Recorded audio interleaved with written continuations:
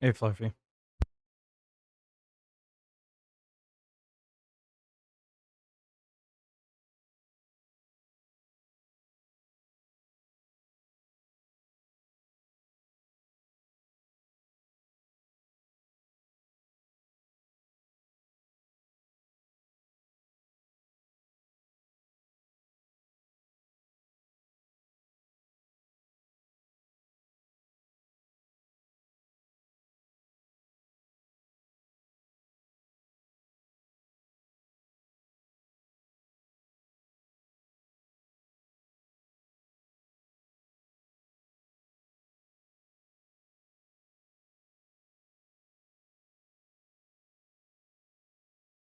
Hey, Lulu. Take three.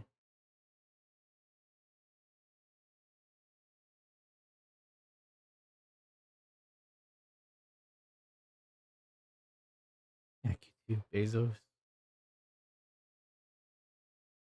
Wait, what?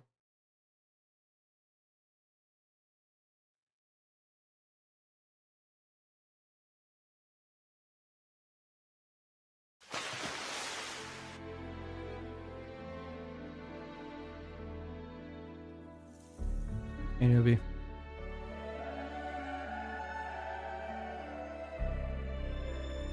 Oh, you try something like that. No, it failed.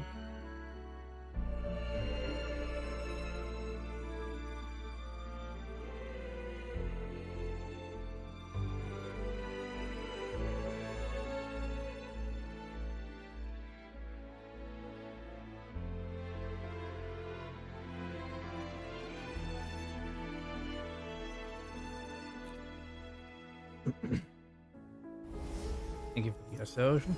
No problem. Anytime. Always. You guys always shout me out. So it's the only fair thing to do.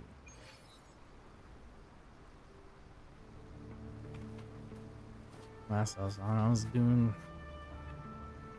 hanging quests.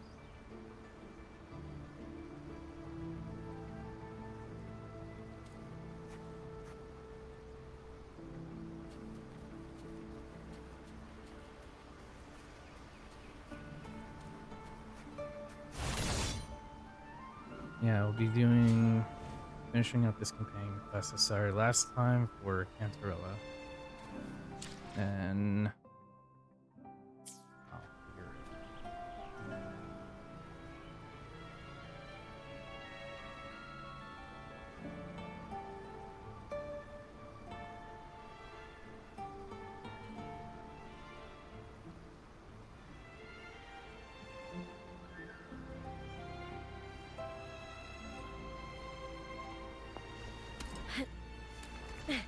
Okay. It's the D-pad. That's not the right level. So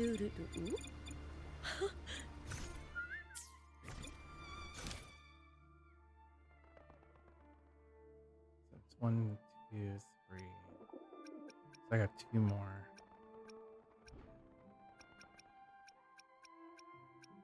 And then a whole bunch of stuff.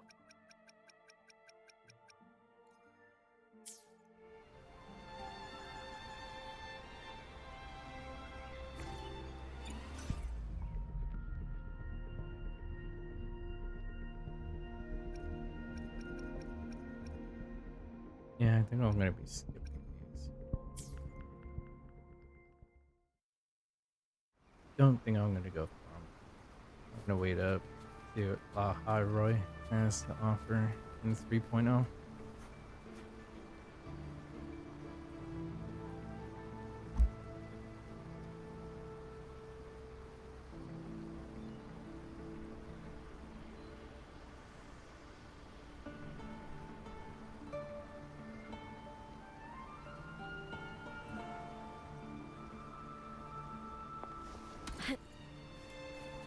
Alright, so I gotta talk to the one hiding. Who digs?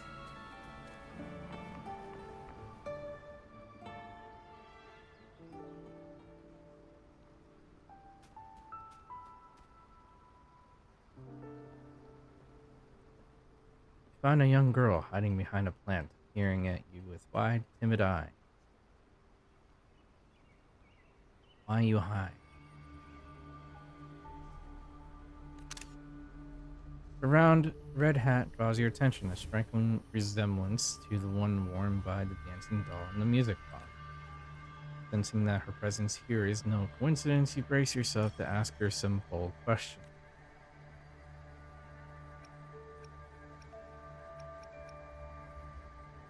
Excuse me, who are you? The girl attempts to speak, but all that escapes is an unintelligible mumble. Unintelligible mumble. The girl nods decisively before running off to another area.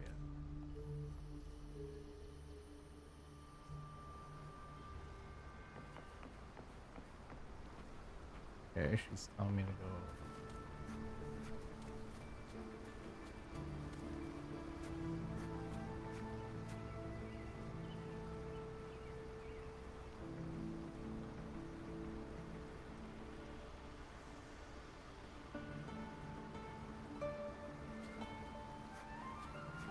A sea apple.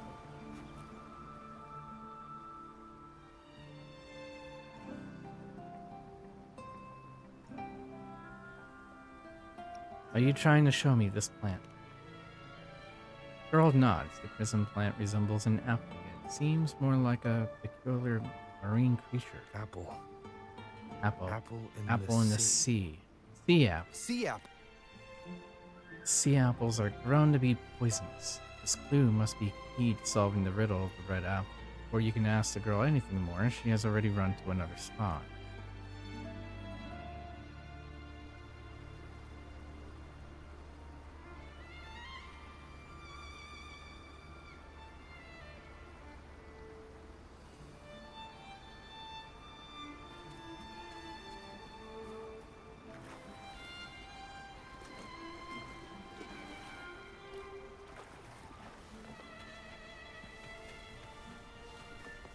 Lead the way. Next.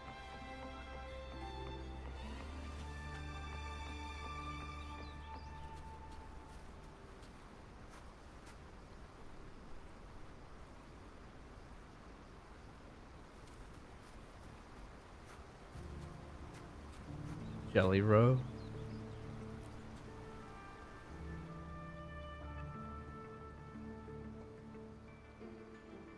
The girl nods. The plant resembles an apple, yet it seems more like a peculiar marine creature. Jelly rose. Round hat.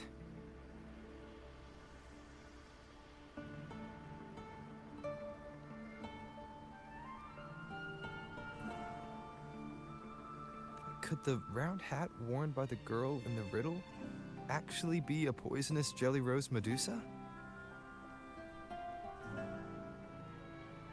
If that's true, then the ghost girls indeed have a connection to the Phasalias. I need to discuss this with Cantarella. Girl nods decisively before running off to another.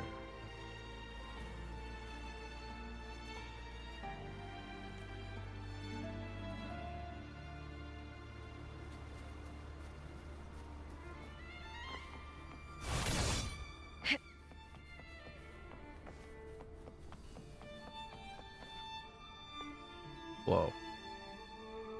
Trees are glowing now. Wait. Where'd she go?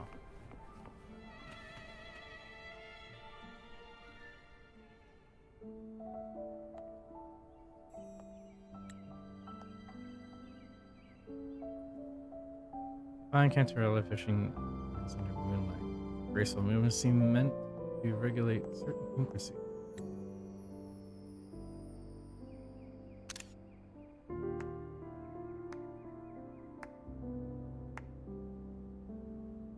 Ah, you've made it here. I'm glad to see you're feeling better. Now, we can finally have a proper conversation. Did you come all this way for me? Or are you in search of the secrets slumbering in the deep? Oh, Such greed. Rest assured, I'm here to unravel the secrets with you, as I promised.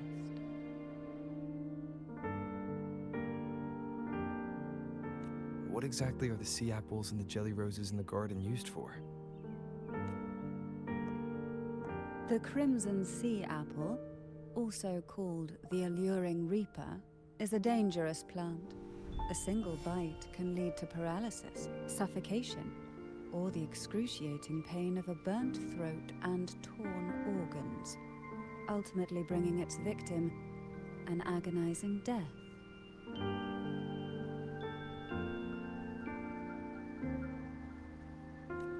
As for the jelly roses, their blooms will transform into jelly rose medusae. These little ones can produce a neurotoxin that induces intense hallucinations, and in extreme cases, causes the body to seize and twist in a violent, uncontrollable dance of death.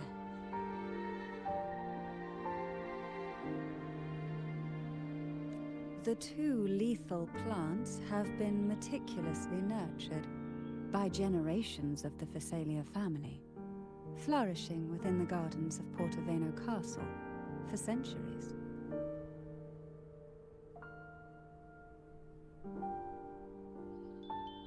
So my guess was correct. The red apple in the second riddle refers to the sea apple, and the round hat in the last riddle points to the jelly rose medusa.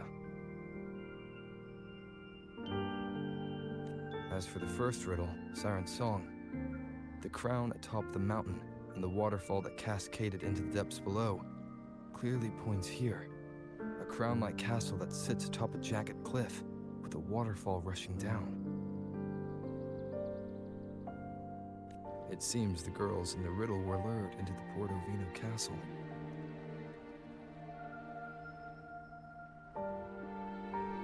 The strange frequencies coming from the music box probably reflect the suffering of the ghost girls who were poisoned and tortured in the castle. But why? Why would the Phasalia family do this? I don't believe you'd engage in such senseless cruelty or take pleasure in others' suffering. There should be a reason behind this. Wait. There's one Phasalia tradition that might explain it. The Divine Trials. It's a ritual to select a maiden of extraordinary willpower. A Phasalia who can withstand the Thenodians' whispers. I assume such extreme methods were needed for the trials. Well, I never imagined you'd solve the mystery so quickly. You never cease to amaze me. The truth behind the Ghost Girl riddle is none other than the grim secret of the Divine Trials.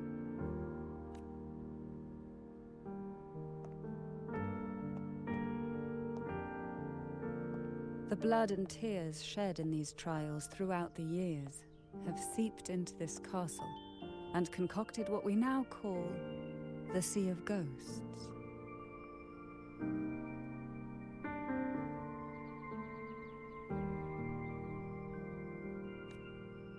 There, past and future intertwine, and Phasalia's ancient secrets cling to the cracks of time like grotesque scabs.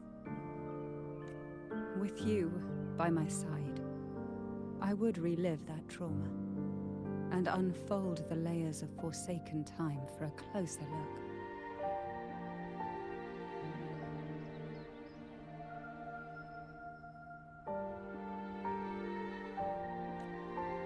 And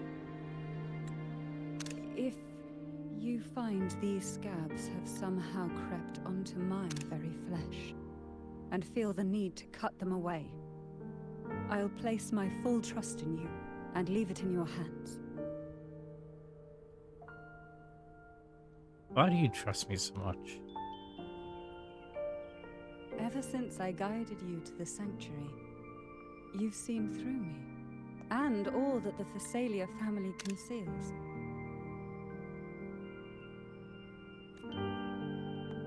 I've witnessed you cleanse the chaos of the inverted tower, restoring order to the heavens and seas. If you are the one to pass final judgment on me, it would be the highest honor. Now, the answers we seek lie in the depths of fierce undercurrents. Will you join me and dive into the deep sea?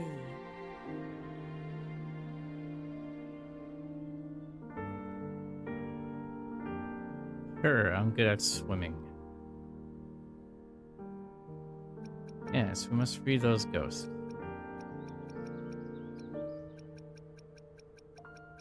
Of course, I've seen it all. Yes, I have to remove the influence of it.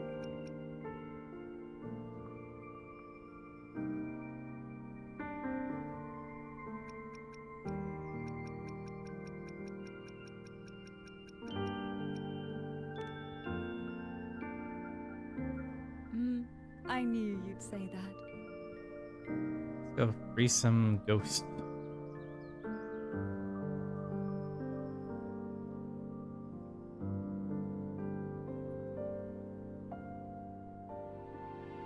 Your wisdom, courage, and kindness, By the no way, I matter hope how everyone's deep the weekend was waters, good. always shine through.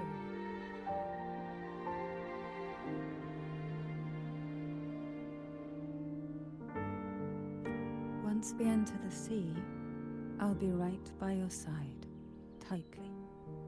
No poisonous creature shall harm you.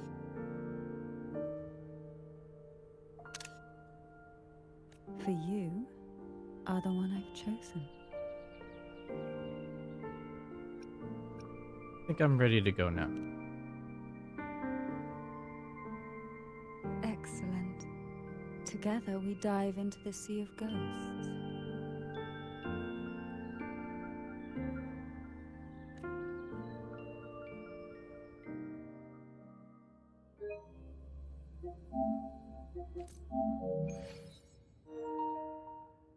Is this still Portovino Castle? Something feels... Yes and no. The past has spilled into the present here. The overflowing frequencies have enveloped the entire castle, forming this sonoro, the Sea of Ghosts. The voices of the ghosts rise faintly from the depths, like the soft pop of a bursting bubble. Listen closely to these whispers of the past. Piece together these fragile clues, and the answers will emerge on their own. But do take caution. One wrong step in these murky depths, and we may be drawn into an endless abyss. With a bit of light, though, we can hold back the darkness.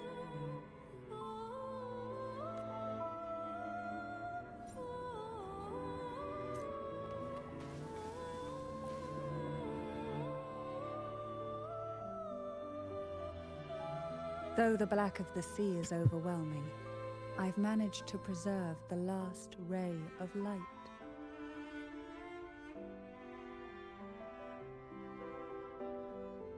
You see, light is something that darkness can never fully devour.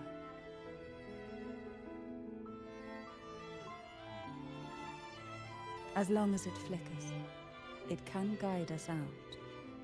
I, Cantarella Thessalia, hereby grant you unrestricted passage through Portovino Castle. Let us explore and weave through the past and future together.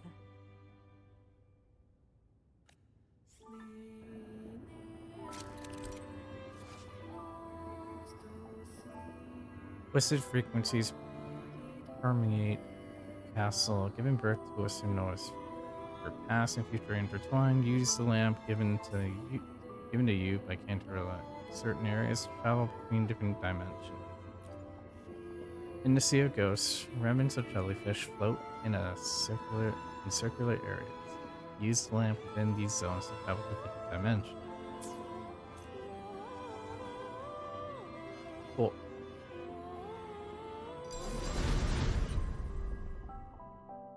We are now in a fragment of the past. You've done well. The past that emerges from the Sea of Ghosts is not entirely real. It only reveals what it chooses to show, which means we must uncover the hidden truth ourselves. Spirits bound in the cracks of time wander no more. Please set them free with the light. They've been trapped there for far too long.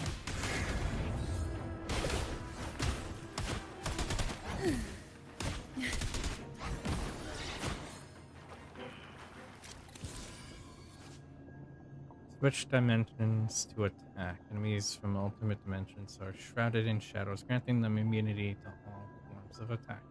Use the lamp and switch to their respective dimensions to clear their shadows and make them vulnerable to attack.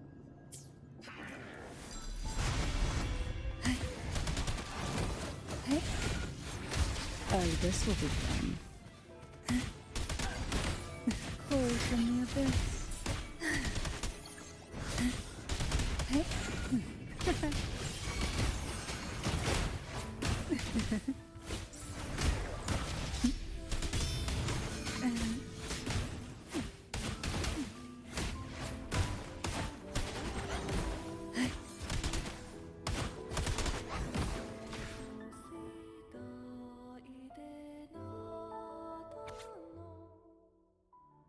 Notice.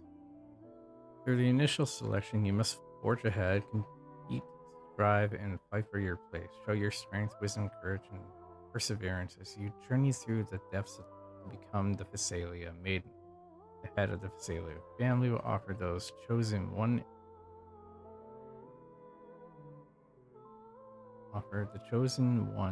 an elixir capable of granting any wish, be it eternal beauty or miraculous healing. All desires can be fulfilled.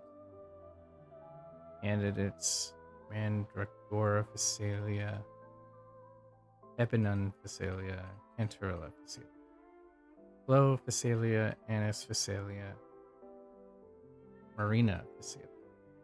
First trial: poison in the bedrock on which the Phasalia name stands. Let it test your willpower.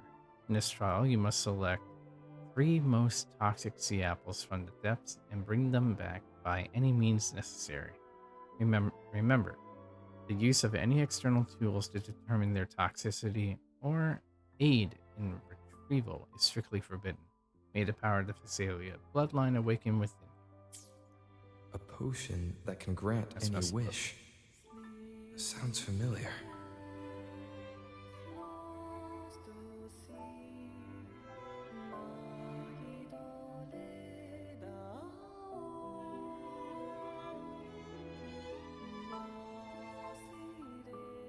The girls must have been lured here by such impossible promises. Canturella, since you were part of the trials yourself, why not just tell me the secret? There. We are surrounded by twisted frequencies. It seems they're guiding us towards the truth of the divine trials. And that truth holds the key to solving the Ghost Girl mystery. During the trials, the ever-present abyss silently watched over us. I can feel the sonorosphere has recreated that same ominous gaze. If I were to reveal everything about the past all at once, this sonoro could grow unstable, or even collapse, drowning us in its wake. To keep us safe, we must tread carefully and avoid taking reckless actions. So let's listen carefully to what the sea is trying to tell us.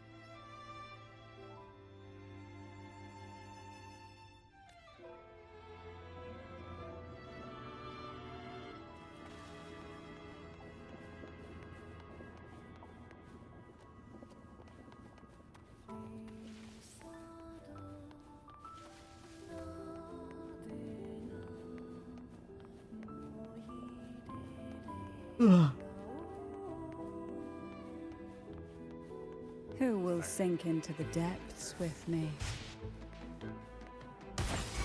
Surge of deep tides. Oh, this will be fun.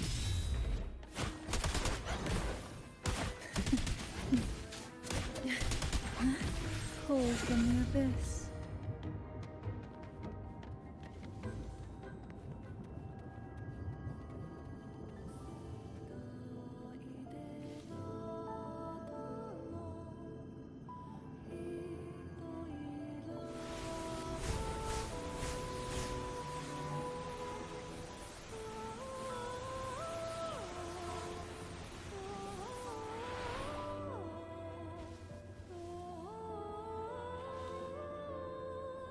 This book looks familiar.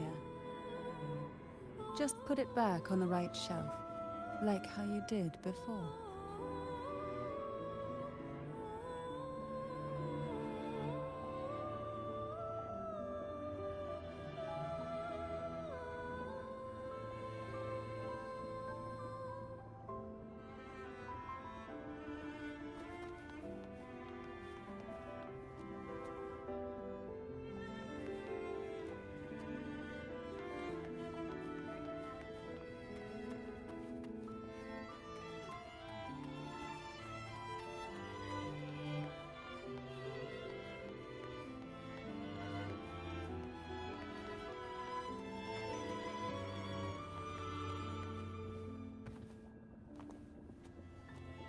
Find the first sea apple. Find a second sea apple. Open the secret book shelf door. So that's the bookshelf door.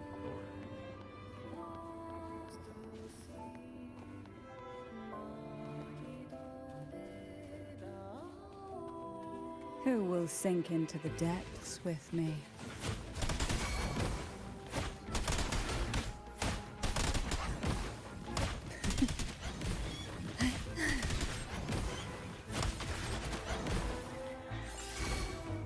I see footprints.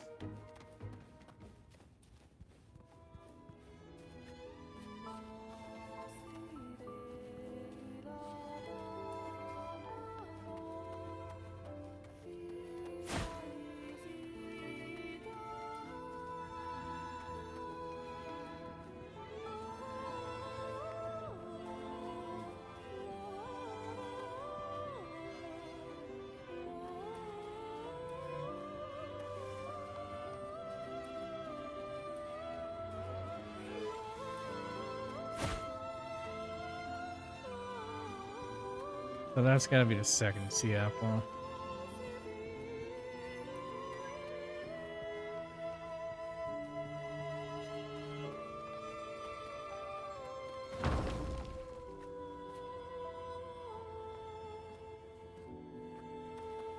Why not savor this, hmm?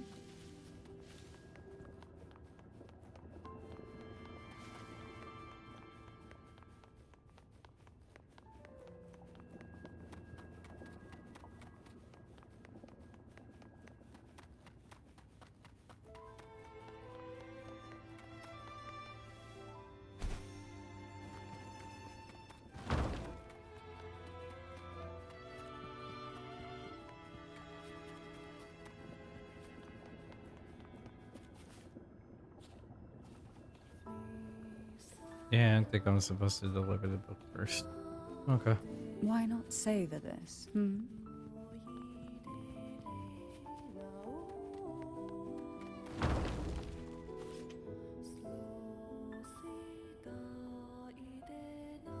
Well done.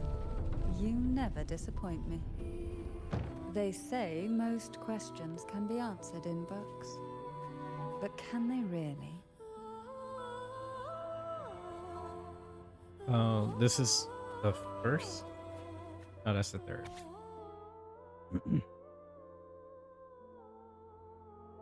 Dear Annis, the trials are tomorrow. I'm still nervous, but a tiny bit excited too. The Thessalians are really, really scary. Some of them strut around all high and mighty, while others are just unsettling, like something out of a bad dream. They must be really good at handling poisons, right? Just the thought of facing them makes me uneasy. I overheard that unsettling Thessalia girl whispering that poison can be medicine too. She said, with just the right amount, it won't hurt anyone but actually save you. Perhaps, even if I don't pass the trials, I could pick up some of their secrets about poisons to figure out the ingredients, and maybe, just maybe, I can make something to help Jojo. Thinking about it that way makes things a little less scary. For Jojo's sake, what's a little poison anyway? Be careful tomorrow, my dear Annis. We don't have Phasalia blood, and they know a lot more about poisons than we do. Yours, Chloe. The divine trials stand as a hallowed tradition of the Phasalia family, a ritual that demands every family member to offer their daughters to face the ordeal.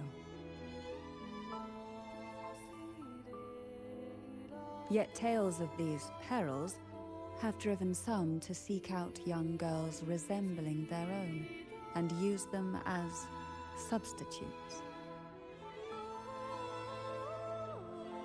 These girls' parents are often offered a generous sum of money or sweet promises as compensation. Behind this intricate web stands the late head of Phasalia. To him, the Phasalia daughters who had been replaced were nothing more than useless stones. The substitutes, however, he considered rough gems that could be polished into dazzling jewels through suffering. For him, regardless of blood, the maiden must be a Phasalia. To this end, no sacrifice was too great.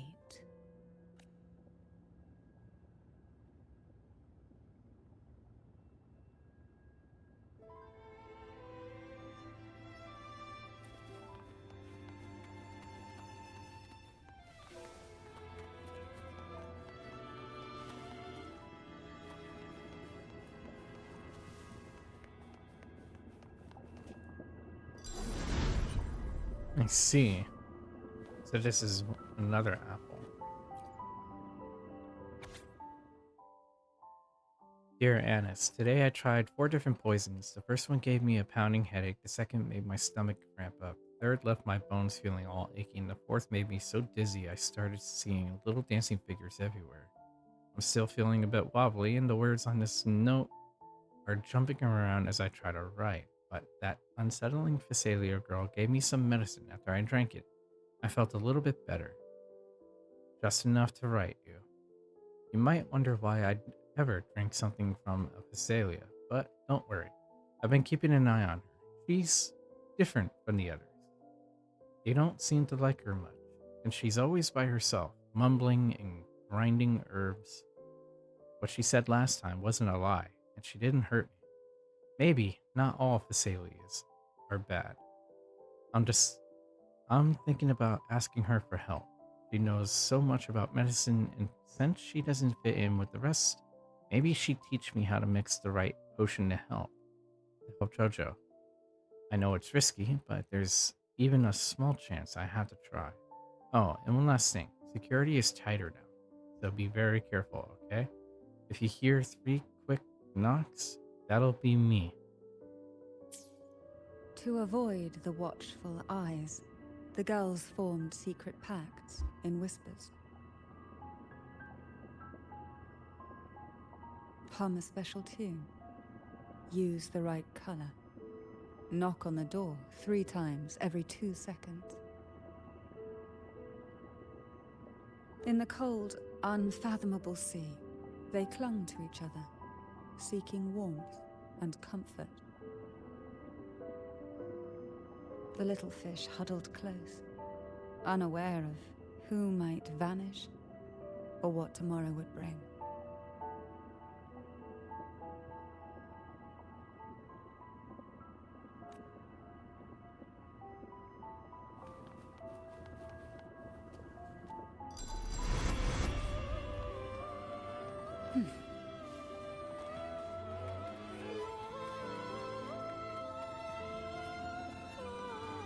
Why not savor this, I'm assuming I have to go back there and change the timeline. That's what I think. Anyway.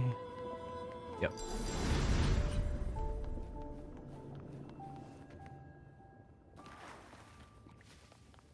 This place is nothing but shambles. Wait. What are these footprints? There are many footprints of varying sizes in the hall, all seem to belong to women, but only one is clear enough. Cantarella's footprints are among them. What's this?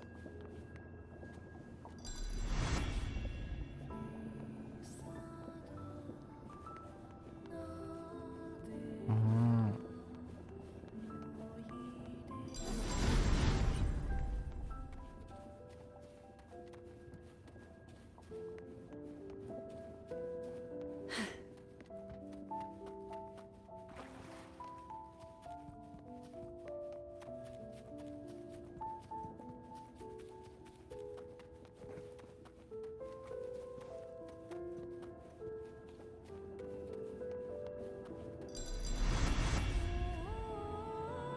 Well, that's one way to cheat the system.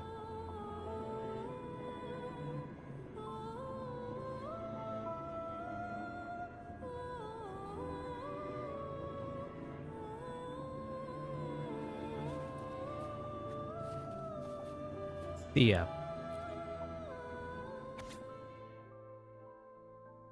Dear Redacted. The sea apples were extremely potent. Even smelling them was enough to make it impossible to breathe. My throat was being squeezed. I could barely get a word out. When I finally came to, I tasted something metallic in my mouth. I didn't have the strength to touch one, let alone bring one back. All I could do was watch helplessly from afar. They were round and red like apples, or maybe tomatoes. Back in Eglet Town, we had fields full of tomatoes. Is it because I'm not a true Physalia that I can't awaken any special abilities or immunity to poisons? No, I cannot. I can't give up. It must be because I'm not trying hard enough. Annis wasn't a Physalia either, but she made it through. Even though we'll never hear her voice again, the poison destroyed her vocal cords, and she'll never speak again. Now's not the time for tears. I have to be strong too, for Jojo's sake. I won't give up. Hey, Crypty.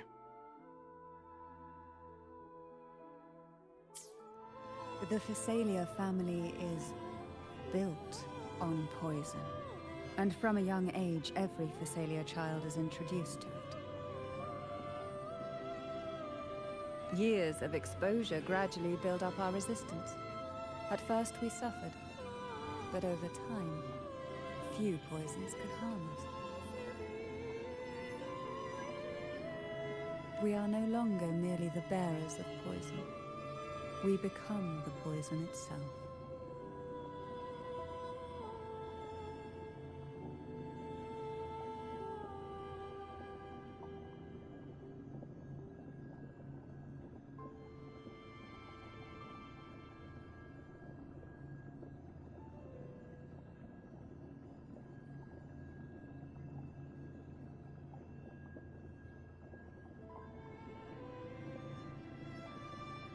I return. Welcome back.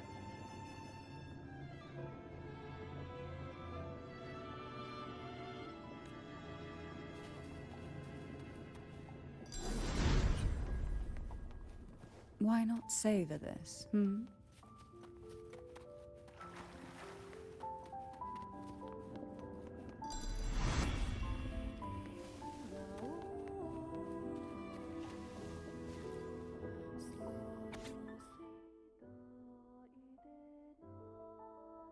The above candidates have passed the trial of poison. Please take a moment to rest and prepare for the second trial.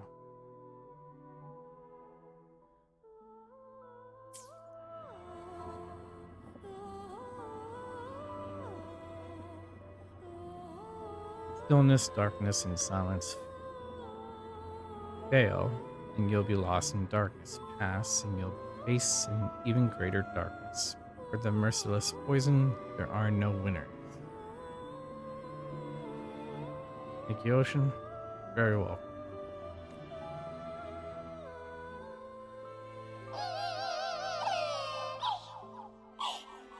So painful.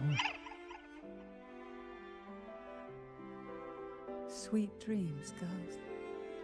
May you rest in peace.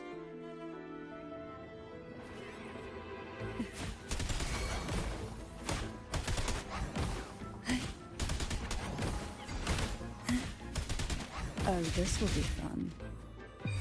Sleep in the whispers of sirens.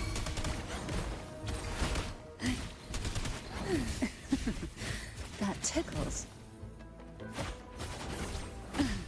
The nerve.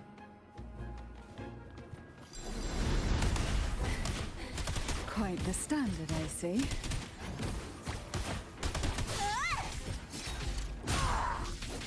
Caught you now!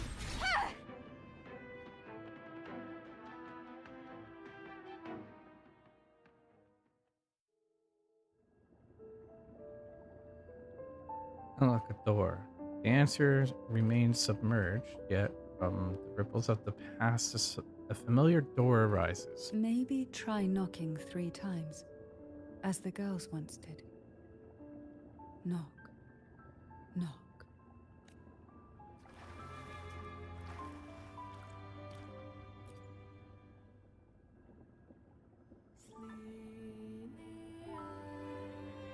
Knock on the door 3 times, smash the door, toss a shell credit at the door.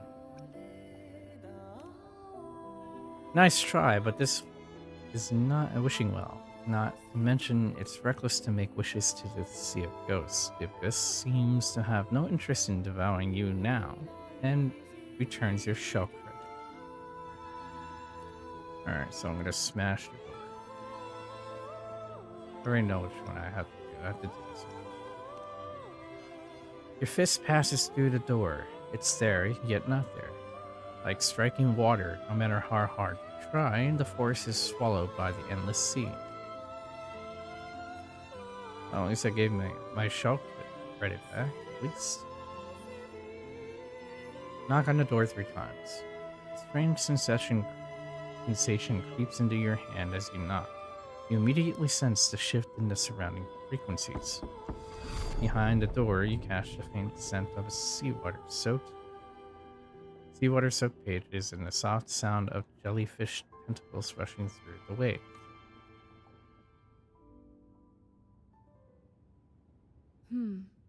It seems safe here. We can catch our breath amid the surging undercurrents. Even in the depths of the sea, there would be a place for resting, like the eye of a storm. Perhaps we should take a moment to explore this room. It seems like an ideal setting to gather our thoughts, or simply rest.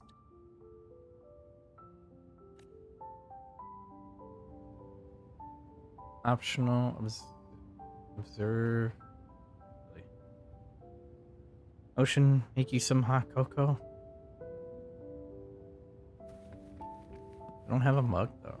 I gotta use a bowl. I forgot to buy a mug again. The hot cocoa sounds good. Even though it's not that cold right now, it still sounds good. Thanks for the head pat. You don't need a mug for hot cocoa? It's true, you don't. It can be like soup. Optional, talk to Cantarella. Hey, what's this? Read no. Also, welcome back, newbie. An aged diary rests before you. Its page is filled with notes the girls once exchanged. The cute symbols paired with messy handwriting pull you back to those memories of long lost past. One's too painful to dwell on. I have a red solo cup I'm using for hot cocoa. Nice.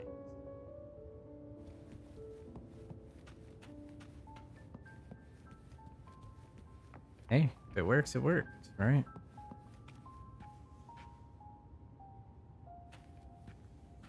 Ravenclaw.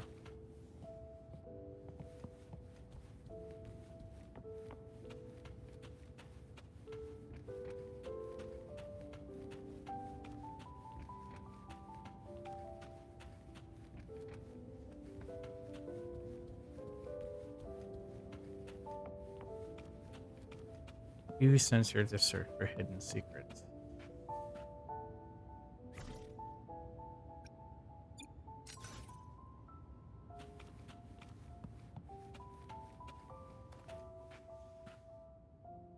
Damn, I didn't want to do that. The drift jellyfish drift gracefully, their translucent forms gliding through the water. Jelly Rose Medusa sways its delicate tentacles, its rounded body resembling an elegant hat. It gestures behind you as you turn, and an unexpected door stands in the center of the room.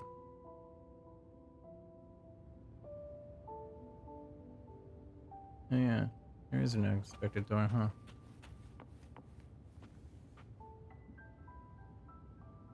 Ish.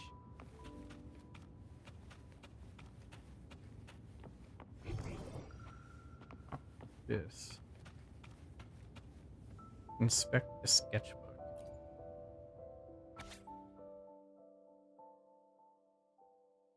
Knight, Princess, Sorceress, Princess,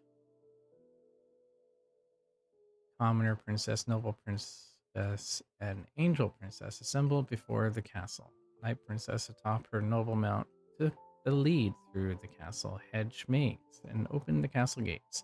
Commoner Princess consumed poisonous mushrooms she mistook as edible. Sorceress Princess rendered aid by brewing a curative potion. Noble Princess, who knew the castle well, elegantly circumvented all of the hidden traps. Angel Princess followed everyone with a faint smile on her lips. The princesses gathered in the castle's main hall, where the queen proclaimed their first task was to find the gold apple in the apple tree forest. Apple tree forest on the castle grounds grows apples, red and round.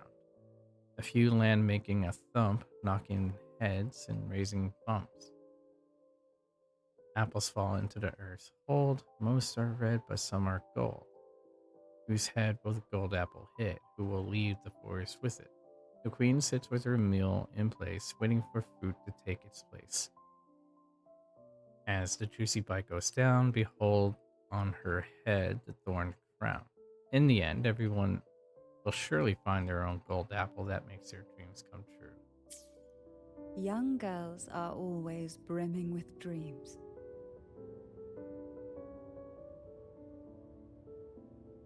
Though their bodies are caged, their hearts take flight, winging freely through realms of imagination. They recorded these ideas on paper, each word melting into a sweet candy to soothe their sorrows. I still remember there was a bookshelf that kept many such pure, sweet fantasies.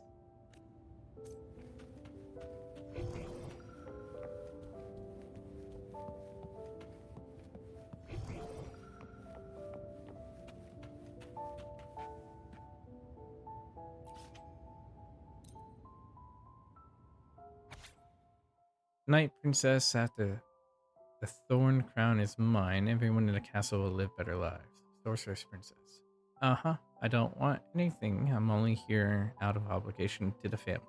After this is over, I plan to leave this dull place and get some fresh air outside. This this time of year, the flowers in the mountains and fields should be blooming quite nicely. Maybe I can find a new variety suitable for making medicine. Sorry for what? You're fine.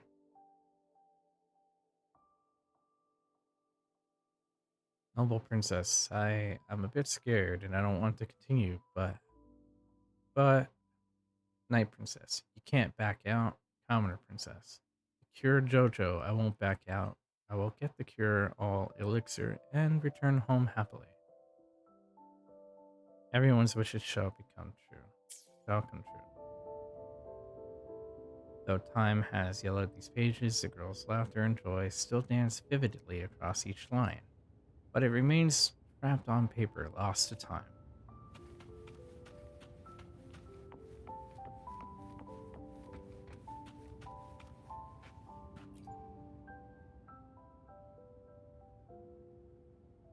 Every girl came from different backgrounds, each with their own unique personality, yet the same determination. Even as poison gnawed at their bodies, they never lost faith in a future where freedom might bloom.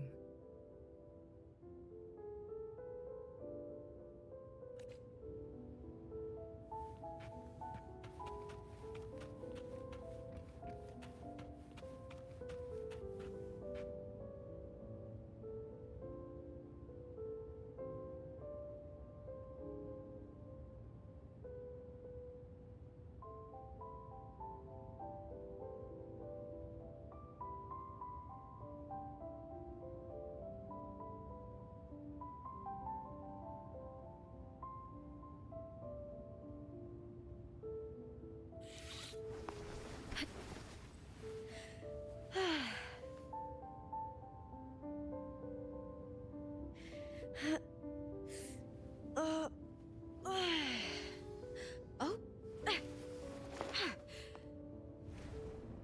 you're here.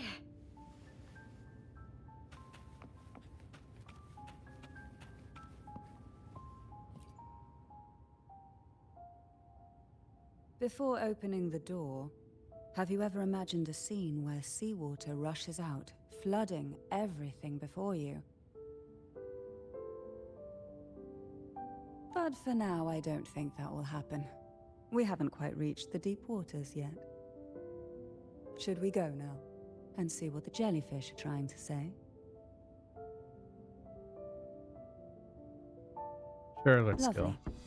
Don't forget to knock 3 times. Or I shall throw money at it again. Darkness breeds the unknown, and the unknown gives birth to fear. In a place like this, the only anchor you can rely on is the faint light by your side.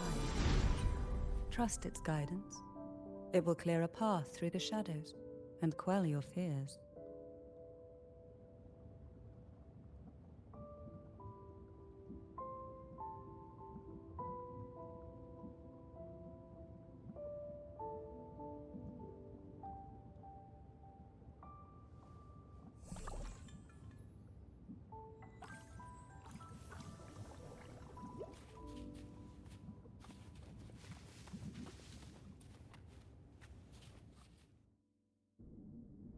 But can the glimmers from these delicate drifters truly light up the entire sea?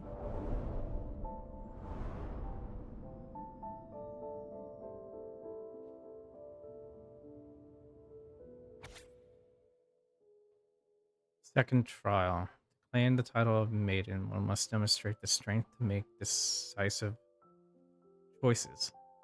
Excessive emotions are vulnerabilities and burdens for any candidate worthy of the title. Each participant is required to capture the most venomous jellyfish from the sea and return it to this location.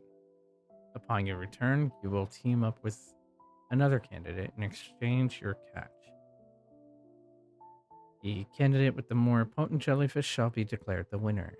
In the event that you encounter an accident along the way, the other paired candidate will be declared the winner by default. Use your awakened abilities to endure the depths of the sea until the end. Trust only yourself and remember that the little the title of maiden is worthy of your pursuit.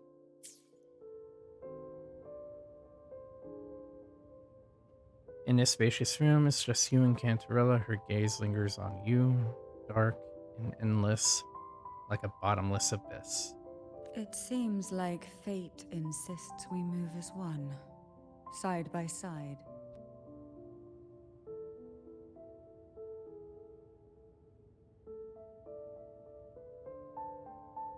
In the realm of poison, none can rival the Jelly Rose Medusa.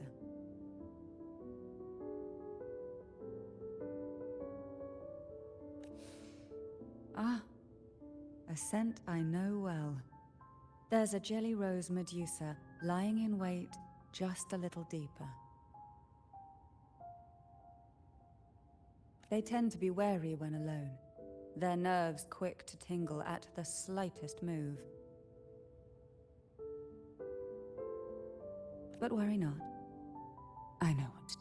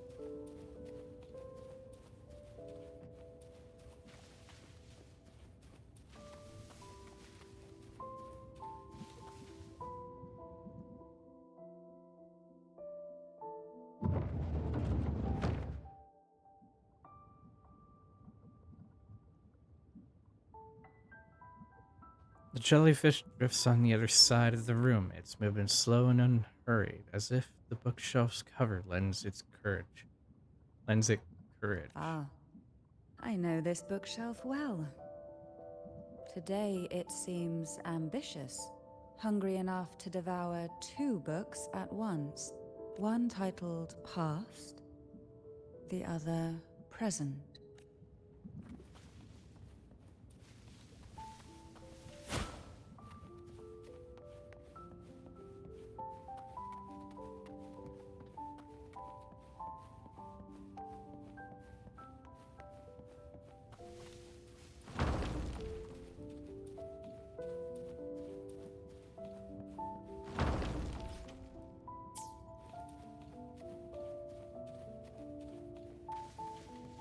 Oh, treasure chest.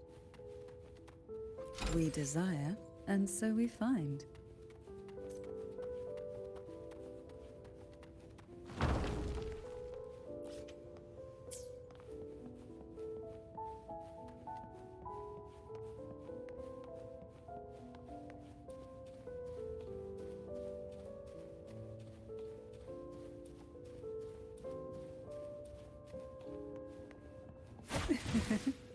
Are we prisoners to the insatiable appetite for knowledge, or to the ever-expanding void? Yet I trust your eyes. They'll see through the tricks hidden within.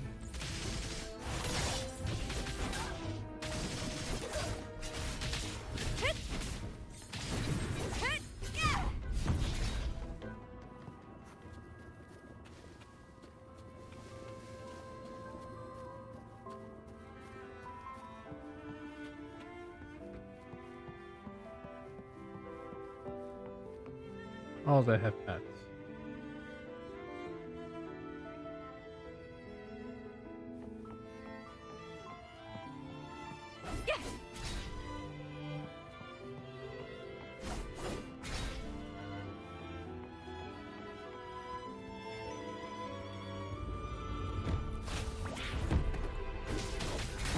Of course, they're mimics. Bow before me.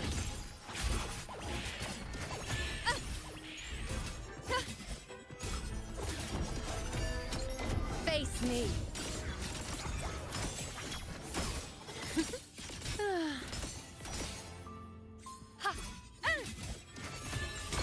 Causality overturn.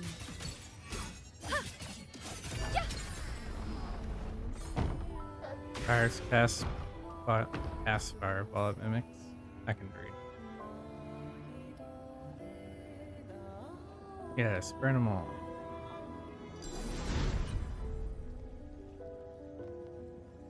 Another treasure chest. A well-deserved reward. Pick up a book. An empty shell. The remnants that past has left behind. just one more to go. The shadow cast by present.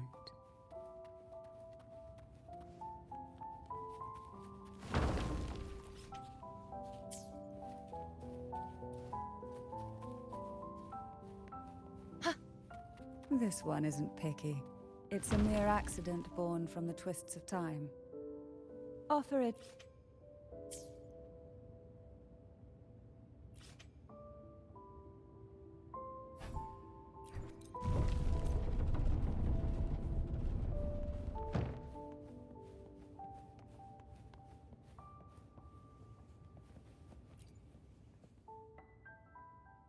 Many books seem to have been leafed through, their pages adorned with sketches and notions in diverse handwriting styles.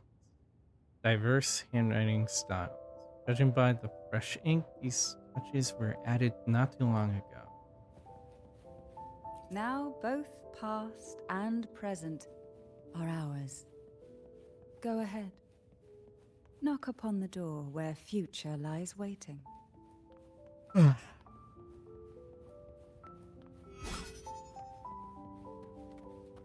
Future. Reshaped. Call from the abyss.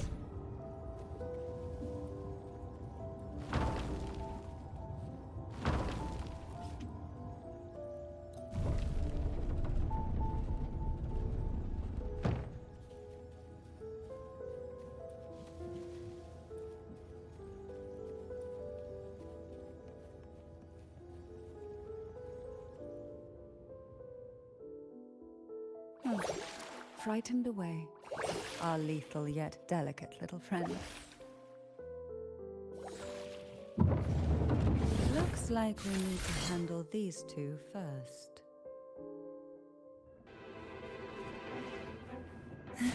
Oh, this will be fun.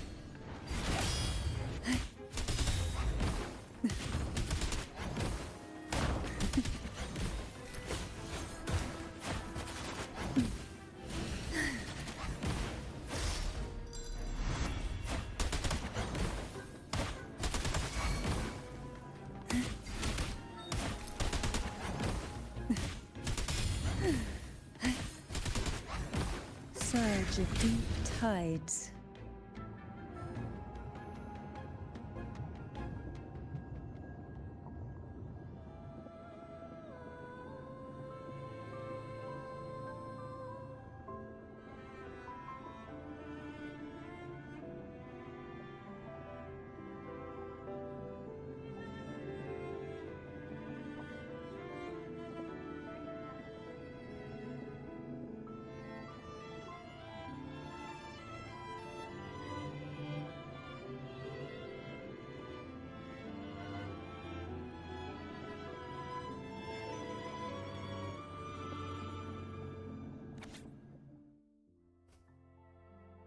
Dear Mandragora,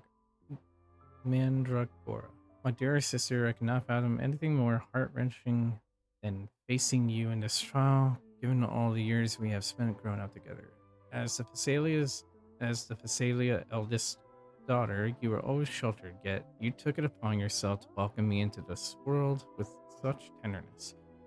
I still recall the way you would sew my clothes, even adding that little pink bunny design. It was so soft and fluffy, far more lovely than any strange creature from the deep. If the Phasalias can have only one being, I wish it to be you. To show my sincerity, I'll share my newly awakened ability with you. My tears are lethal. They paralyze people upon contact and then clot their blood. I swear by the name of Phasalia that this is true. Please think of a way to counter my power. When the time comes, I hope you can free me from this fate. Yours, Hebenon. Hebenon. She was such a timid girl, like a frightened rabbit. She'd peek out from behind Mandragora, her little face half hidden. She cried so often. I I still remember the day she brought me tea laced with mercury. Her hands trembled so much, tears spilling into the cup as she tried to serve it. Such a good girl, really. So I couldn't bring myself to refuse her. Had I not drunk it, the abyss closing in on us would have taken us both.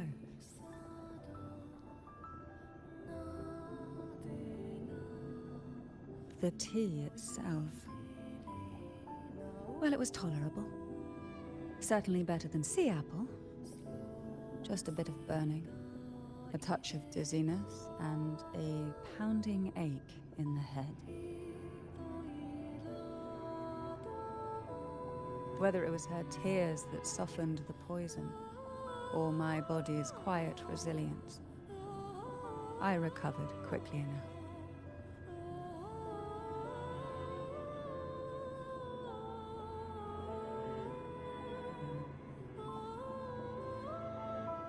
Only through suffering could the girls of the trials steal a fleeting moment of peace.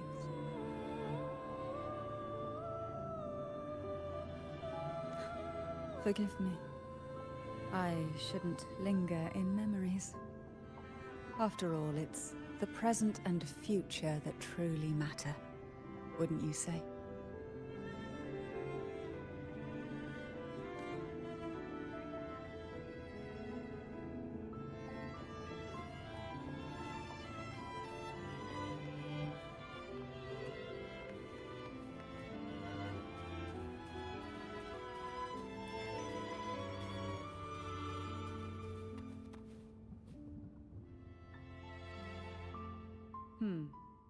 Our delicate little friend seems to have slipped above us.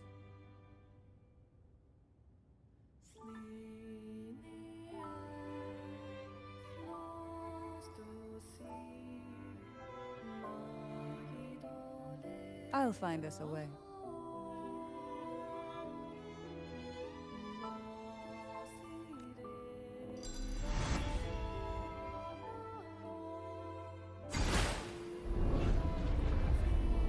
Trippy.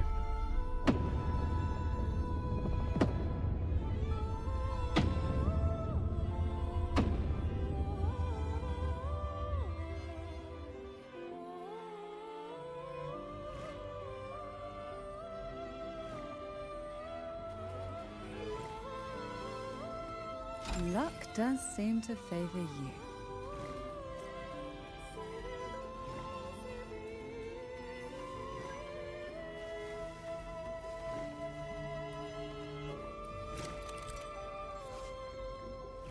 Hogwarts?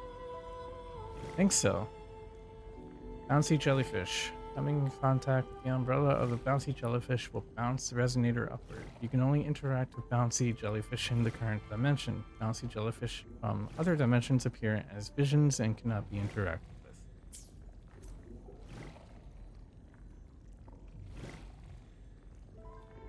I think my internet's still fucking up. Not surprised. Let's do a little test, shall we?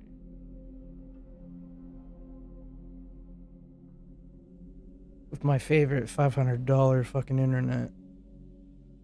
Or cable to be precise.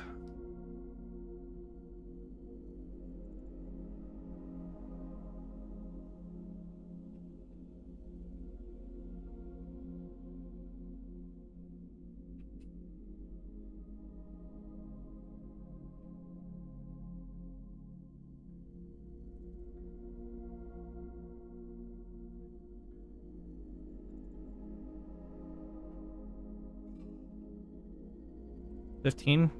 Okay. It's not bad. It's not bad. I guess. Wee. It tastes good. We desire, and so we find.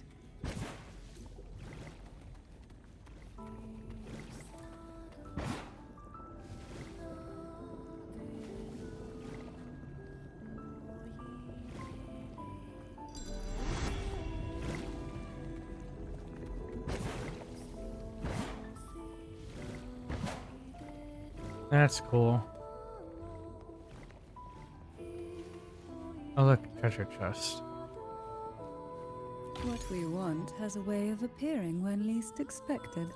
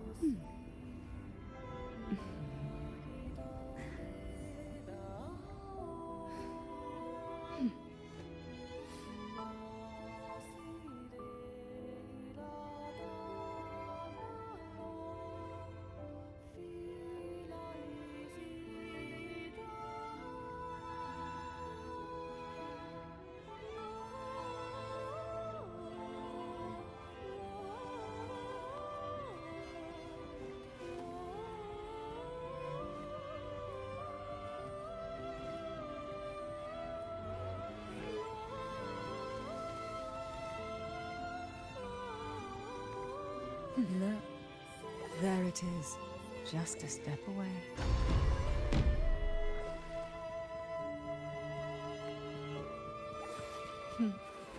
It seems everyone desires the deadliest jellyfish. Expired obsessions rarely know when to stop.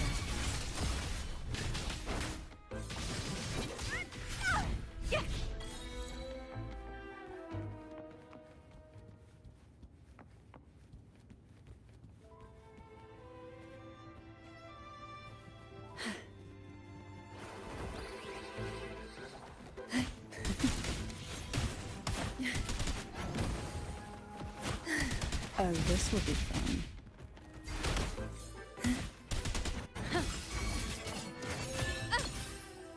I'll keep you company. With pleasure. Hey.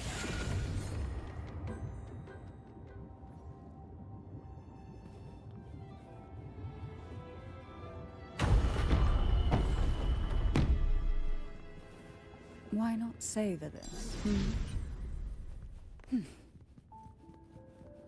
What we want has a way of appearing when least expected.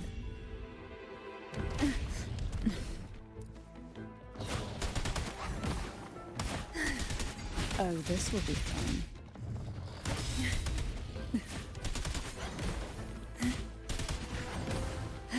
Why not savor this?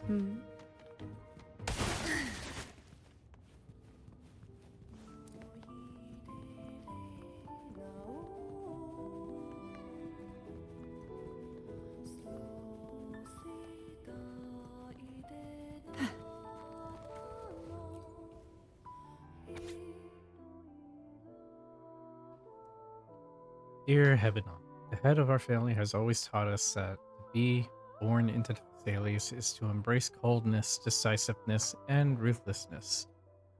For the greater good our family upholds, personal sacrifice holds little weight.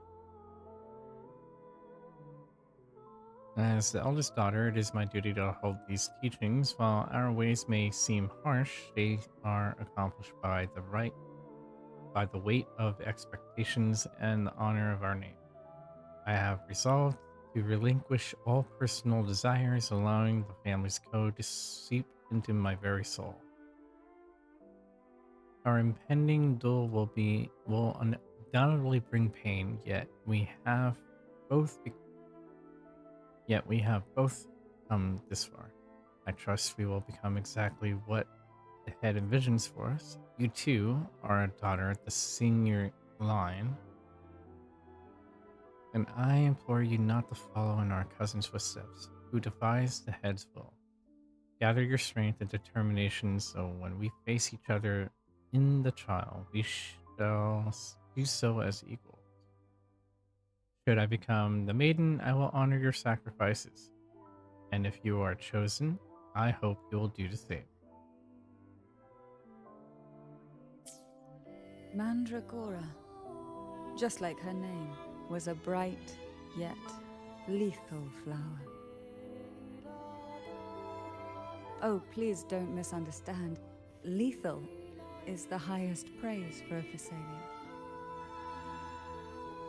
She clung to every teaching of the head of our family, shaping herself so meticulously that her thoughts and her very self vanished, lost to the family's cold framework.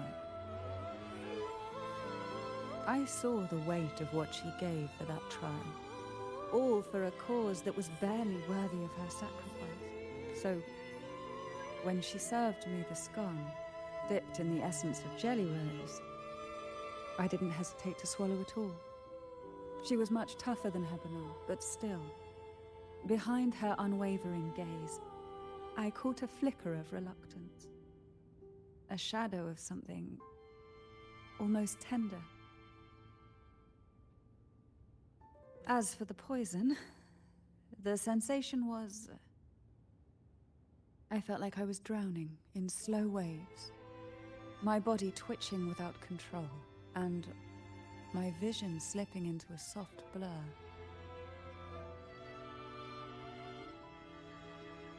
And somewhere within that haze, I saw us transformed. Birds, perhaps, dancing on a sunlit shore, carefree and joyful. But then I woke up.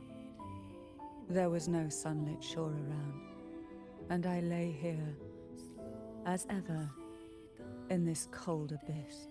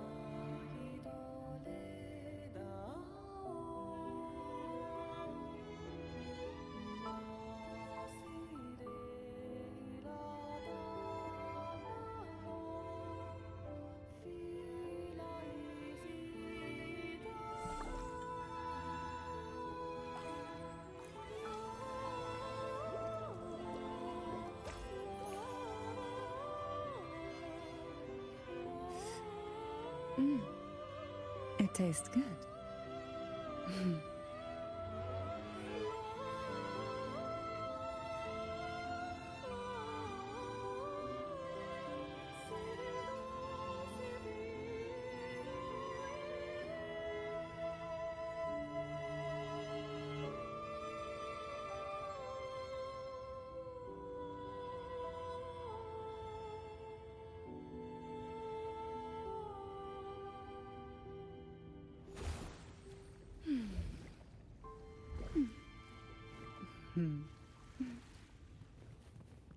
Surge of deep tides. Why not savor this,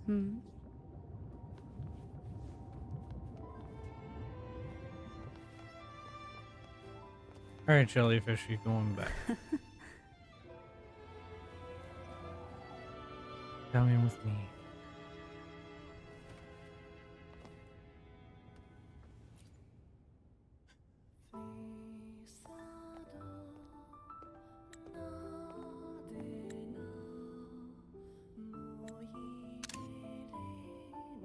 Seems like this little one is ready for a duel, trying to take your life with its venom.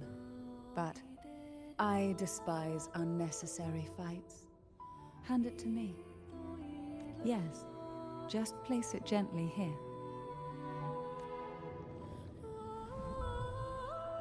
You've already endured this before.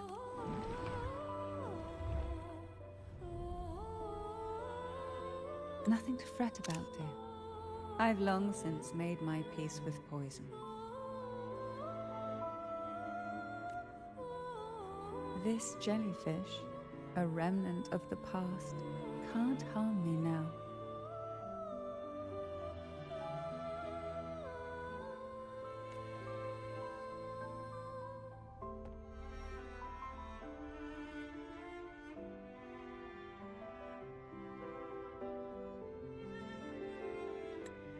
You have such a kind heart. Always ready to take on burdens, even while carrying your own.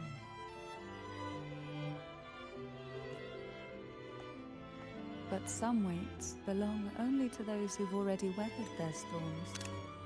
So, let me bear this one.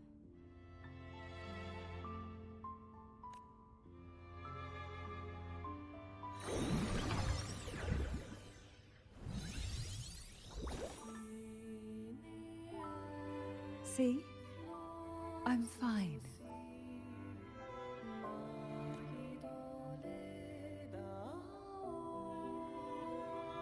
No, she's not. Come now. We've more to uncover.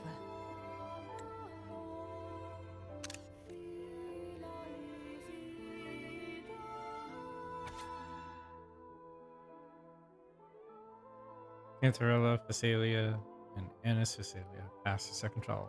The loss of two beloved family members weighs heavily on us all. However, as Phasalias, it is our duty and privilege to continue with the trials. For the rise of the maiden, we stand unwavering, prepared to bear any cost.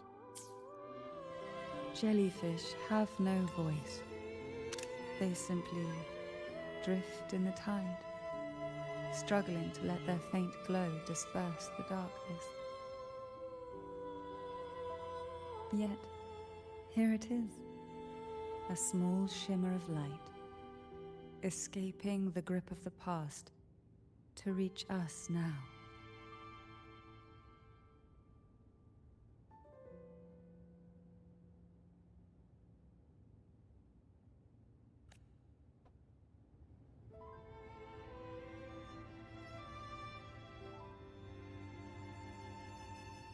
No to what? I don't remember what I said.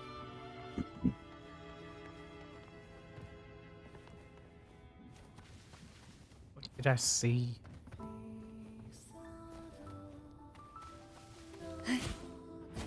Oh. From the abyss. No.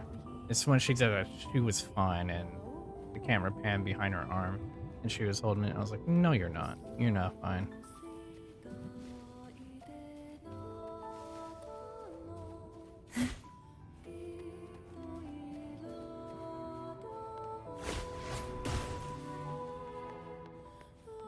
Yeah. Surge of deep tides.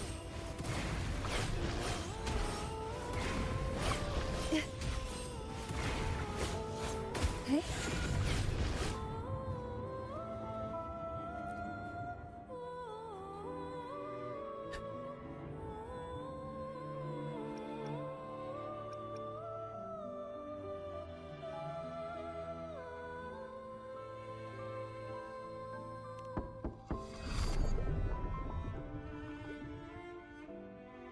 Cacophonies from behind the door are like high waves going to burst out of it.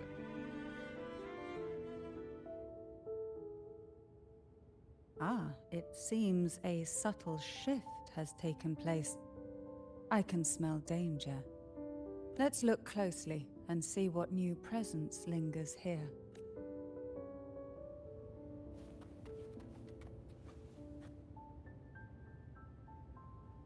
Observe the doll, talk to Cantarella, use the sensor to search for hidden secrets.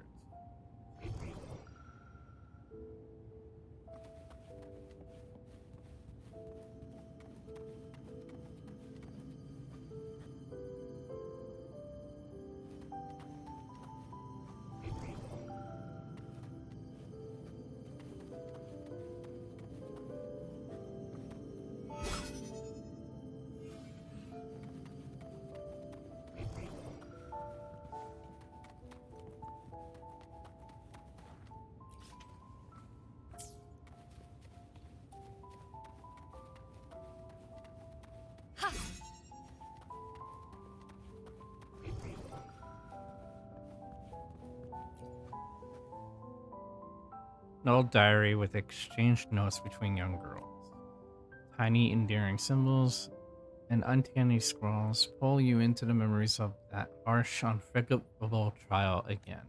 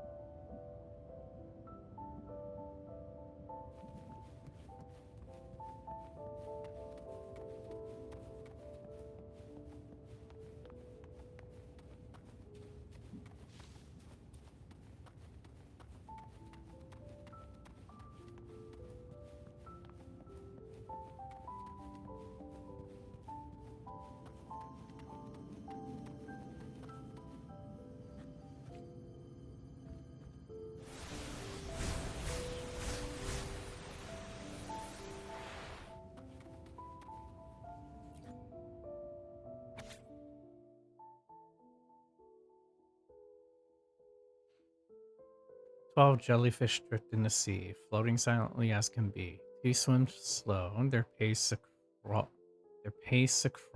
Sucked into the whirlpool they fall. 10 jellyfish drift in the sea, apple choked, they can't breathe. Then 2 die, the rest are free. 8 jellyfish drift in the sea, deep down they go, quietly. The sea's abyss demands more, several are eaten, all done for. Only a few small jellyfish remain. They panic and swim in vain, colliding like they've gone insane. How many jellyfish are there left? How many are there left? How many are there left? Unimportant, ultimately, they all get swallowed up." The waves came crashing, eager to snuff out every spark they found. Poison and whispers slithered in, seeking to clip every wing. Sweet dreams were shelved away, locked tight, only to wither into silent, brittle tears.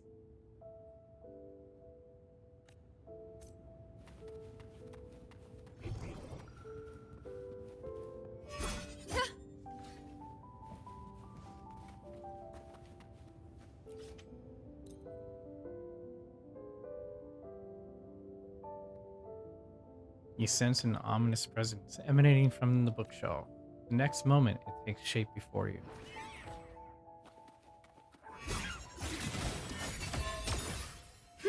Present your offerings.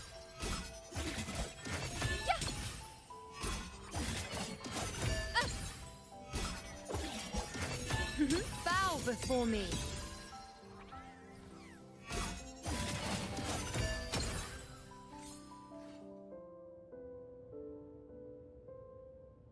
Something falls from the fading chaotic frequencies. Its form is twisted, like a lump of flesh torn from the abyss. It's a book.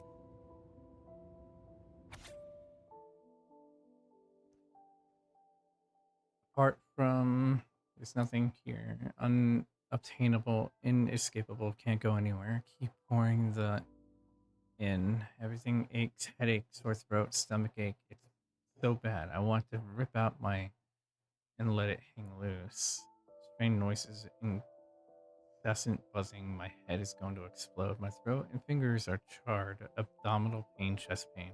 It hurts, it hurts, it hurts, it hurts, it hurts so much. Darkness, coldness, no feelings, nothing. No elixir, no wish, no angels, no God.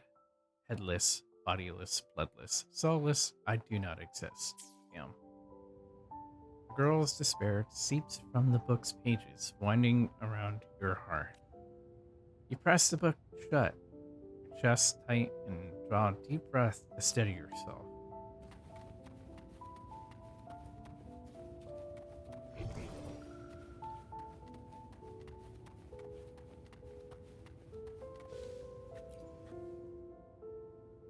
Sea apples flourish in wild clusters. Under the shimmering water, their red hues look almost freakingly bright.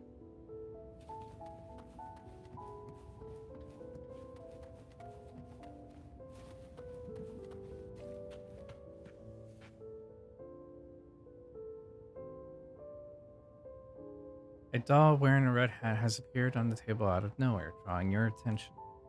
You recall someone saying it is a symbol of fortune. As long as you follow the divinity, luck will surely be on your side. But is it really so? You are lost in thought as a door silently appears behind you.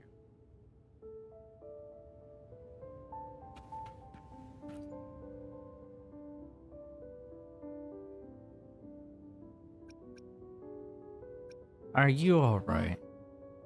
I stand perfectly well right before you.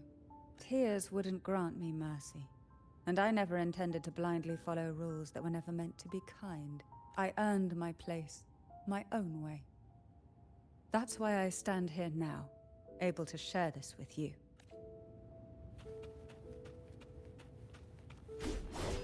All or nothing!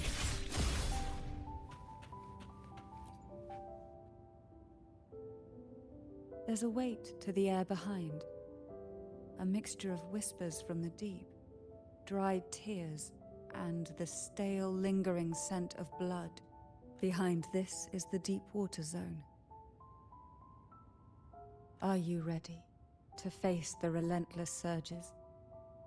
The place ahead is beyond the reach of light, like the night sky devoid of stars, hungry to consume everything within. Yeah, let's go. It will be dark and murky there. Please stay close to me.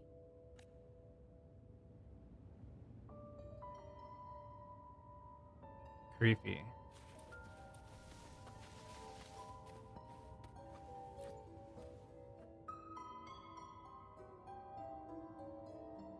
The doll's lifeless face stares at you as a prickling unease crawls up your spine. Final performance? Final. Begin soon? Hat? Unfit. Help me. Bring the round hat.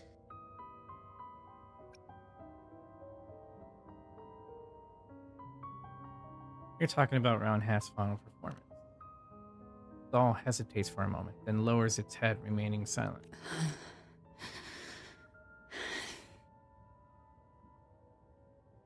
You're affected by that jellyfish, aren't you? No, it's merely some old memories resurfacing. Don't worry. When I entered this place, I knew that certain memories would seek me out, even if I did not wish for them to. Seems I'm not as resilient as I thought.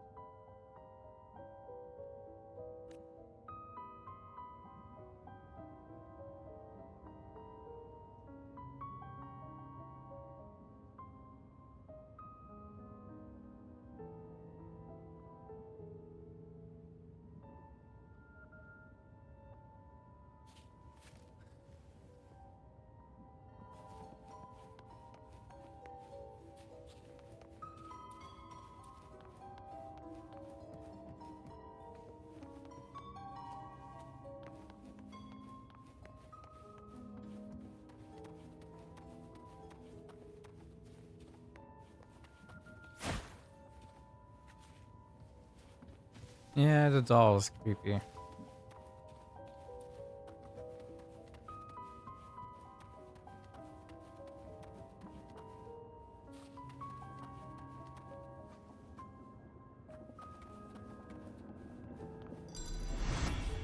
Here, the past and future, dreams and reality, are intricately intertwined, inseparably bound.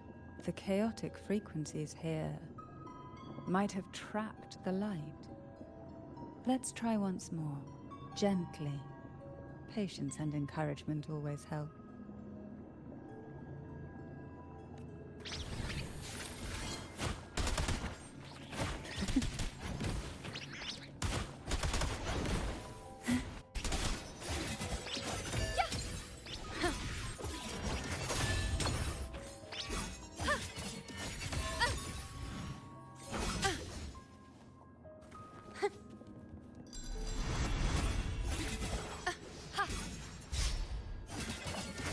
Present your offerings. Face me. Fate in my mark. Tis me! With me! To victory! Die, evil!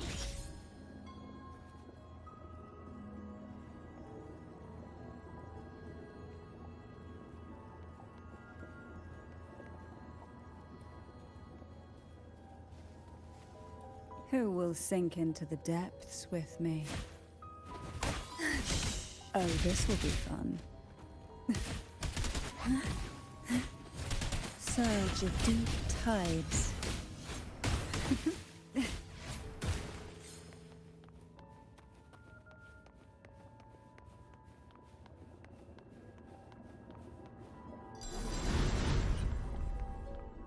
We desire, and so we find.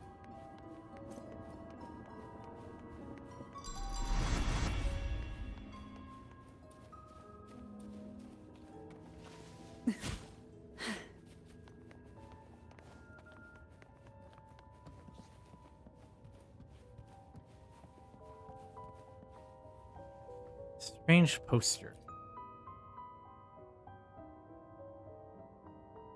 A bizarre poster announcing the final performance. The two dolls on it look strangely familiar. Yeah, that's creepy. And what's this one? We've scoured every inch of the backstage, including every shadowed corner.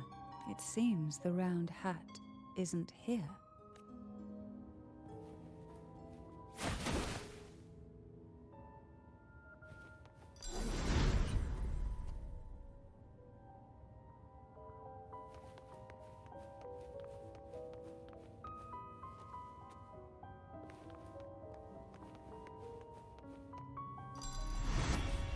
Who will sink into the depths with me? Oh, this will be fun. Call from the abyss. Try not to blink.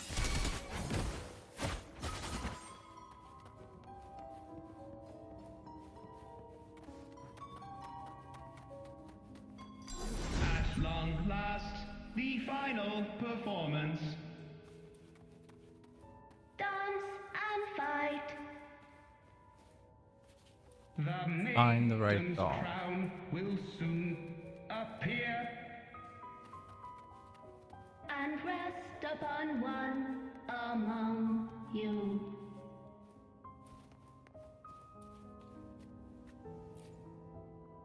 Round hat for you.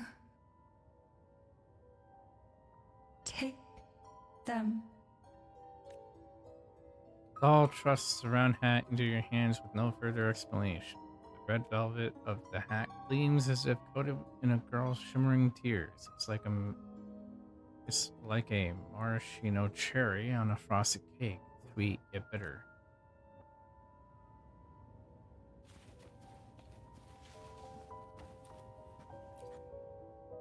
Round hat.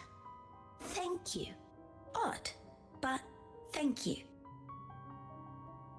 The final performance begins now. Go. The front. Closer. Clear. Reassured. Doll's broken words seem to suggest you step closer to the stage for a clearing view, but rest assured, who should feel reassured, you or the doll? The answer may lie ahead once the performance begins. Showtime. Need light. The doll's face is expressionless, yet its gaze lingers. Light. Lamp. Light.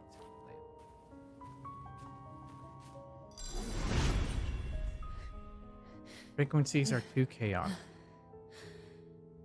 No worries. We'll try again.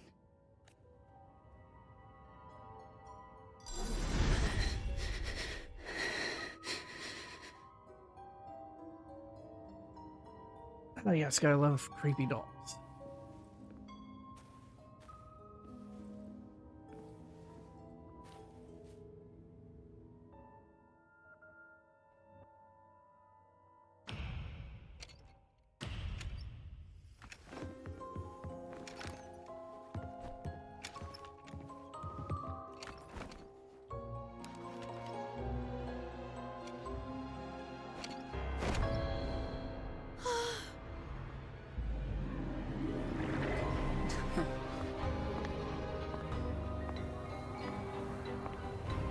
Ah.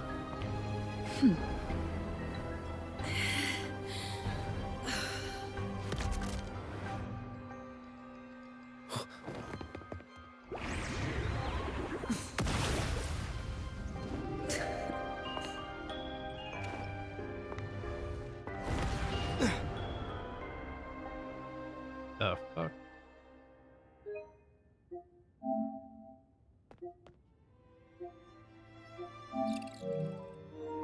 You must be Annis.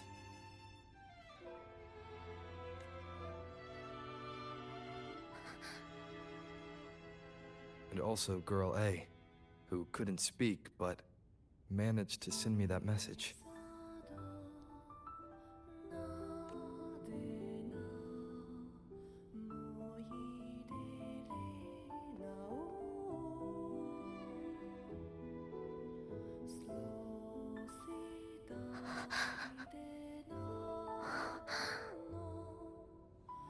You want me to find her, right?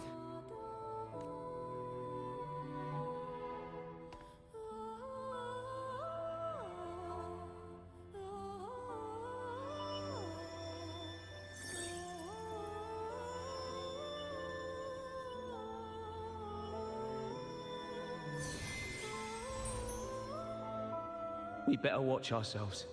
They might have tricks up their sleeves we can't even imagine. Oh, How dare she show up in the town after everything they did? Will the lost souls truly return home? interesting.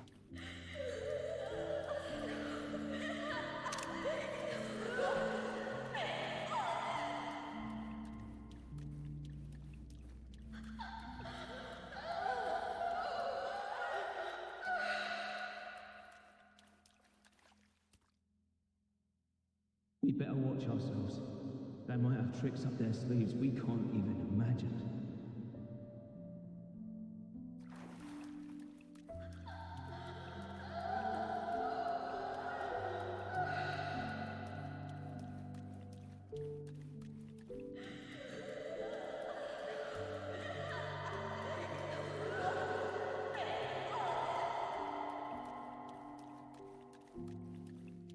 How dare she show up in the town after everything they did?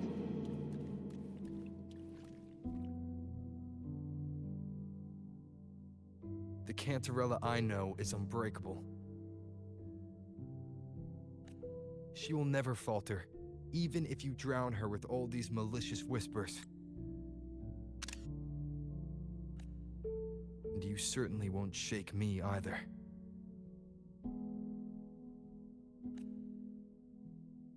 That But can the glimmers from these delicate drifters truly light up the entire sea?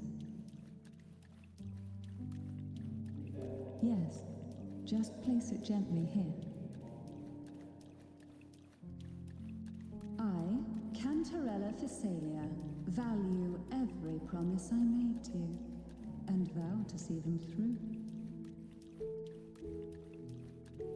Besides, there are certain places that only you may be able to reach. Come now. We've more to uncover.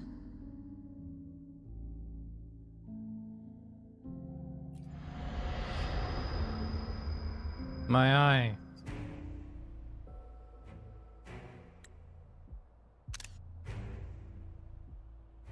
All those years of lying and scheming, and what have you gained? A tarnished reputation. You could have walked away from this, Cantarella. I still remember the little you. The youngest, the most neglected of all the Thessalias. You always lingered by your cauldron, and only smiled when a bird fluttered past the window.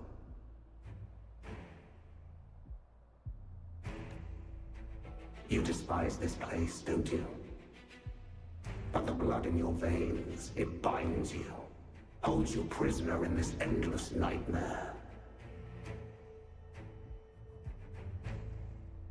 You loathe our rules, yet they have already seeped into your very existence.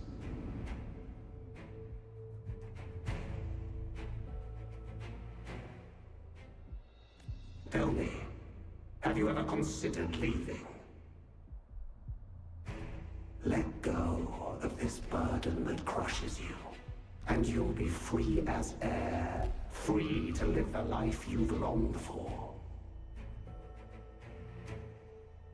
My dear lord, I have already gifted you the sweetest of dreams. But why do you still cling to this earthly burden?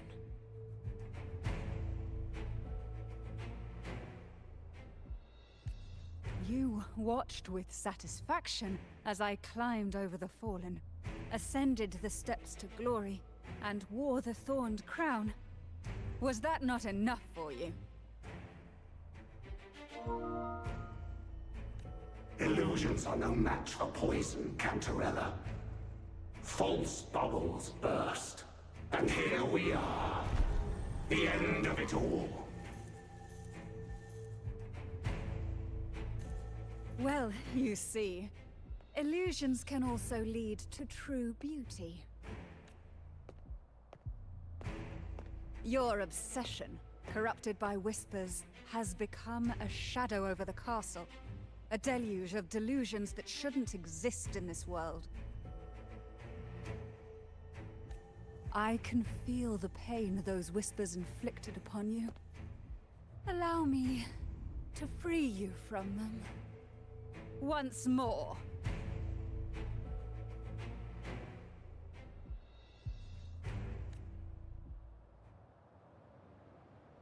I shall bear witness. The nerves. The abyss may resolve. Ow.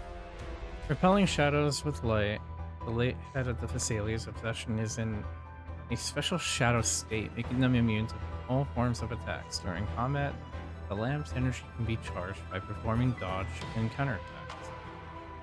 Once fully charged, the lamp will emit a powerful light to dispel the shadows, making the enemy vulnerable to attacks.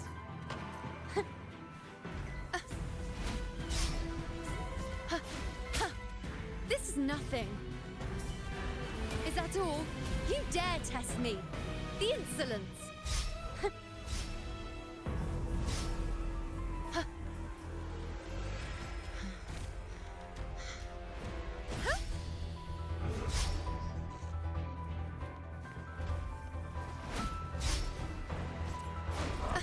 Now is the time. Let the light shine brighter.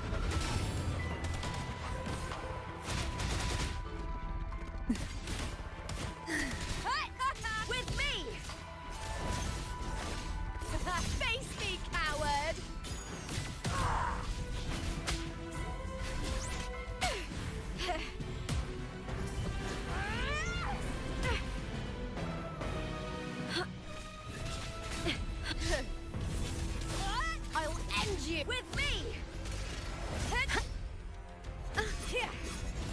face me!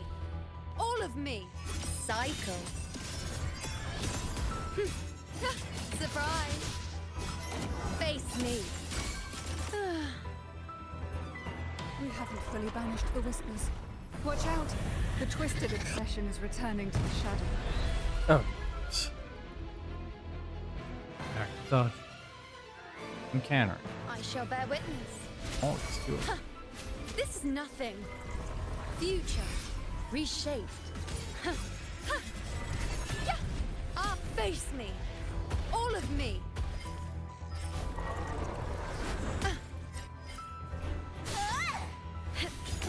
My turn to watch.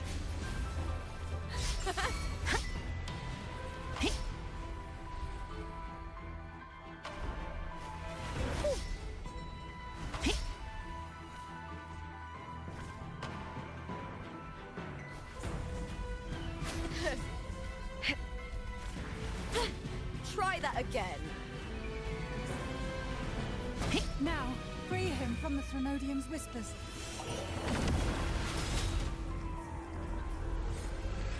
Oh, this will be fun. Feel the tide pull. Crash forth in fury. Flashbang. My lord, I offered you the sweetest of dreams and safeguarded your legacy when you departed. I have entrusted Phaesalia's true faith to one most deserving, and the Threnodians' deceptions in the inverted tower have been laid bare. No more whispers shall haunt us. Our children are freed from the cruel burdens of those trials. Now, you too shall find release from the Threnodians' whispers.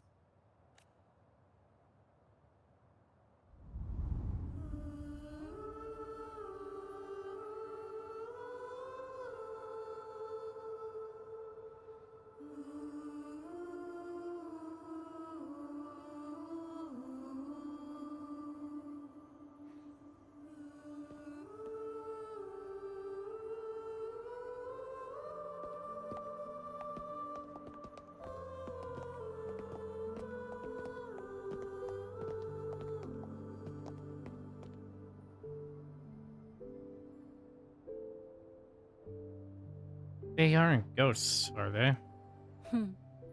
Nothing escapes your eyes, does it? We're here. Alive and well.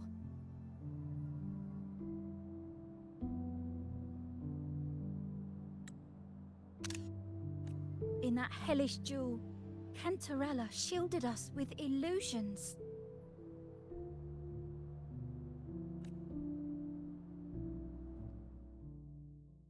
It all started with a false hope. An elixir to grant any wish was said to be here. We dived into darkness, choked down fear. Nothing's here but the deep and ourselves.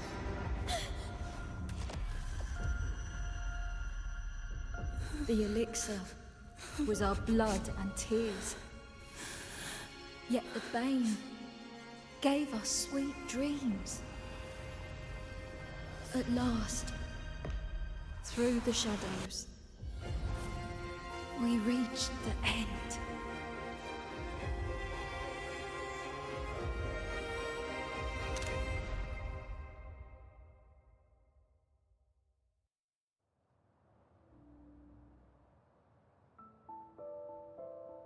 Once Cantarella took charge of the family, she shielded us, keeping us safe in the castle's depths.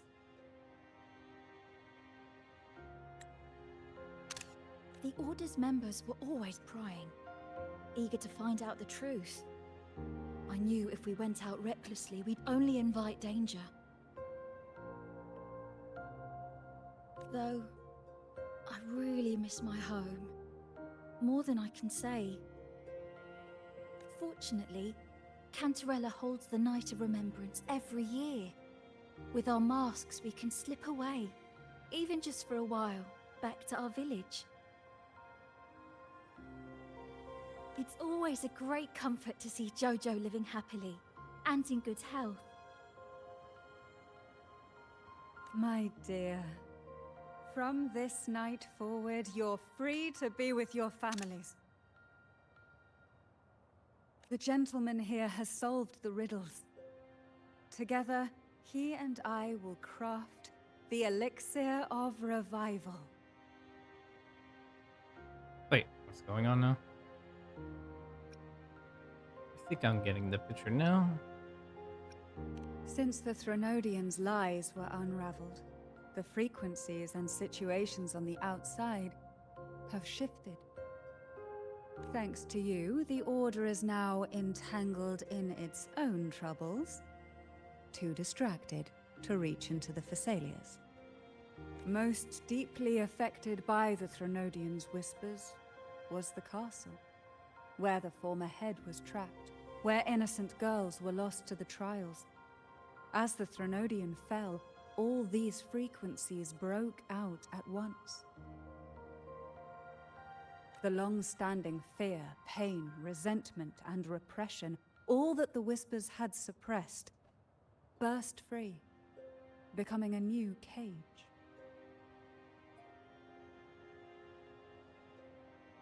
The shackles of one's spirit were heavier than those from the outside.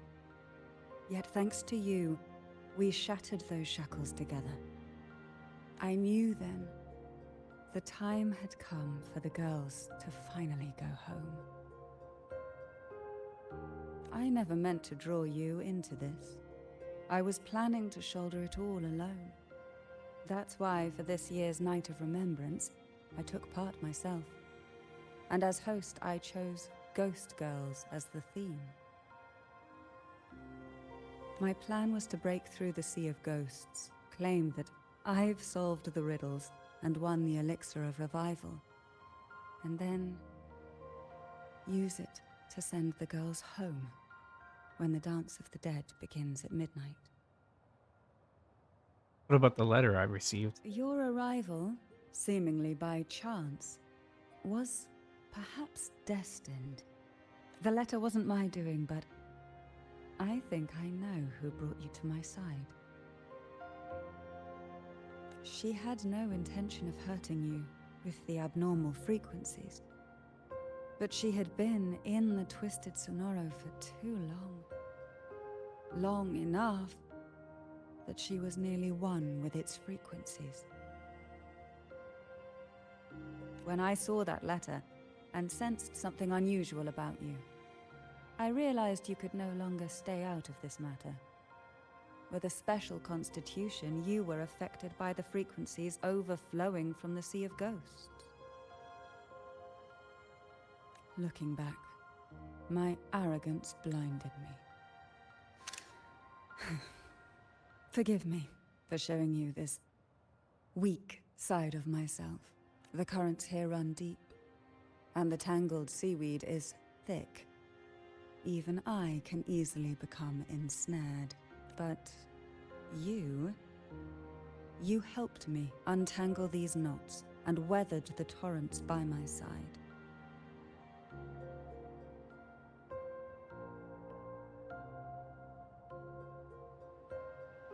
Thanks to you, the elixir was much easier to make. That's why I said a skilled brewer is far more important than the ingredients or the process. Please accept my heartfelt gratitude. Thank you for being here and for staying by my side. Cantarella, you don't have to bear it all alone anymore. You've got someone you can truly count on now. You're right.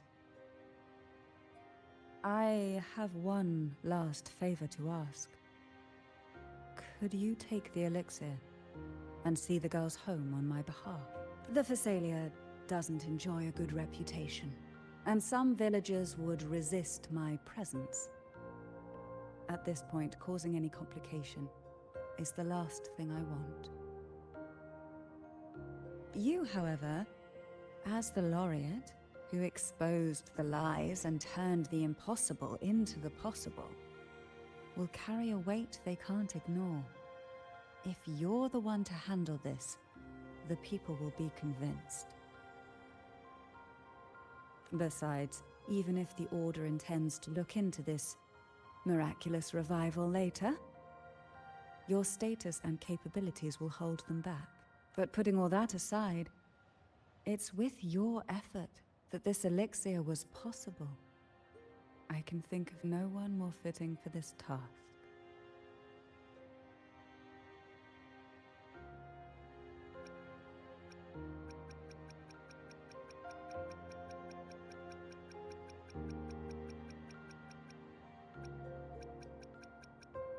Names are like sea foam that easily fades away. It hardly matters to me. Besides, it may not be a bad thing for people to stay wary of the Phasalias. After all, we're a large family with deep-rooted issues. Change takes time. Girls, gather your things. It's time to go home.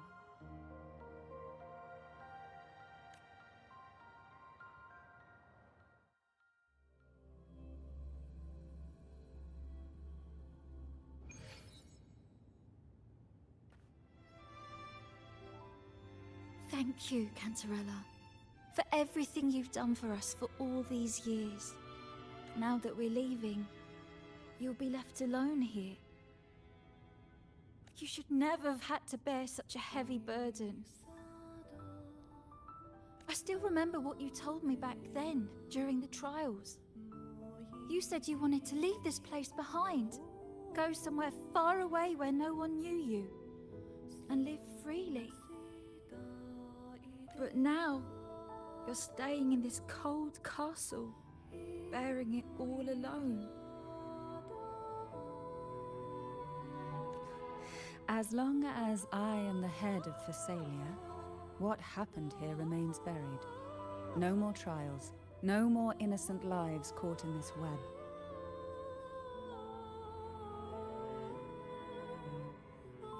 My freedom for theirs.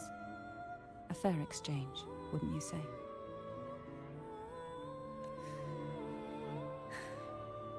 It's time to leave, my dear.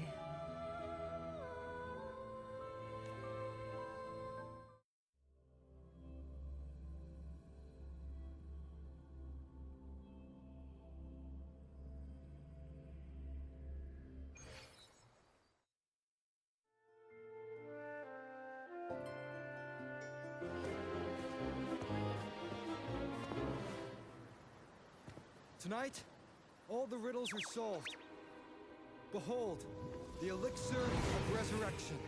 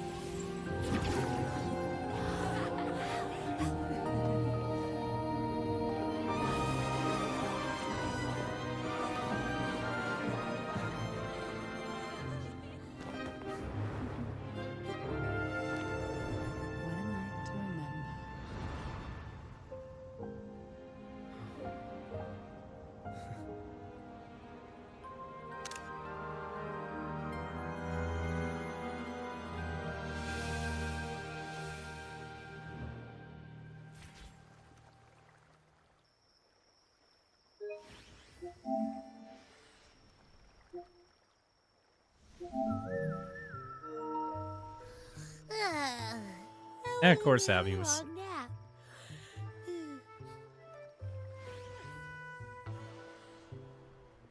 Yeah, I'm glad to switch Mel Rovers. Female rover is too serious.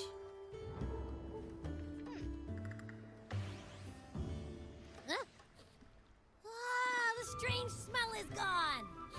You smell good again. Abby, the way you said that, concerning. Let's fit the scene more. Me more? Yeah. Oh, I had the best dream. I was dancing with all these cute echoes. Oh, am I interrupting something? Character reactions I made for Male Rover. Yeah.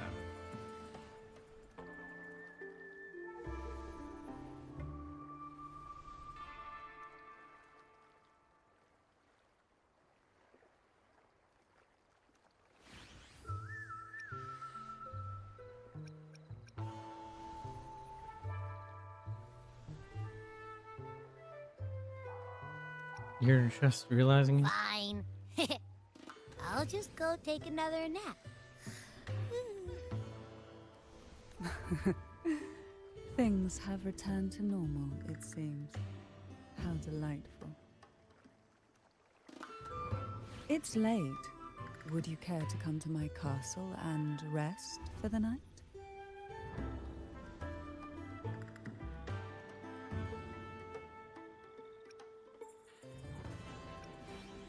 It will be my pleasure. Let me walk you home.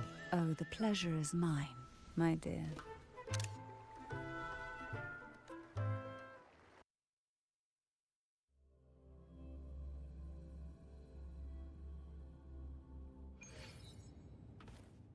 At least they give us an option to change in between the two characters.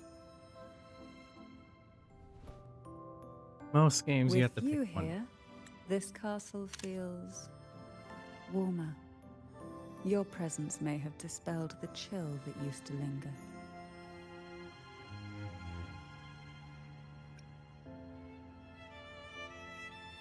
The divine child. Our family's purpose has always been clear: to resist the Threnodian spiritual interference and hold fast to our faith in the Sentinel. The cruel trials were designed to find a maiden with an unbreakable will, someone who could withstand the Threnodian's whispers and fix her eyes on the true light. Yet, in pursuit of that noble cause, innocent lives were sacrificed without question. I can't accept the so-called necessary sacrifice, one that tramples the will of others in the name of duty. It's nothing but living off the weak. Though it's important to kindle the flames, none should forget those burned to ashes. Those lives shouldn't have been squandered. After all, we are more than just firewood.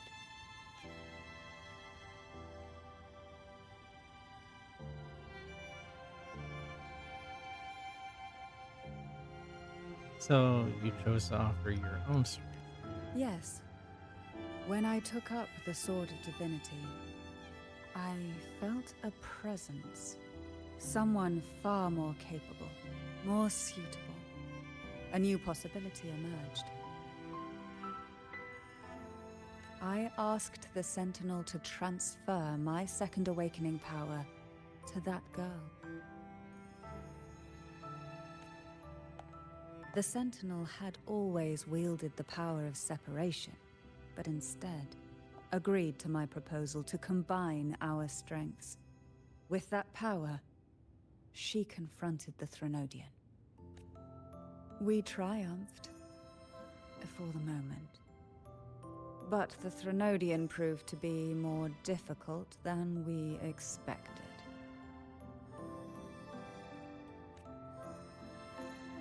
To stop the brutal divine trials and secure us the final victory, I chose to become the family head, drawing on every resource available to achieve our goal. I pretended to align with the Order to keep the Threnodian off guard, all while searching for a way to fully liberate the Sentinel and end the Threnodian, once and for all.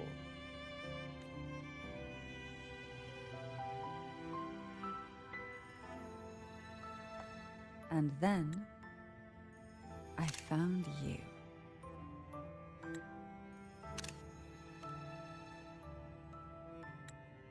What else?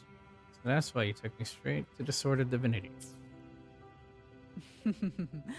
I have been watching you from the moment you set foot in Renacita.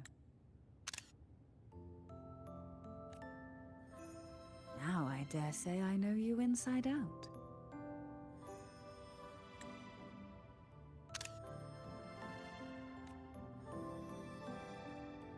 You defeated the Threnodian in the Inverted Tower, saved the people of Renacita, and freed those young girls. And me as well. The girls are now back home, and the Threnodian's whispers have finally faded from this castle. And with the Order's concessions, the shadows over Renacita are vanishing. Peace has come to us once more.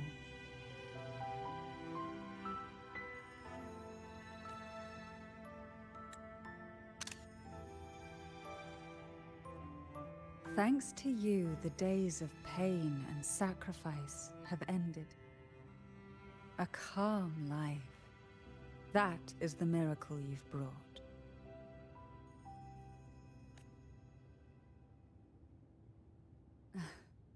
As the head of Thessalia, I must offer you a fitting reward for all the efforts you made.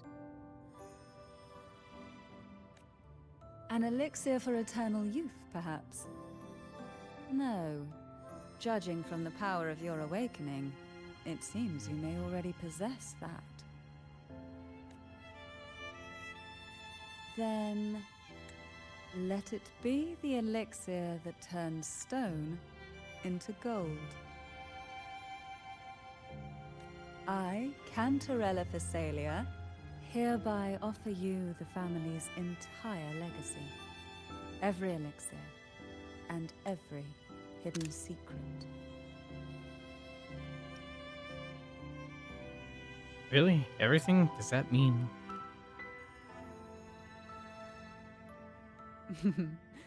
This is our home now.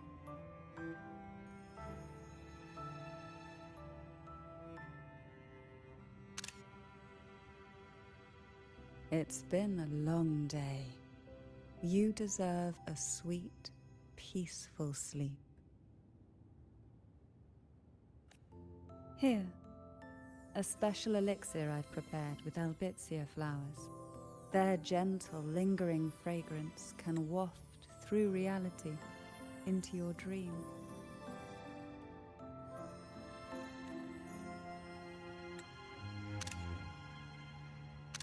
Now, close your eyes and rest. Good night.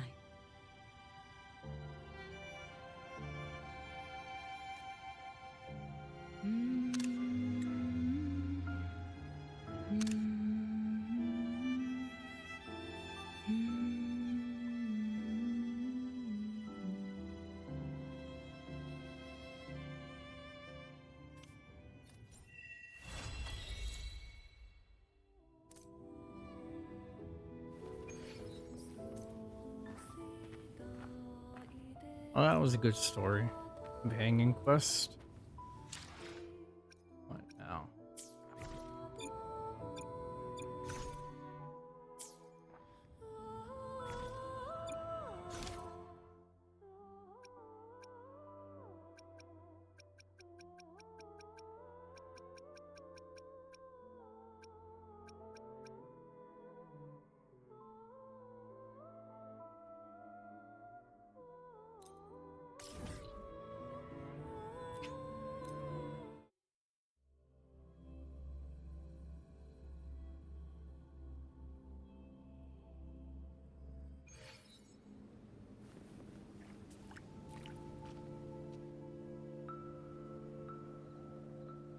Ocean, welcome back. How did it go out there? The place was overrun with tacit discourse.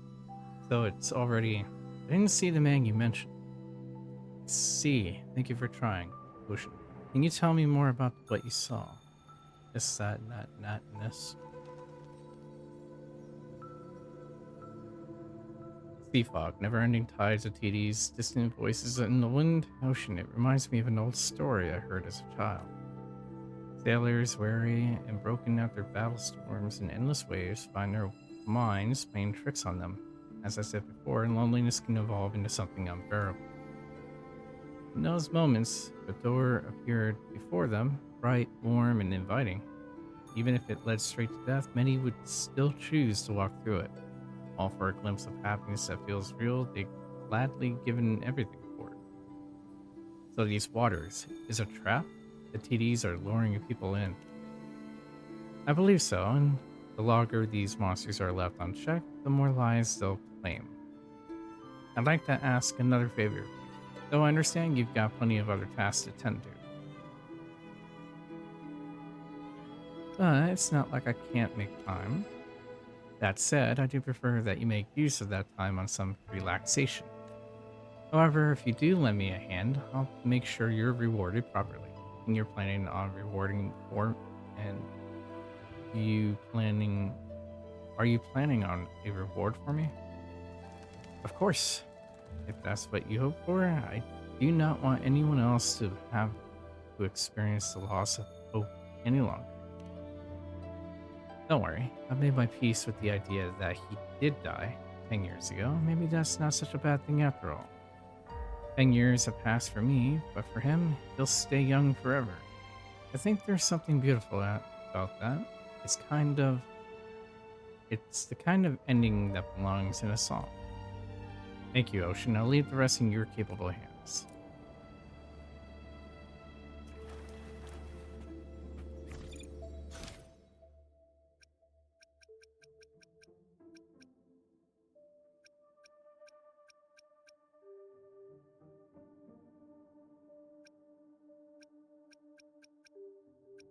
There's only 2 companion quests left. Event quests. These don't have times on them. I can do those whenever.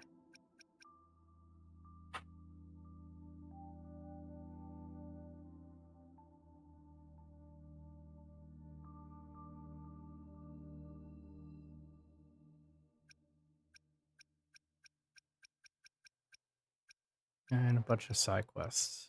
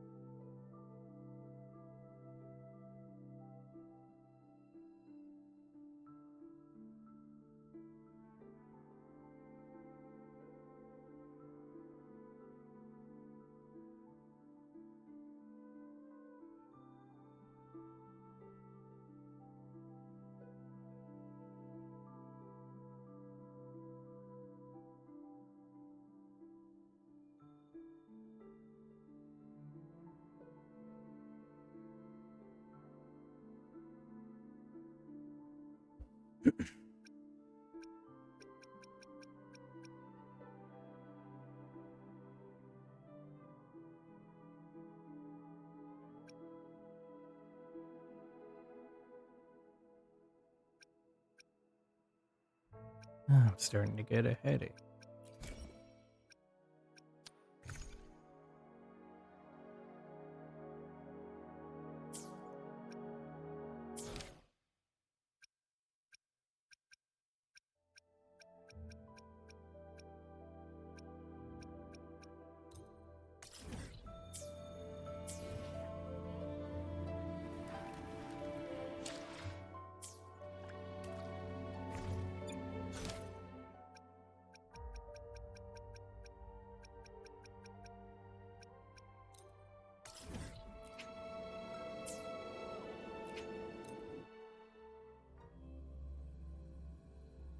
I don't have either of those.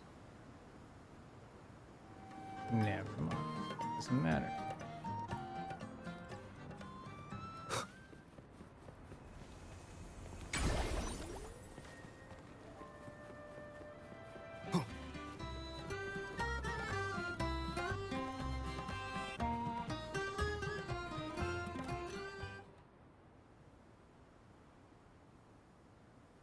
You look familiar. Are you the Rover, the great hero who single-handedly saved Jinjo? No one can do that single-handedly. Oh, sorry. You're right. Mr. Fulmine also taught me that it's the glimmer of each and every soul that forges the glories in history. I'm Marino, an intern photographer at the Pioneer Association. Well, this may seem a bit too much to ask from a stranger, but could you lend me a hand? Only a hero like you can handle this. I seem to have heard the line pretty often already. What happened exactly? It's a bit complicated, but you can start by touching those plushies over there to get a better sense of the situation.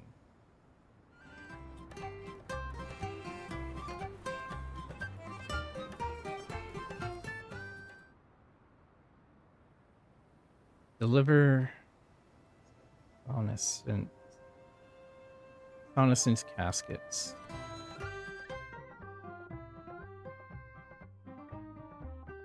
Deliver all.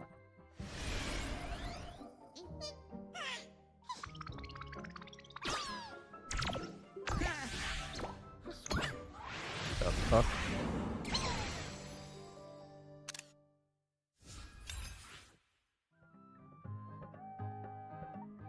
Delivery complete.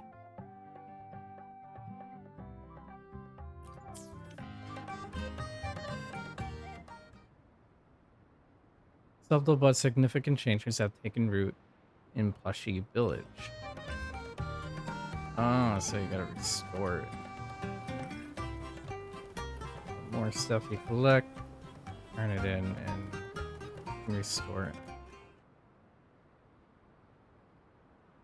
These plushies need Sonnescent caskets. Yes, by using Sonnescent caskets, the morph painting can stabilize the masterless echoes here within its surroundosphere, keeping them from fading or becoming hostile. Mr. Fulmine and I have been grabbing as many caskets as we can, but it's still not enough to power the painting fully. That's why we need your help. That's a lot of work to do. What's in it for me? We will definitely make it worth your while. Every time the painting opens its sonorosphere, the plushies take some resources from it to keep the village going. In fact, there's still a ton of treasure left in the sonorosphere. I'm sure the plushies would be happy to haul out a few pieces as a reward for you. Fair enough, but I have no use for Sonnescent caskets anyway. Thank you so much. We're counting on you to collect more Sonnescent caskets to power the painting. I'll also keep an eye out for any echo weirdness and let you know if something comes up. Hey, Celeste. Yeah, I definitely feel a headache coming on.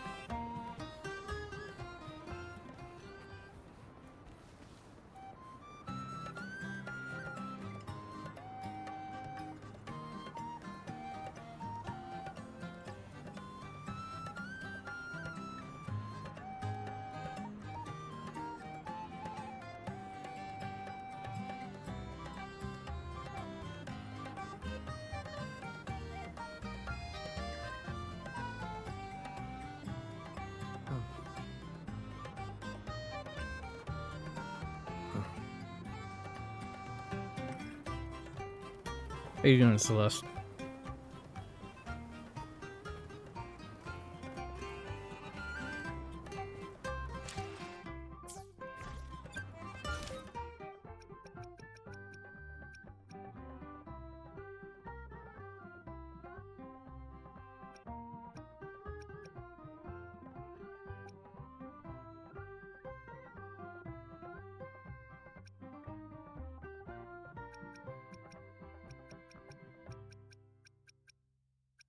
Maybe I'll just do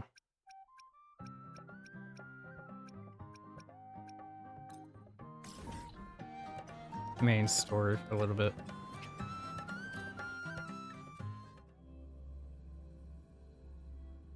Another companion quest is probably just gonna take 2 hours. But I down that carousel with just one blow.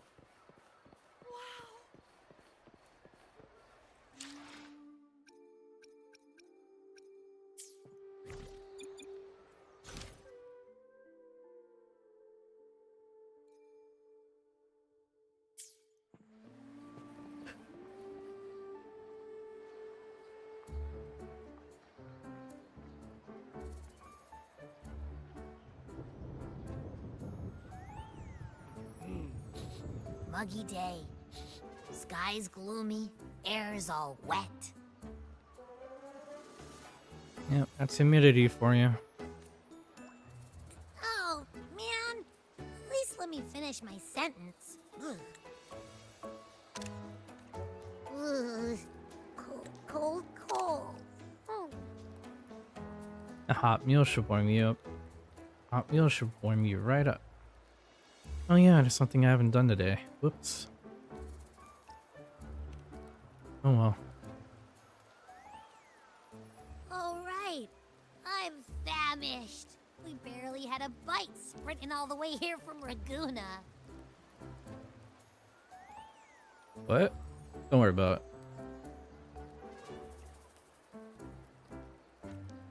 Whoa! Pinch me! This is a feast and a half!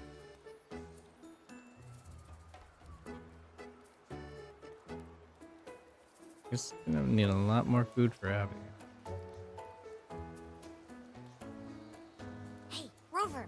So, we did bring enough money, right? I mean, we kind of rushed out without grabbing anything.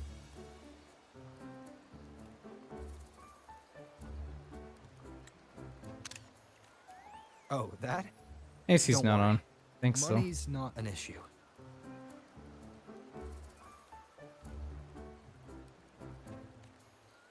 Augusta made sure we're covered.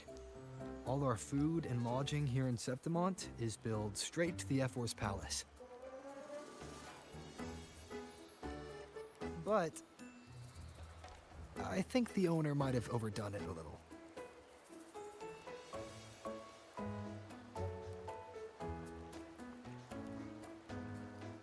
Ha! Better get used to it. You're the champ of the Great Aegon. And you know me. If food's on offer, I'll be a scoffer. Yeah, no leftovers, guaranteed.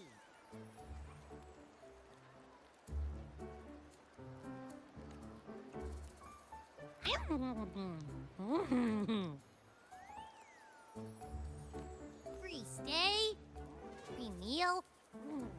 Reserve really knows how to treat guests. Maybe we should, you know, hang around a bit longer.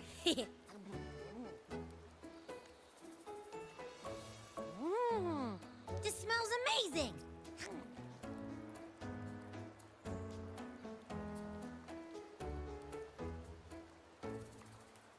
Abby, what do you think Imperator wants me to find? If Cardathia is right, the last clues should be somewhere on the Sanguis Plateaus.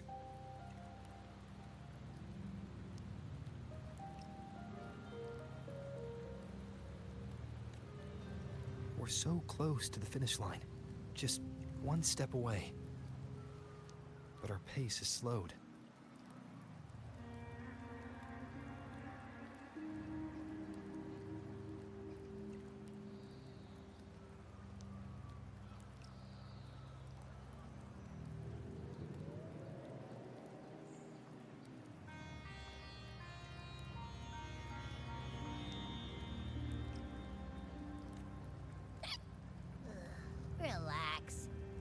already back in Septimont. What's the rush?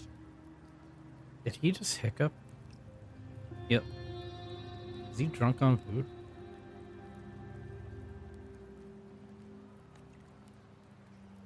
I remember Lupa said there's this weird blight cloud hanging over the Sanguis Plateaus.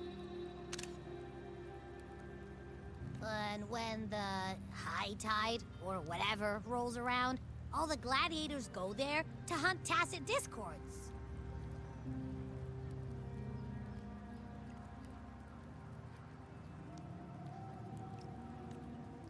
Wait, is the high tide coming up soon? The Aphra's invite did say something about a big hunt. Huh, that reminds me. Aren't we supposed to meet her today?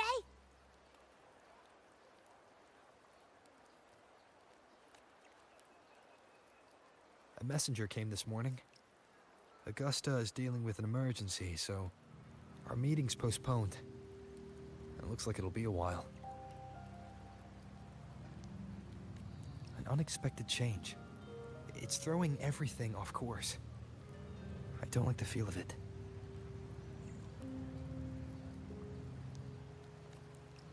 And why me for this hunt? If it's about the great Aegon, the messenger said none of the other gladiators were invited.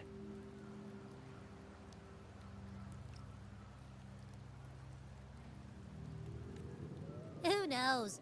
Maybe she just wants to test her strength against you. Typical Septimontian, right? You think so? I've only met her a few times, but I doubt she acts on such simple impulses. And as the F4, can she really thoughtlessly do whatever she wants? Guessed from afar, you possess eyes as clear as crystal. But what troubles you so that eyes once bright as the highland sky now darken with rolling clouds?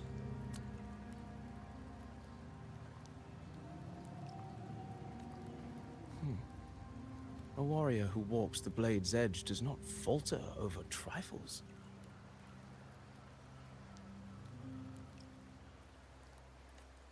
The clouds, if I may guess, are cast from the throne.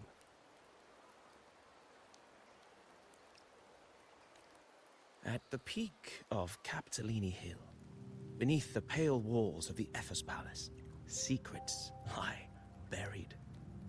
And the most intricate among them are those born from the pursuit of power.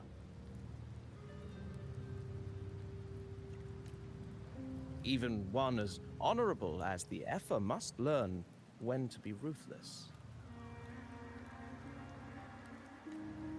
In Septimont, a city forged in iron and blood, anyone who seeks the throne without knowing the cost is no better than a lamb marching to the butcher's knife.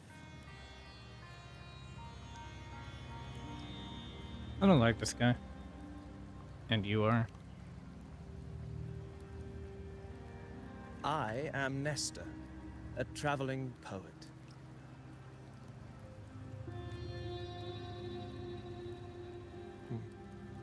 The rains in Septimont never seem eager to leave this season. So then.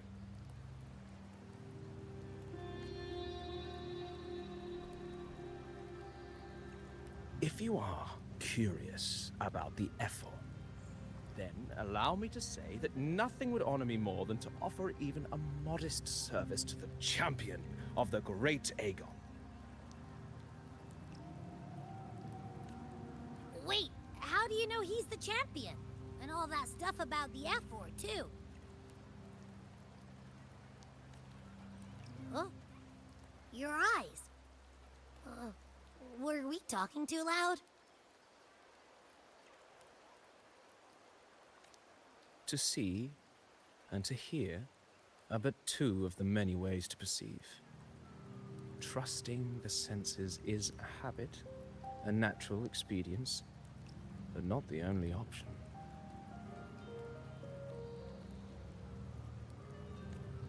Truth be told, I've been gathering inspiration for my next epic, and its protagonist is none other than Augusta, the Ephor of Septimont.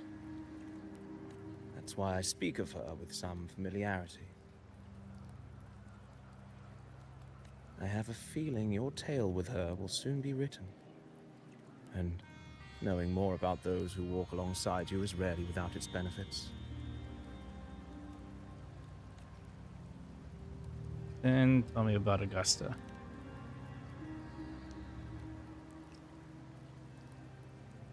Augusta.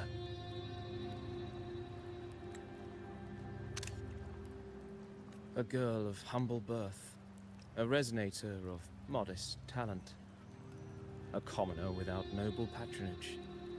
And yet, from the den of wolves that is Septimont City, she rose and eventually claimed her place. Just like the burning sun was once a cloud of dust.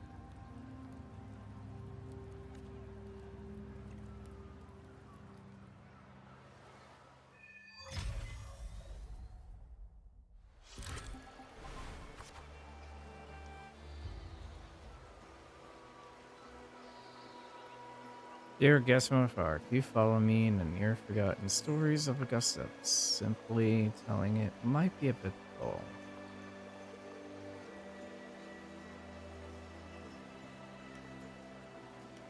What methods do you have in mind? What are you trying to do? Perhaps having the listener become the protagonist of such stories might be a good option. This should add a more immersive touch to the sounds and images you get to hear and see.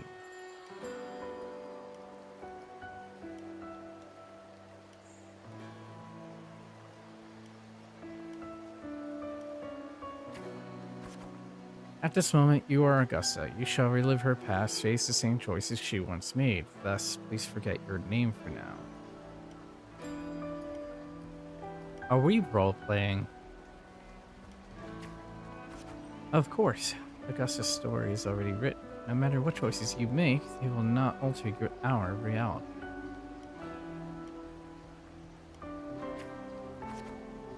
Yet, be wary. Fate is fickle. A step can lead to a swift end. Weigh your choices carefully.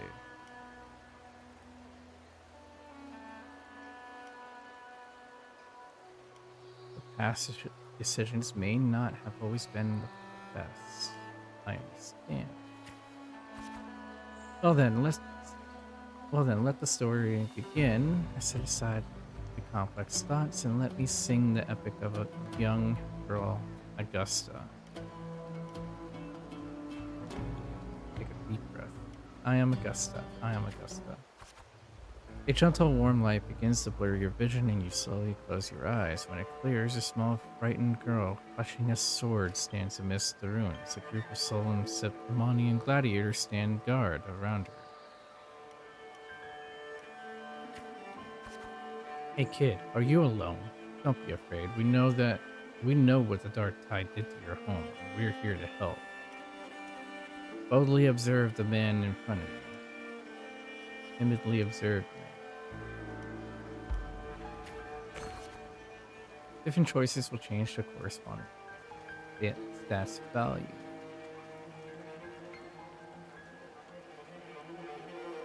You must be hungry. Here, this should be enough to keep you from starving for now. Take the food offered by the gladiator. Refuse the food offered by the gladiator. Do not.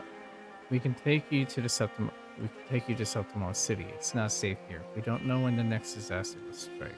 Staring at these ruins won't change anything. Even if you rebuild these walls 1,000 times, they'll never hold against the Dark Tide. You don't have the strength to stop it. Bring your sword and come with us.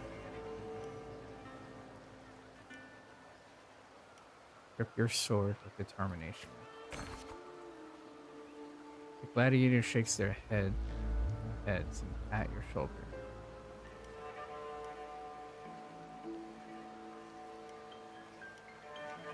back at the ruined. Remember to maintain a stat balance. Story ends if the stat drops to 0. Story chapter is complete once the corresponding goals are met. In the end, you choose to leave the village. The gladiators' words reveal the bitter truth. You lack the strength to protect the home you are leaving behind, and you engage with gladiators. Stay quiet.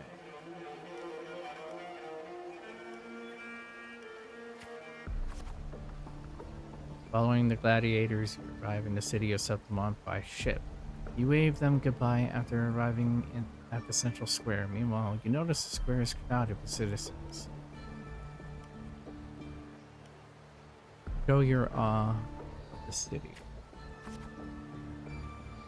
Poster for the gladiators' Aegon is pinned to a wooden board. The air is filled with the heated chatter about the upcoming match. Gathering people push you towards the crowd. Draw closer.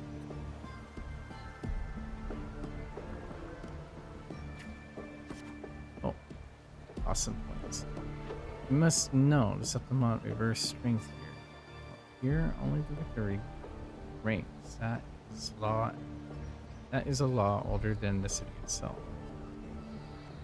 I think they are made for both.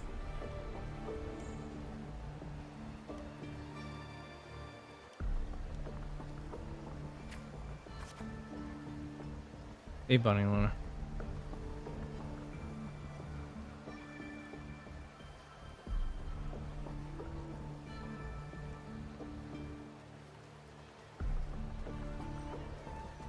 Eat or be eaten, such is the way of the city. To survive, you'll have to find your bite and size and seize the crown with your own teeth. Can't stop thinking about their conversation. You realize the gladiators are the very symbol of strength in Septimont. There's a way to dominate the arena. Maybe you'll find the strength you're looking for. Tear down the poster and walk away from the crowd. Quietly leave the crowd. Oh, that's wrong. As you leave, you notice the 3 words stand out. That 3 words stand out in the incessant chatter. Identity, statue, and talent. They seem to be an essential part of Gladiator.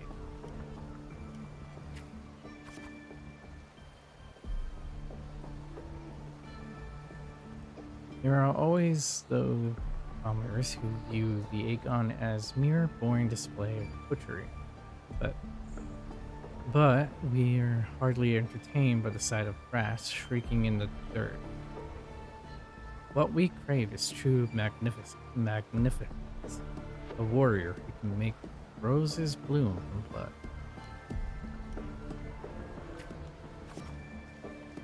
Want to have a little bet on how many sprats are going to try for the Aegon this year? Them and their stench be stinking up the place.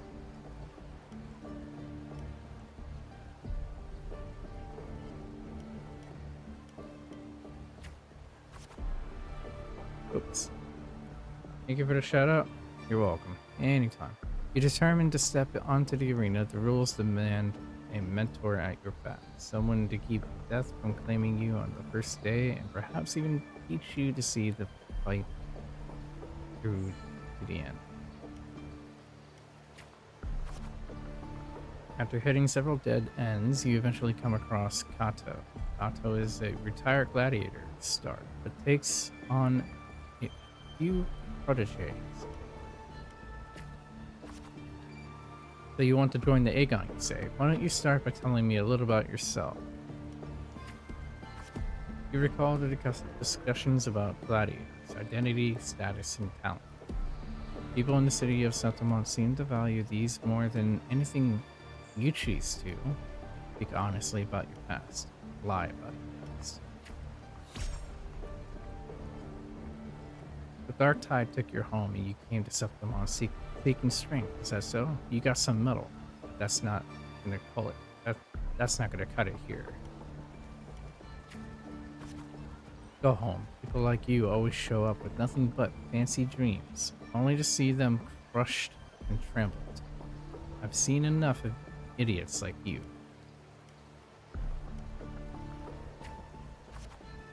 What now? Still here, are you? You think your stubbornness will change my mind? Pathetic. Tighten your grip on the sword. Look Kato straight in the eye. Alright then, let's have a duel. Land one strike and you win. If you manage that, I'll teach you how to be a true gladiator. This duel here is your talent, is your entrance trial.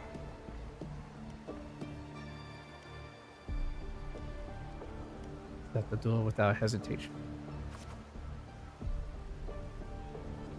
Blades meet in a sharp clash. Kato moves with practiced ease. You are quickly defeated.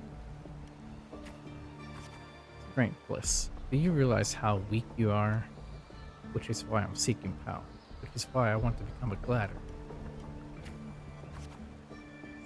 Do you really know who you're fighting against? Can you really best me? You can't. Now, how do you plan to end this? Challenge him the next day. Back for round 2, are we? Country rats like you sure are as pestering as the city folks say you are, huh?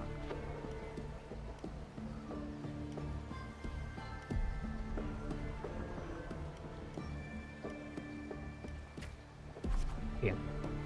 Just like last time, you aren't much of a challenge, Kato. You are swiftly beaten once again. Go back. This is not your path. Continue the challenge on the 3rd day. Too slow, too weak. Your foolish swings only bring smiles to your enemies. You know, stronger. Is that your best? How naive. Well, I guess a rat that lives in the dark is never meant for the sun. Checkmate, you've lost. Challenge begin on the 4th day. Still not ready to give up. Why don't you sell your sword? It'll get you some food at least. You stand before Kato again, dragging your exhausted body nearly at your limit. Still fight. The wind swept up by the blade whispers pass, and you're suddenly home. Soft sunlight cascades on the ground, on the great oak's leaves, and you hear your friends' laughter, your parents' gentle call. But in the very next breath, a bone-deep chill engulfs you. That touch, you know it all too well. Thoughts race across your mind, and your hand instinctively grips the sword hilt. I won't surrender. You seize the opening and land a hit on Kato.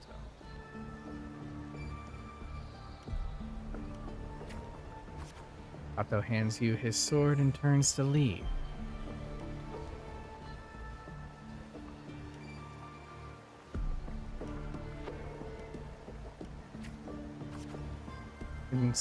In Septimon's arena, the victor claims the weapon of the defeated, a symbol of conquest. The sword is yours now. Conquest? If you are determined to fight off that crown, do not fall before you get there. Augusta, that's your name, isn't it? Yes, I'm Augusta.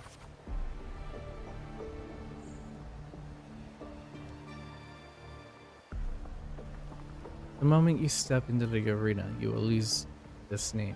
The spectators may brand you with a number, a symbol, or even the name of some wild beast.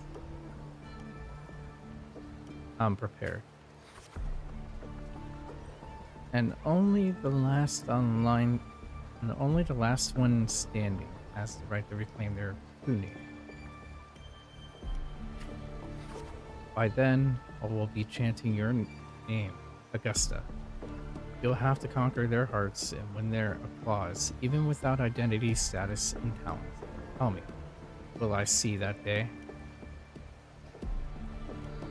I will make them know my name. I will make Ouch. Training starts tomorrow, 6 sharp, right here.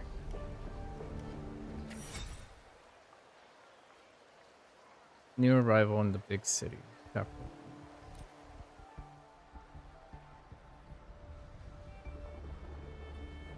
Fail enough times, and you might eventually succeed.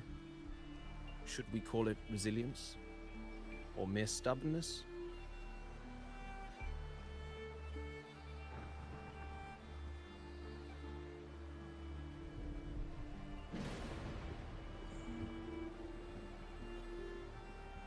Or perhaps, for a girl who has lost everything, there was never a second option.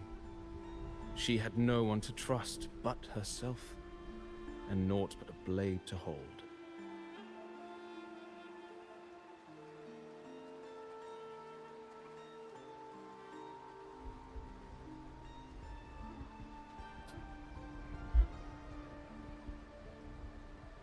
Tablet's almost dead. There we go. Now it's plugged in.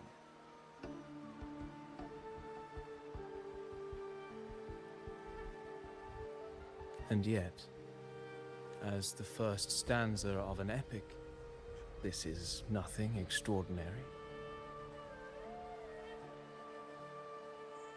Since the lament, across the scorched lands of Solaris, I've heard this story repeat itself, again and again. Greatness. Yes, our era has certainly seen it. But true greatness is never found on the first page of a story.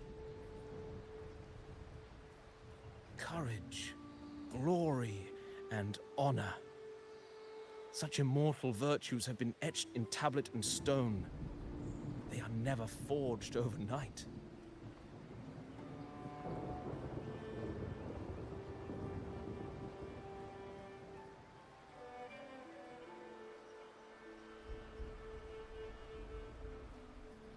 Light as a thread, elusive as the wind, they weave themselves into every twist of fate, tangling with every insignificant choice we make.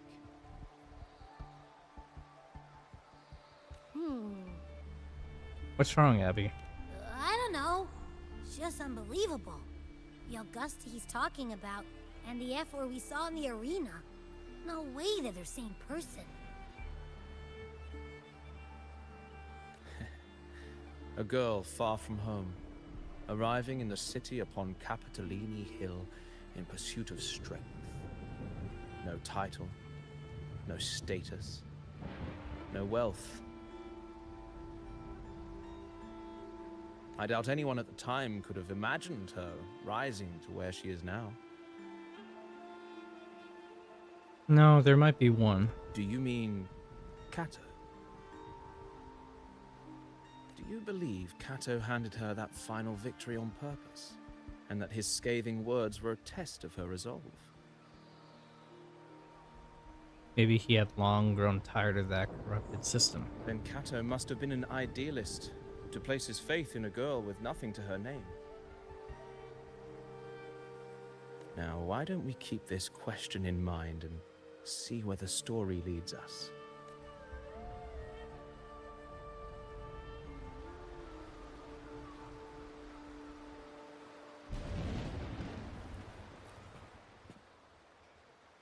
Are you ready to listen to the epic of Blazing Sun? Earth. Reach 100 willpower.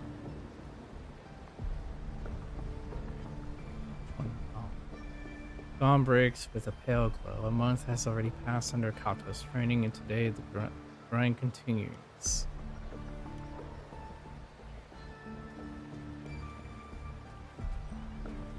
Let's stick to the training schedule. You arrive at the training site, repeating the same moves over and over again has begun to wear on your patience. You notice some gladiators training in moves you've never seen before. You decide to peek into their training. You reflect on your training. It was always you alone, facing the wooden posts, practicing patching yourself up over and over again. Endure and push through. Days slip by and the gladiators Aegon draws near. Today, Kato will give you one final lesson. I've done all I can to prepare you. Now you're on your own. This is the graduation ceremony. Here's my final task for you. Tell me, why do you want to become a gladiator? What pulls you through all this training? You already know the answer. Your ideal has never faltered since you left home. Be strong enough to protect others. You meet Katpa's gaze and he reads the answer in your eyes. I remember my true ambition. In the meantime, a flicker of desire crosses your eyes. You recall Kato's words from when this all started. By then, all will be chanting your name, Augusta. You'll have to conquer their hearts and win their applause even without identity, status, and talents. Tell me, will I see that day? I will make it happen. You're aware that sponsors for the gladiators Aegon are mostly nobles and wealthy merchants, figures beyond your reach, except perhaps in the underground arena. These are all top of the line merchandise I got here. Care to have a look? Like products on display, you and a few other gladiators stand in the middle of the underground arena, scrutinized by nobles and wealthy merchants in the stand. So, one by one, those beside you are chosen and escorted away. Take a step forward. The audience casts their eyes in your direction. However, all you receive is constant laughter in return. Visions of your home's ruin flash within your mind. A glimpse of the nobles' lavish lifestyle flicker through it. These last, though they really did have a hand in that disaster. The rot in high places also played a part in your home's ruin. Dark tide alone did not destroy your home. When the dark tide struck, those with power and wealth continued their life of indulgence and luxury. The might of the gladiators' existence only served their desires. Silent, you swear to shatter these rules. Well, a village girl with such unremarkable forte dreaming of power and strength. Can't remember the last time Septimon had a joke this amusing. Show them your sword. What can you offer? Prancing around like a circus clown and scrambling your life so we can all have a good laugh? Or do you think playing innocent will win you favor? Don't underestimate me. Anyone interested in this, after all, watching the weak struggle is always a fine source of entertainment. You give the nobles a chilling stare as they talk in whispers. You bear a small anticipation that someone will pick you. Entertainment, you say? In Septimon, strength defines worth. We shouldn't be so quick to judge a gladiator who offers herself. Turn your view towards the voice with heavy steps. A well-dressed old-school noble walks down from the stand towards you. He smells of rotten stench, unlike the smell of rats, as the Septimons have put it, but a foul odor of power and wealth.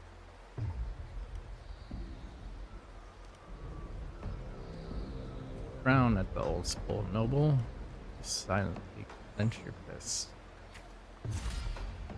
I engage only in profitable adventures. To stand in the arena, you must prove your worth. I have 3 trials for you. Survive them, and we may speak further. Brave young lady.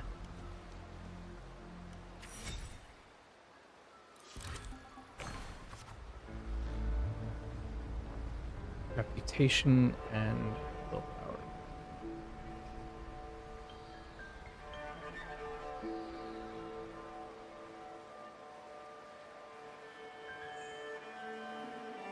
You accept the noble's trials. Those trials is too fine a word for something intended only to break you.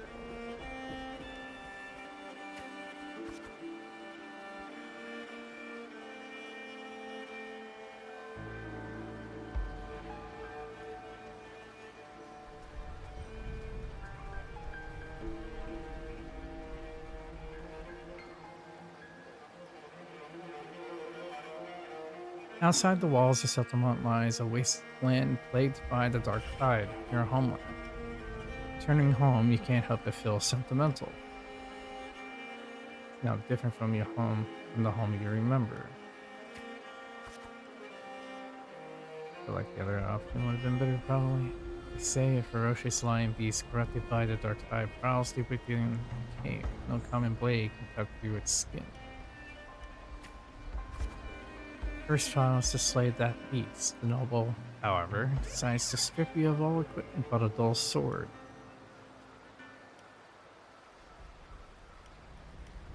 A dull sword is more than enough. The mountain trail winds like a serpent. The mountain trail winds like a serpent. Among the charred tree stumps, dozens of bleached skeletons lie scattered. You suspect you're getting close as you continue forward against the unpleasant smell. When the first rays of sunlight split the clouds, the cave reveals itself, breathing death.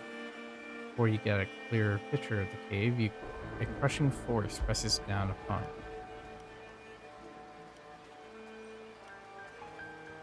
you. Try to break free. Get down. You're trying to get yourself killed. Hold your breath, and you'll alert it, or you'll alert it. Do as he says. Imminent crisis. You turn around and see a hunter. Just then, a massive beast roars and walks past where you are hiding. You stare at it.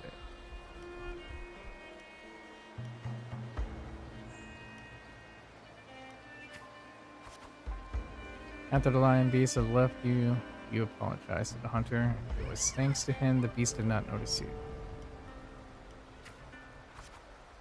Going by those clothes, you're a Septimon gladiator, eh? I used to be just like you.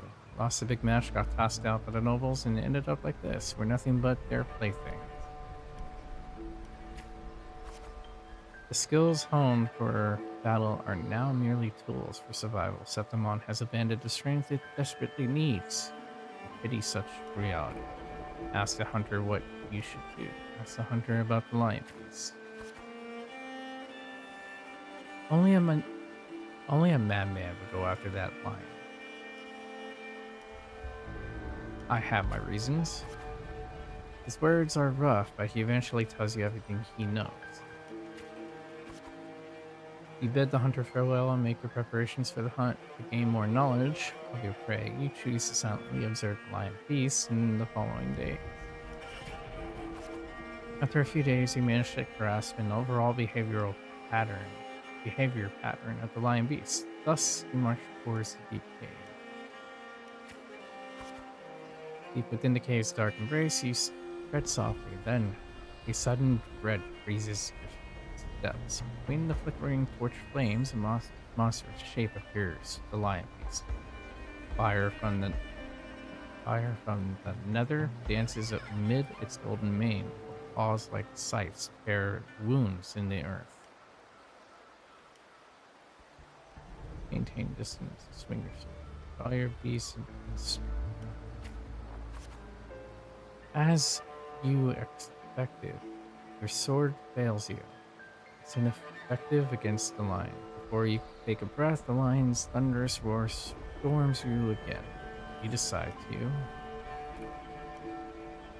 quickly analyze the cave's environment, dodge its attacks, or for a week.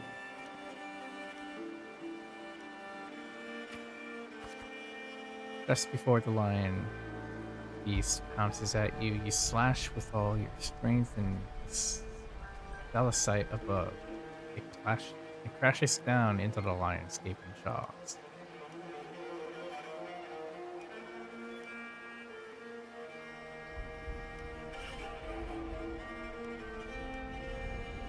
Not over yet. You land on its neck. It lunges to seize you, but your swift dodges force its claws into a deadly knot around its throat. Seeing your chance, you give a final pull, and the beast strangles itself in a frantic struggle.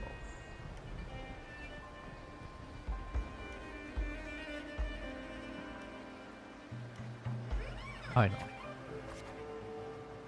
The trial has ended, and you drag your exhausted body towards the stream. Clear water cascades down into the mountain valley, and the dense forest slumbers quietly in nature's cradle. You rinse your blood-stained hands in the water. The clear stream slowly turns red. Birds scatter and the fish vanish. Sense the forest unease at your presence. Are they afraid of my power? Are they afraid of me? The critter's panic plunges you into reflection. First time you realize that power can instill fear. You are still somewhat shaken. Desire more power. With no time to rest, you approach the nobleman again. He imposes the second trial upon you. And know full well the next one won't be so easy.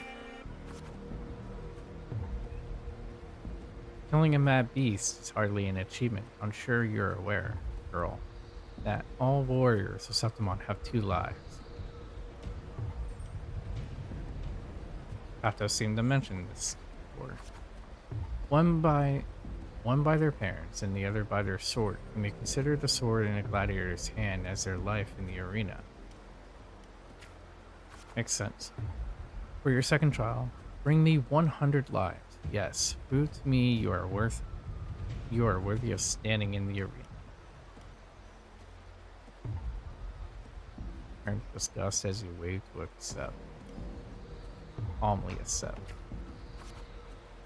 get the admission pass for the Aegon, you start with the second trial. Day after day, you fight gladiators of Septimon.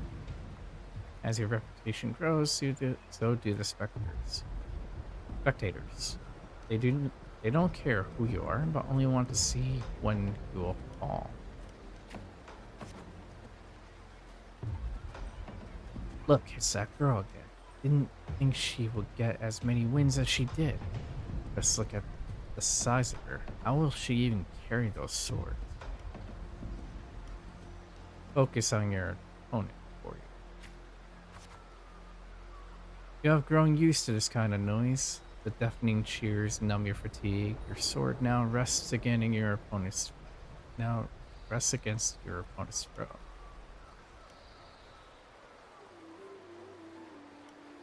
Press your desire to kill. One by one, the gladiators you challenge grow in numbers.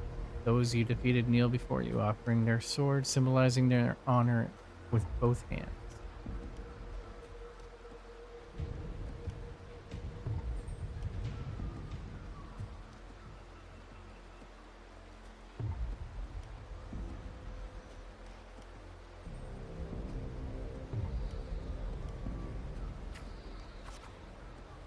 Even in Septimon, there's a limit to opponents that prove a challenge to you. Eventually, you will need to seek out tougher challenges. You have targeted Victor, frequent champion of the Aegon Thunder, one of the noble houses. I believe I got 50 reputation. Do you have any idea who Victor's father is? His lordship is the largest sponsor of the Aegon. Power, wealth, those things aren't brute strength. Those aren't things brute strength can rival. Victor has the best mentor, the finest weapon. Indeed. The house behind Victor comes to you with an offer, perfect job, and a substantial fortune. You walk away from the duel.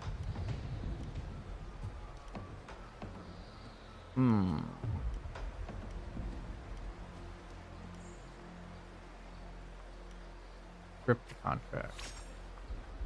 Justice.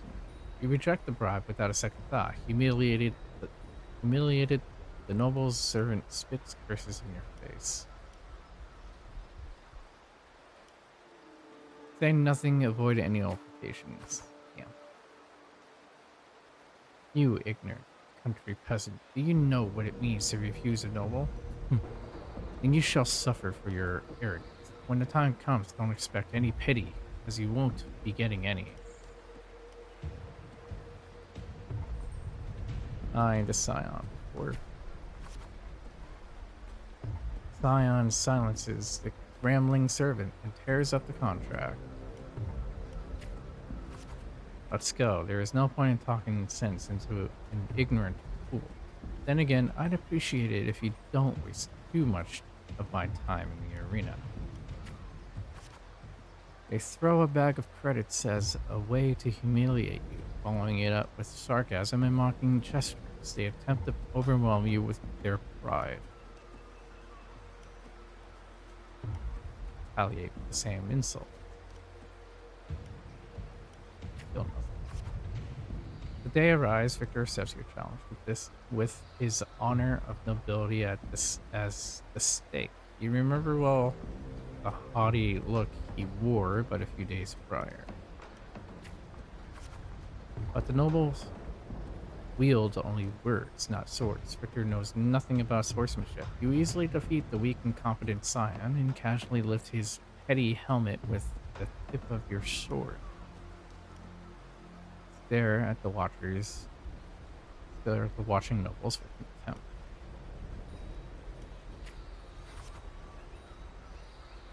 I have won, and I have achieved it without wasting your time. Do you see your gilded lies shattered before real strength?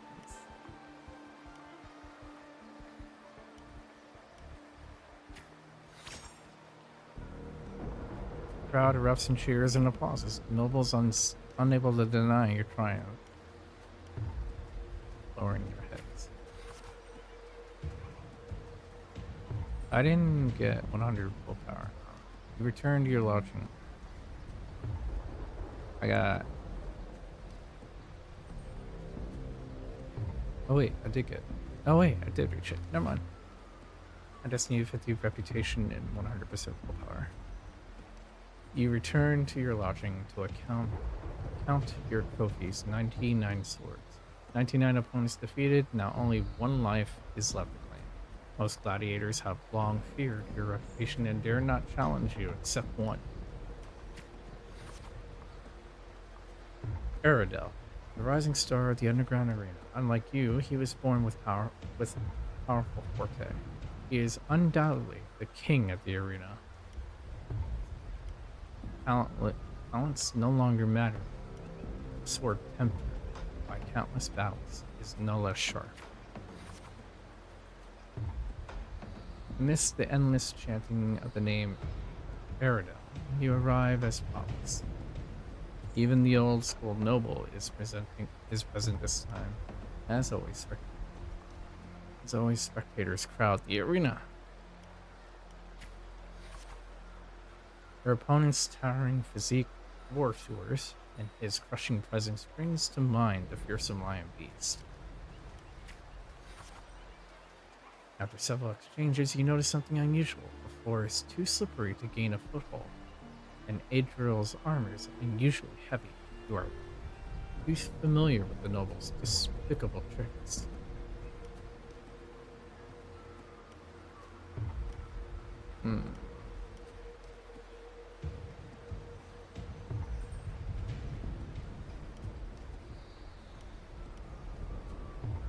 Keep calm. You then shift your pace, luring Aradel into the very trap meant for you. After a few more rounds, his steps grow loose, his actions sluggish. Now's the chance. Your sword stopped just before the neck of Septimus' strongest gladiator. The entire arena falls silent, and most importantly, and almost immediately, the crowd erupts into applause. Why does this feel like D&D session for a backstory? It technically is. Stab. Stab. Stab. What? Oh, I lost reputation. Now?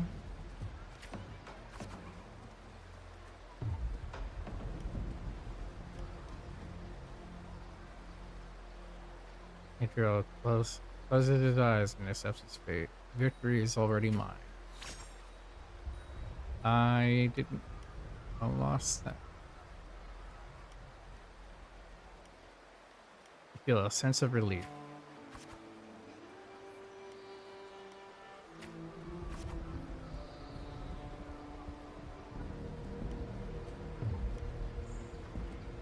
Live, live, live. Leave the cheers behind you. Look back and wave. Look back at the crowd. Leave the cheers behind. I 100% both. The next day, you arrive before the old school noble with 100 lives.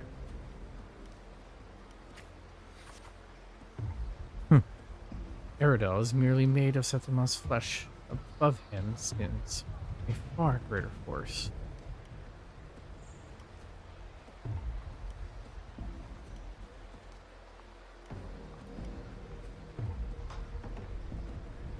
Power beyond any Septimon. Your third trial is to earn the blessing of Arsinosa.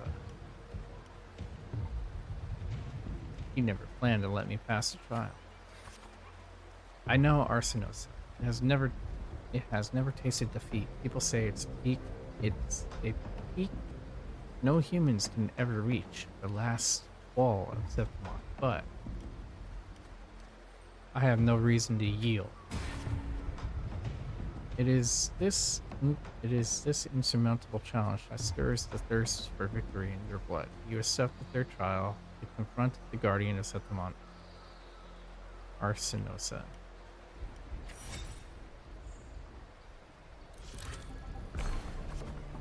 Yeah, this is technically a backstory for, I guess. On the eve of the trial, you'd return to the training grounds once again while you wait for Kato. You find yourself standing before the familiar wooden post that has been your most enduring companion in your pursuit of truth. Cut it down and leave the post. Leave the castle. So I need martialism.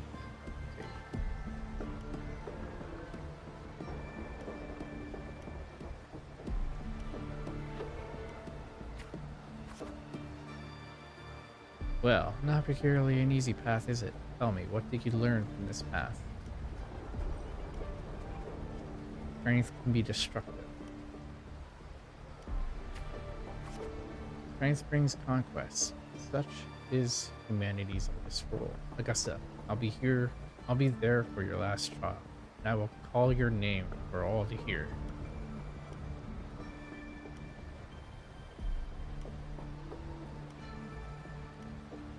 Thank you. Back in your room, you stare blankly at your stacked collection of swords. These trophies symbolize strength and conquest, but how will you show them to the world?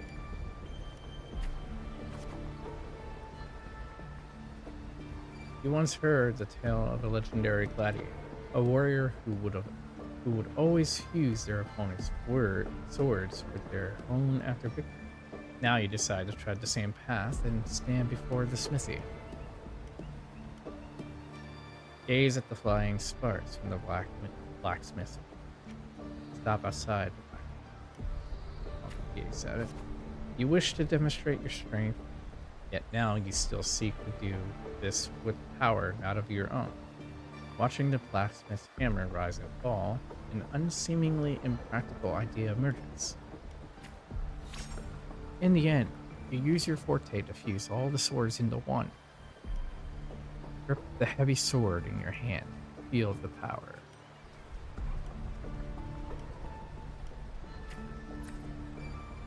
Forte never stands among resonators, but its seemingly insignificant power is enough to be stronger than the forged fire and hammer swings. The day of the final trial has finally arrived. You walk into the arena's center with your newly forged sword. The bronze horns blare from the top 12 stone pillars. All eyes are on you. Everyone is eager to witness how a human will rival the strength of Arsinosa. Survey your surroundings. Suddenly, a rumbling roar cuts through the noise of the crowd. The nobles' banners flutter and fall. Colossal shadow swallows the sunlight around you. Arsinosa appears. Arsinosa's mountainous size catches your eye. There's a slight ringing.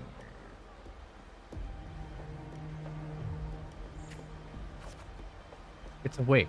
A noble shriek. Arsinosa stands silently opposite of you. Slowly, its eyes open, totally watching.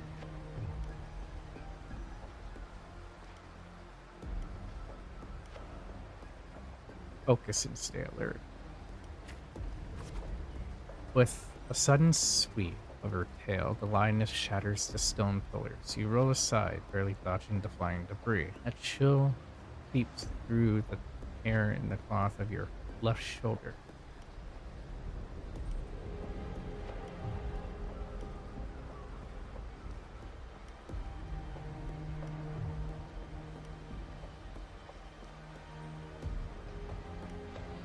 Take the initiative. The screams from the stands are soon drowned by the lioness's roar. A wave of sound and dust rips past your ears. You can taste blood on your lips and tongue. Ignore the pain and tend to the wound later.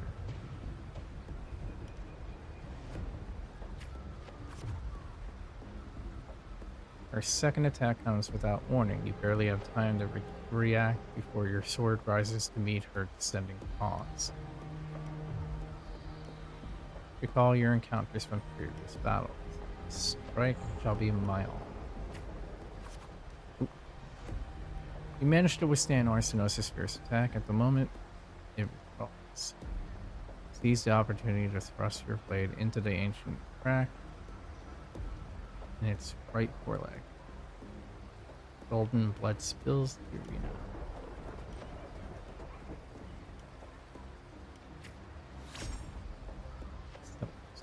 Arsinosa seizes her attack and remains brushing against your blood-stained face before she lowers your head. The arena shakes with applause. You hear the crowd chant your name in honor. I have gained the lioness's blessing. The voices, they are.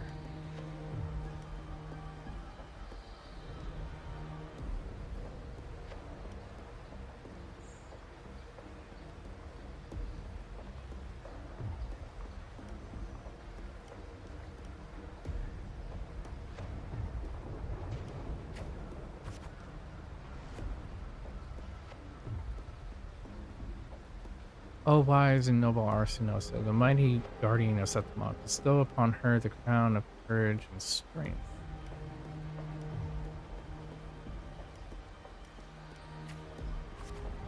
When the cries of triumph resonate with the earth, we see the fire of humanity blaze across Septima.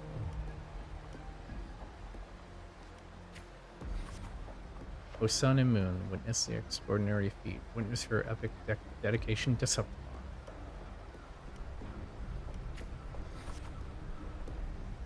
As the platform rises, you realize that by earning Arsinosa's blessing, you have been granted a privilege.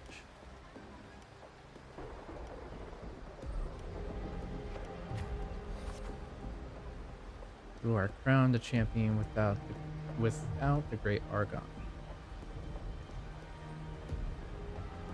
Nevertheless, you have already conquered countless gladiators with your strength. under everyone's gaze, glory now bows at your feet. Raise your sword.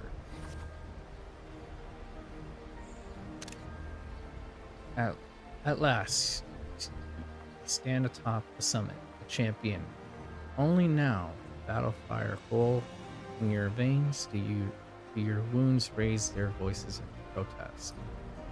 You have shattered the decaying order within with strength, and through strength you shall reshape new rules. You shall wield gladiators' valor on the righteous path. You shall allow no more fragile lives to tremble before death. You shall ensure that your homeland's tragedy will never be undone, will forever be undone. Yet, could these new rules forged by might lose their foundation? Will they not fall? A cold whisper of unease coils in your chest. Well then, no time for pointless pondering. No pondering now. From this day forward, your sword, your honor, your 2 lives shall serve Septimon.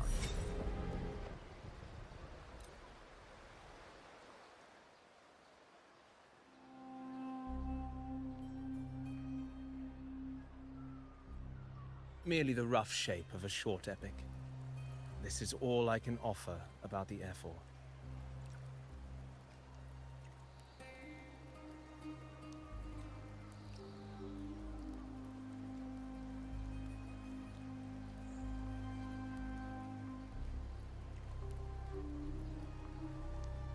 Now, as a listener, what do you make of my narration?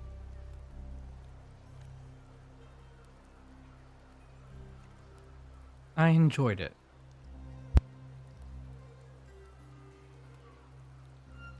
I appreciate your kind words, my generous listener. I am only a humble wordsmith, spinning verses and rhymes. The essence of poetry is granted by those who dare defy their fate. But there is one thing I must confess. Through my words, your knowledge of the Ephor is partial. At best. Poetry can only offer a glimpse of the true story. The reality of people, events, and things slips beyond the grasp of words.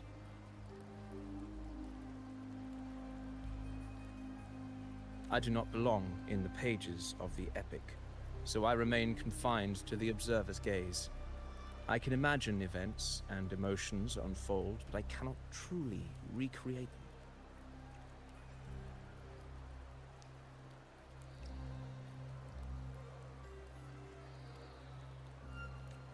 Here's some advice for you, though I hesitate to call it such. If you want the truth of a story, step into it. Become part of it. The opportunity stands before you now. As I've said, the tale between you and Augusta, the hero of Septimont, is only now turning its next page. You seem to know exactly what I'm about to do. It's not difficult to see.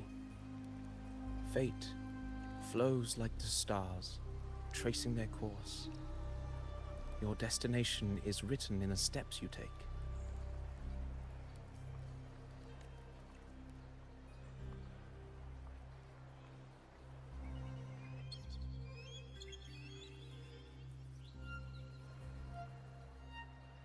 The rain is passing. I hear it ceasing its symphony upon the earth. It is time for farewells. Before I leave, may I ask you one last question? What is it that has lifted Augusta to the seat of power?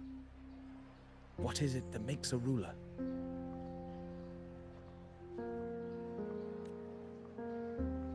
Well, I'd say strength. Let's be real. There's no way Augusta could have passed those trials without strength. Rover, what do you think?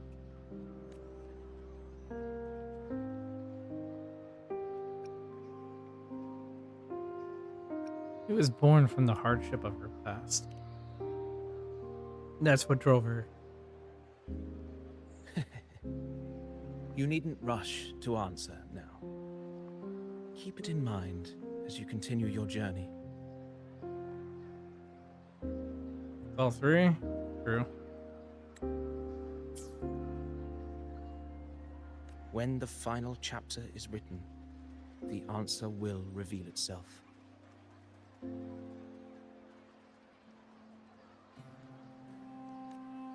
Farewell, my friend.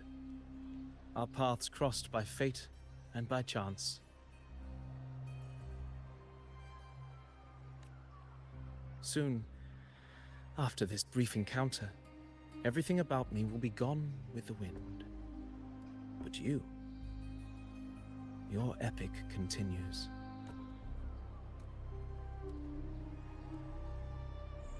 Reminds me of a little bit of Grahatia.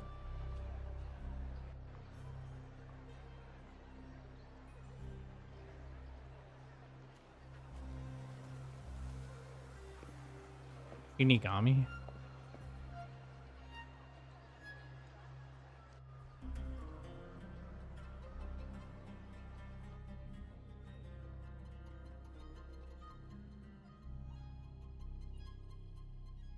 Your Excellency, you have indulged her too much.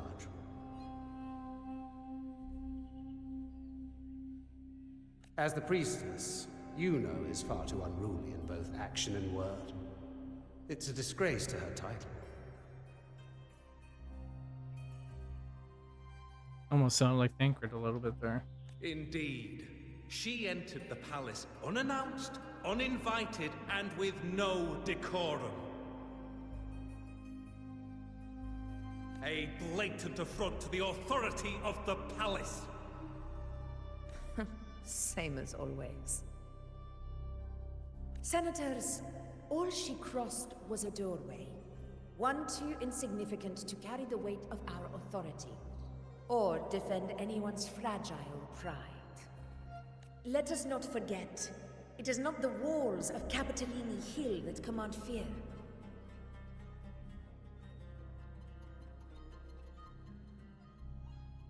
It is my will, my sword, and our relentless conquest.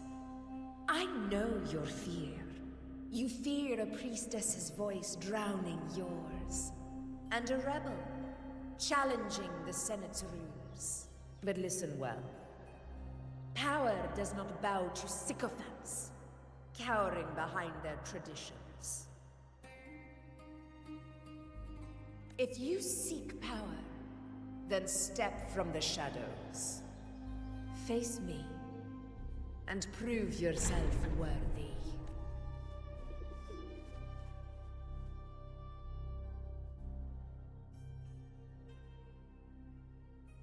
Took you long enough, Augusta.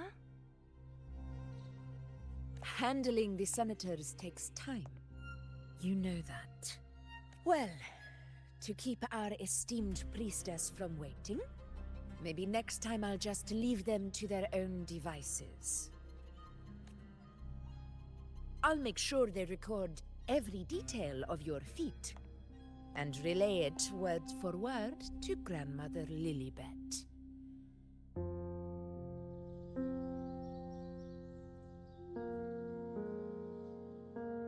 Priestess Iuno. Unruly behavior left Tetragon Temple without permission and trespassed into the Ephor's palace. I wonder, who will lose it first? Lilibet? Or you? Let those old foxes report me all they want. If they step into the Tetragon left foot first, I'll shoot the left. Right foot first, I'll shoot the right.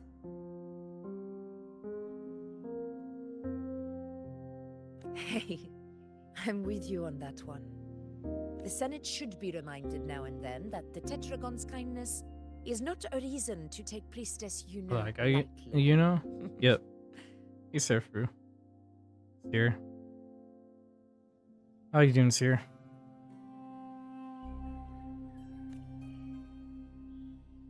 Why didn't you wait there? I Doing had good? That's good to everything hear. handled. We depart for the hunting ground tonight.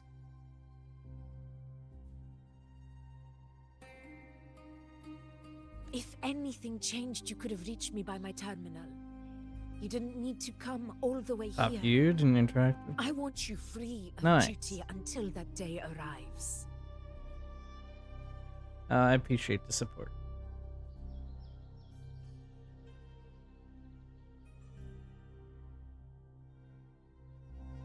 You're overthinking it, Augusta.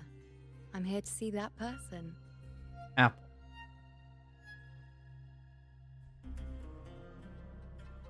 Grandmother Lilibet said his fate is one of unknowable void. Sounds intriguing enough to make time for.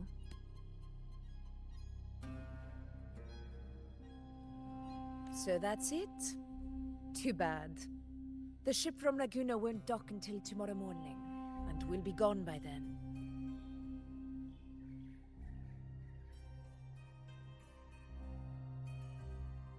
Ugh, what a hassle. Patience, you know. The warrior has accepted the invitation. So, you'll have plenty of time to meet during the hunt. Sure, good well to watch and enjoy. Hope so.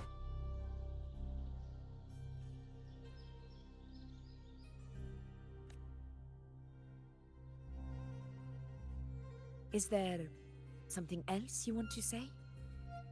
Thanks for the head pat.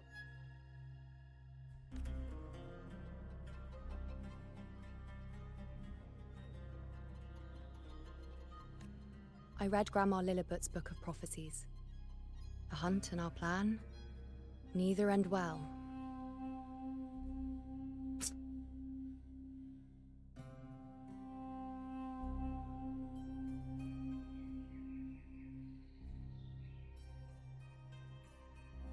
Are you sure we should go through with this?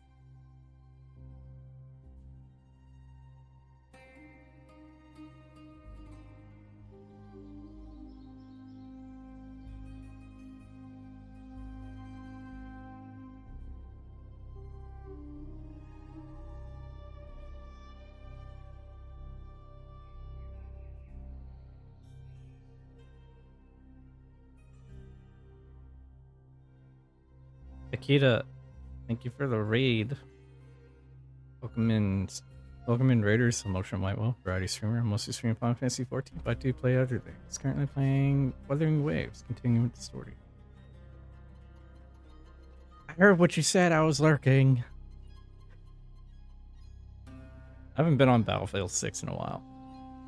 You need to accept my friend request? I can do that right now after stream real quick. I'm gonna be ending soon, but I can do that real quick right now. Let me get you a shout out. How was Battlefield? What were you doing? I need to play that more.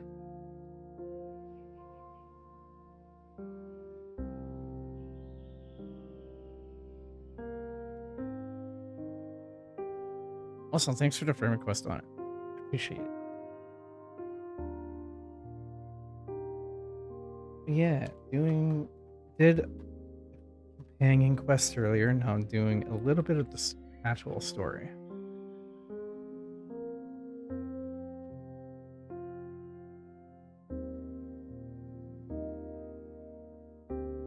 How's the story? It's really good. The story's really good in this game.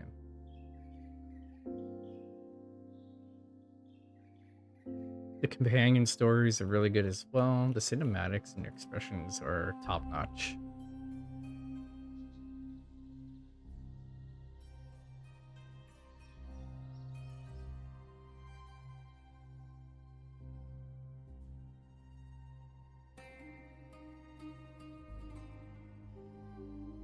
Kind of makes me wonder why I even started playing Genshin a while ago and why I haven't returned to it.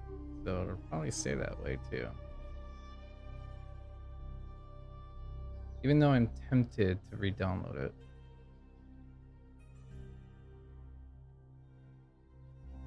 Risk does not trouble me. Peril simply requires greater strength. But really, Gotta play all when of them, did you start right? caring about the temple's traditions? Star Rail's pretty good too.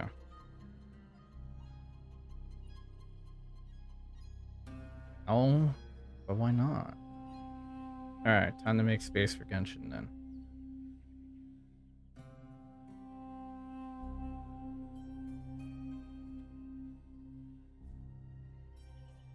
Genshin is a void.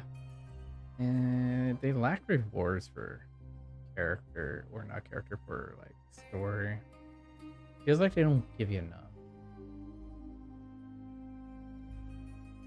Oh, I got two friend requests. I got one from Gondrus and Akita.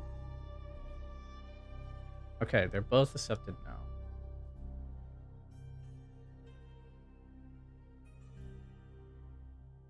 I'm on the quest to eat Paimon. Who isn't?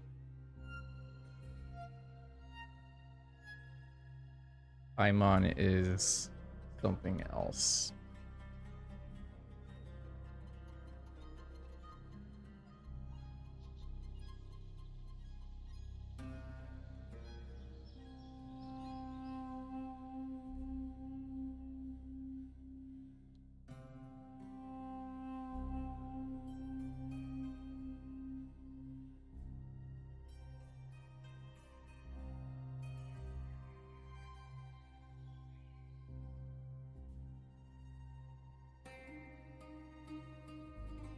Alright, you guys are now friends.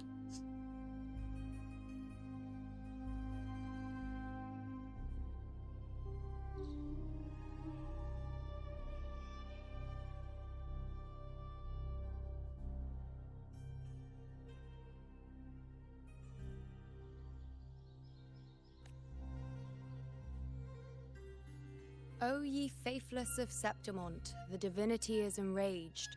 Should your ruler defy their will again, doom shall be your fate.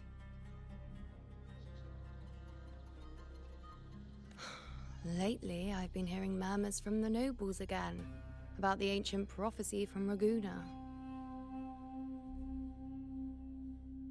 I will admit, those words once carried weight.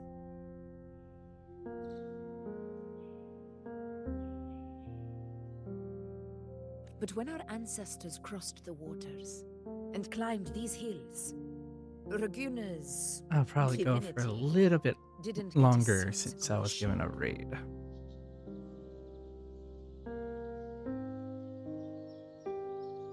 And the priestesses all said the prophecy was incomplete.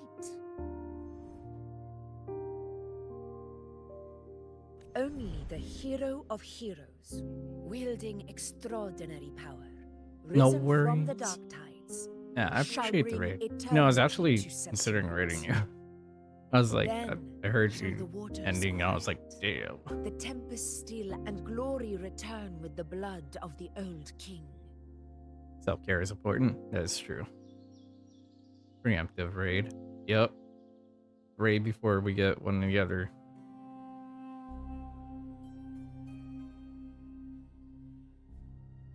I will get you back one day. I just gotta get the timing right. Speaking of self-care, if you have anything, if you have any aftercare stuff to do from stream, please do. Yeah, I need to find food and take care of Doggo. Yeah, definitely do. Do not forget, this is the other half of the prophecy. Oh yeah, I appreciate you bringing your community here, man.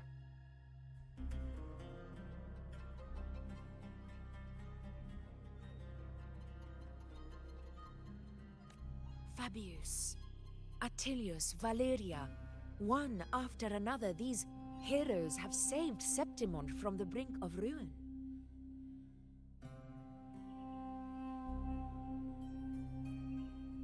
As long as a hero stands, no disaster can break this eternal city.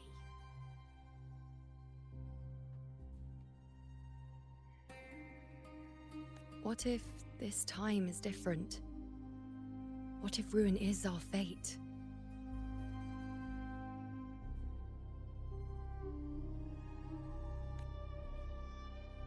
Then I will sever that fate with my blade.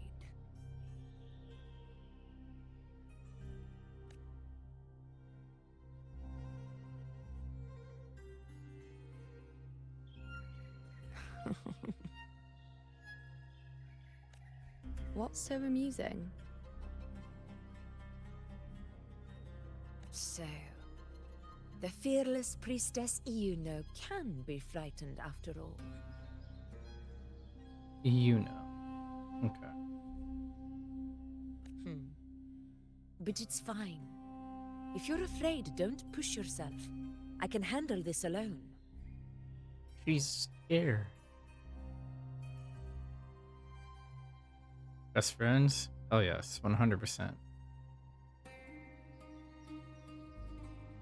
Most revered priestess, wait for me in the temple. I shall return victorious.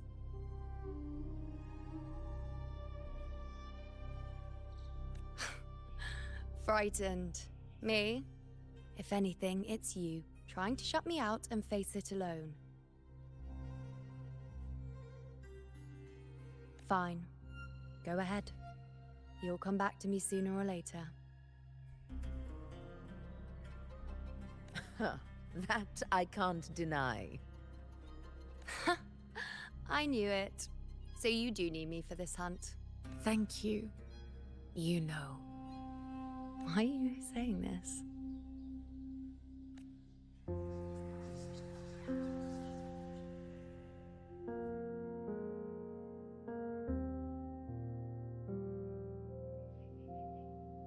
The storm is coming. Come, you know my friend. The best way to greet a storm is to walk straight into it.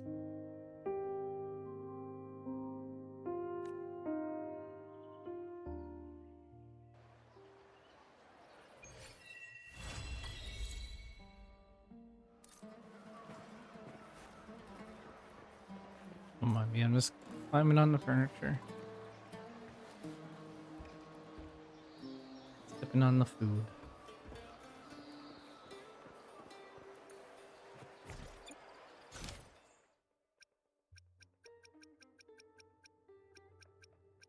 Alright, so 2 companion quests remain for now, and then just the rest of this.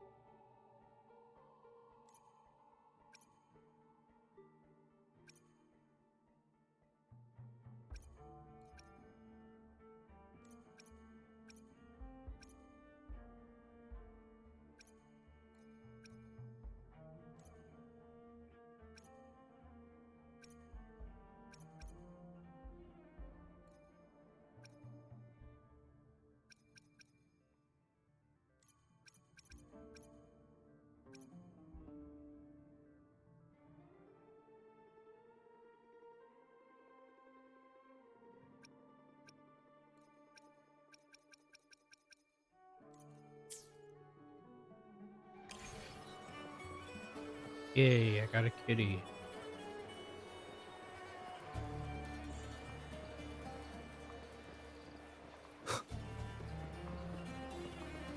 Quiet stomach.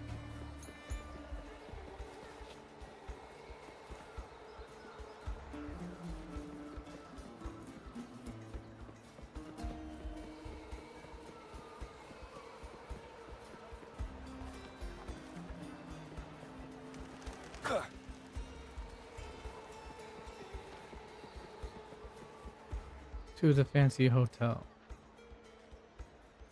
Ooh-wee. Sure is a beautiful day.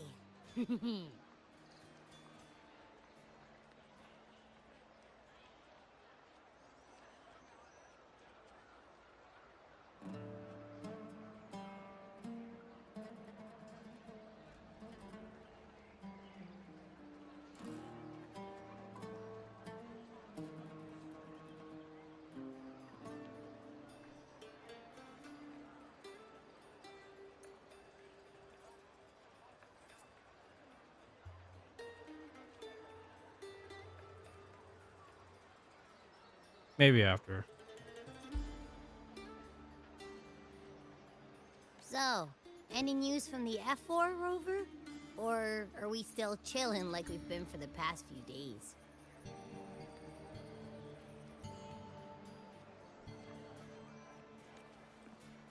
Good day, Sir Rover. I am Damien, an attendant in service to the F4's palace. By direct command, I have come to deliver you Her Excellency's personal letter.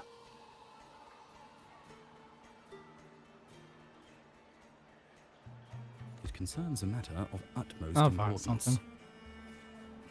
Yay, a letter. Thanks. Me and my big mouth. Hey, what does it say? Scooch up a bit. It says Augusta has taken care of everything on her end. She's ready to meet us at the F4's palace as agreed. It's most likely something to do with the hunt. But we shouldn't keep the F4 waiting. Time to go, Abby. Oh, I could have viewed it. Whoops. Oh, you I'll mean probably now? view it in the inventory. Well, I'll think I'll sit this one out and leave all the heavy stuff to you guys. Chat for as long as you like. Just give me a holler if you need me.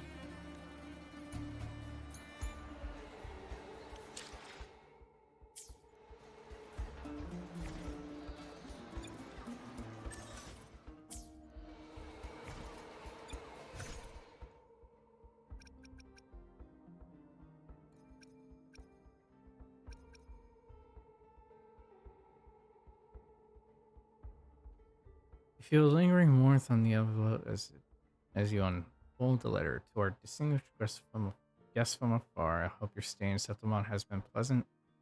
Though we never met again after the Great Aegon's final, your deeds have already stirred fresh winds through our halls.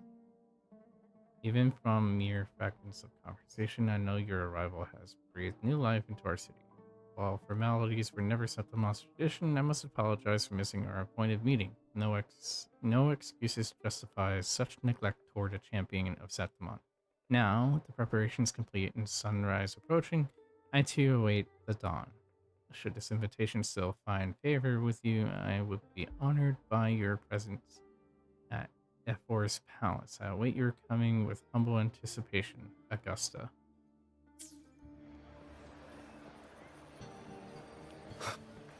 No rest for the wicked, they say.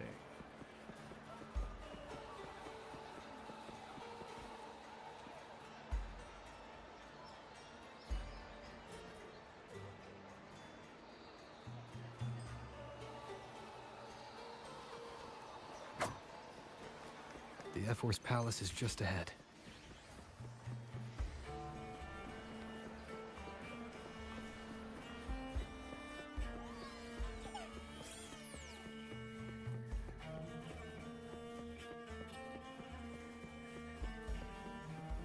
Hiya.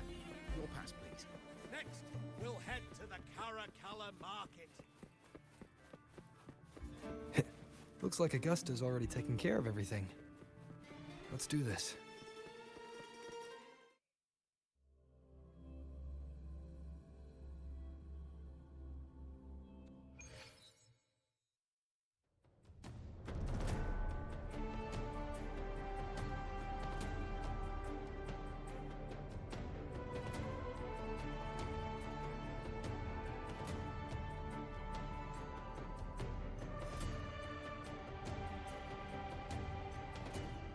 Fun storming the castle. Alright.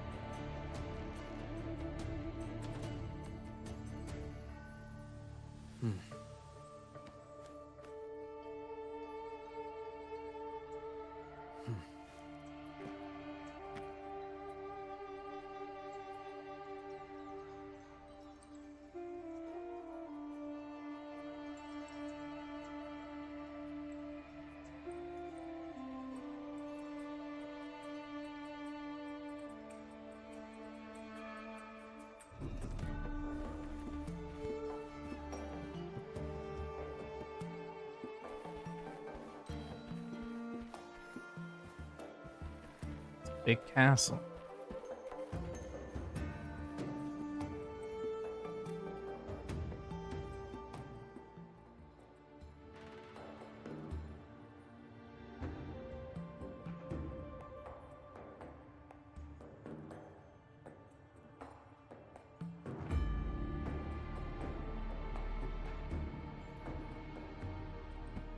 And that's how I sit.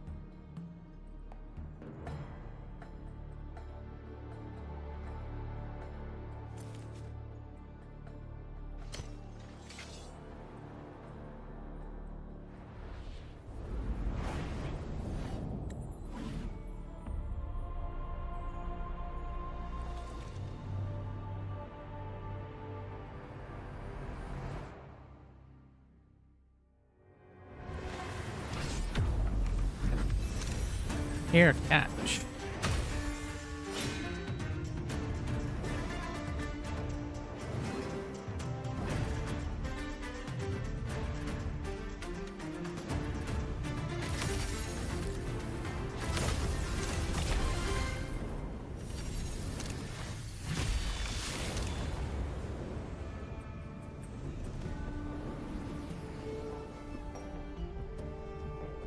Well, that's quite a welcome.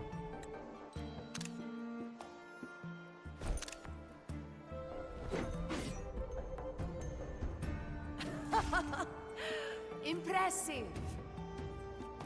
I expected a challenge, but your performance far exceeds what I had imagined.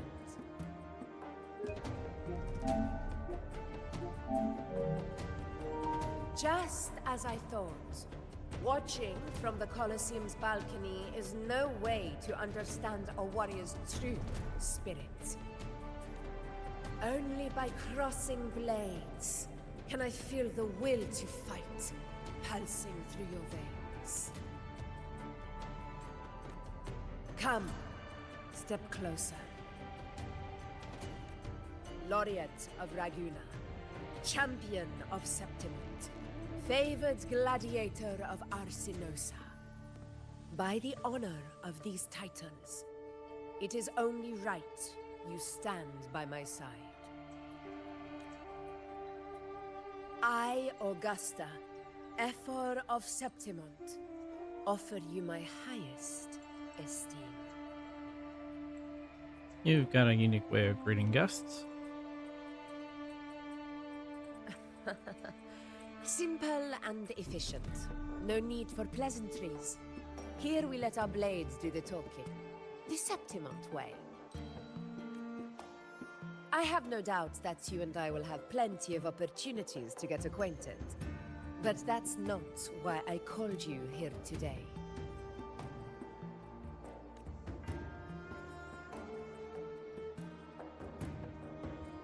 On my behalf, and that of the Ephor's Palace, I extend my deepest apologies for failing to keep our appointment. I hope this delay hasn't dampened your enthusiasm for the hunt.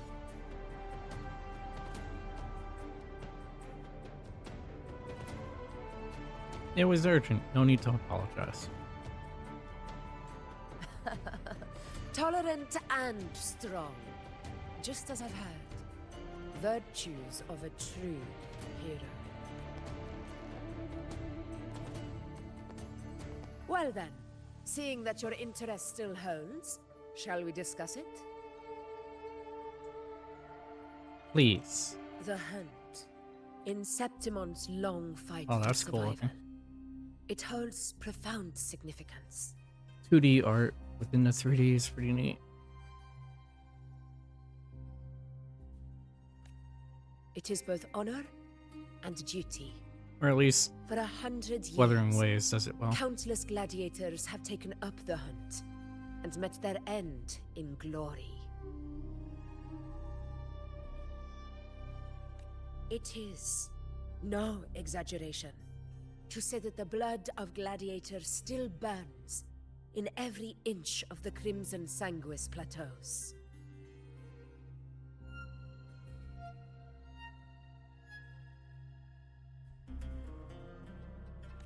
Our ancestors built the defenses that line those grounds. To this day, they stand as the front line of Septimon's resistance against the Dark Tide.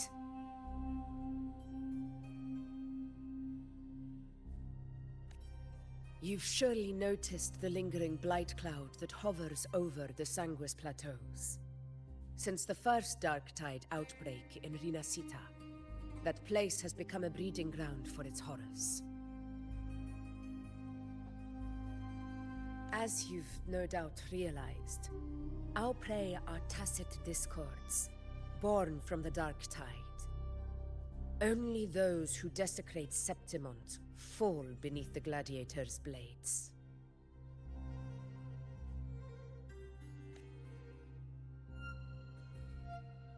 The high tide is upon us, and it will be a storm like no other.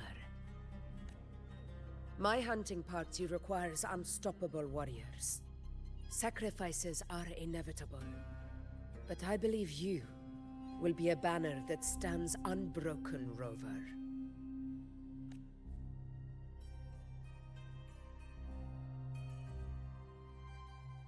There are plenty of great gladiators in Septimont.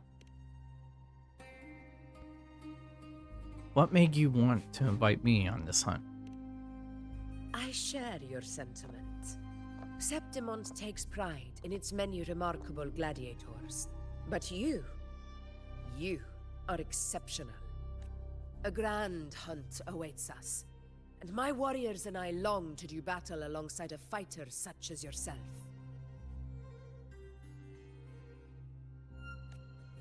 Of course, the will of the extraordinary deserves to be heard. I'd like to know your thoughts on the matter. I agree to join your hunt, but I have my own goal to accomplish. A straightforward answer. I like it.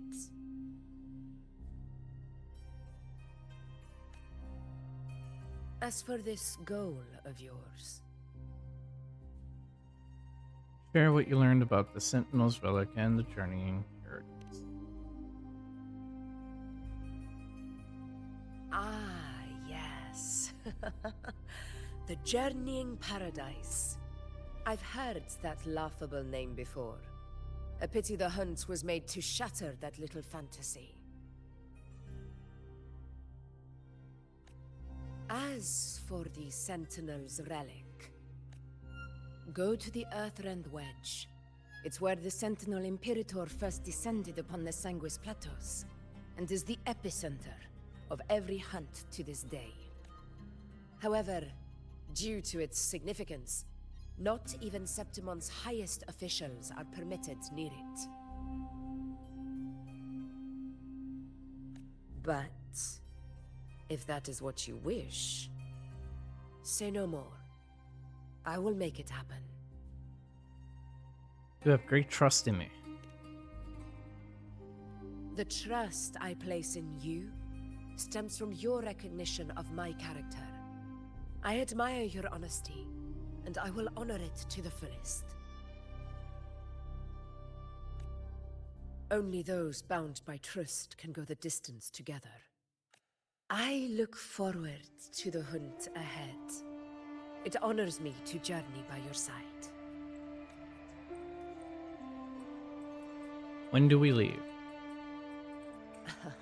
Patience, my friend, is the first step to becoming a hunter.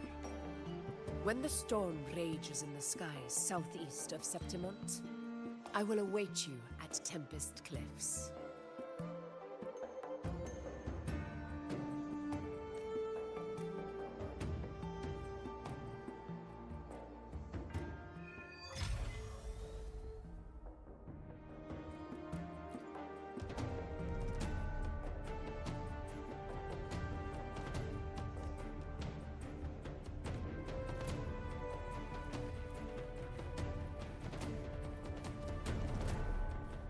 This place is huge.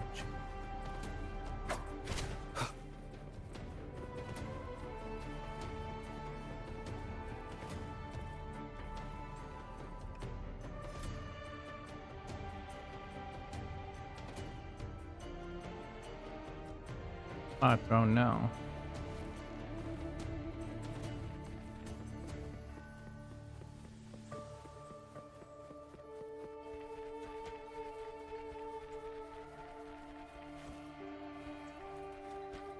Oh, that's cool. A little attention to detail.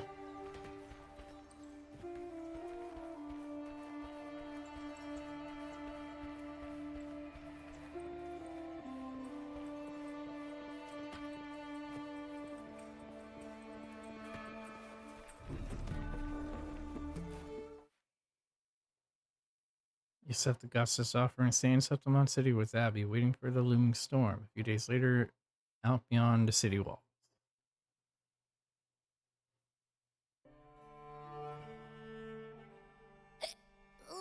I can't eat another bite.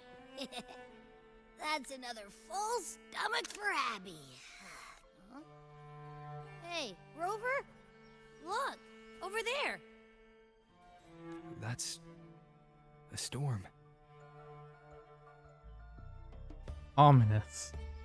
Which means it's about time to meet up with Augusta. Tempest Cliffs. I remember that's where she told us to go.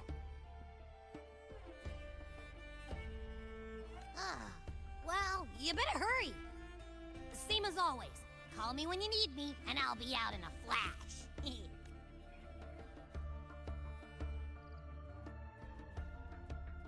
What's here in a deep sleep? And that's a different story, Abby.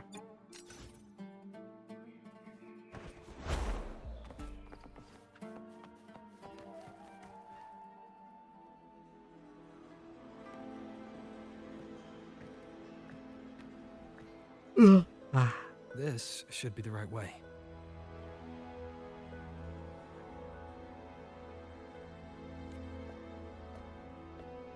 If you're heading for Tempest Cliffs, head east. This path will take you straight to the Courtyard of Glory.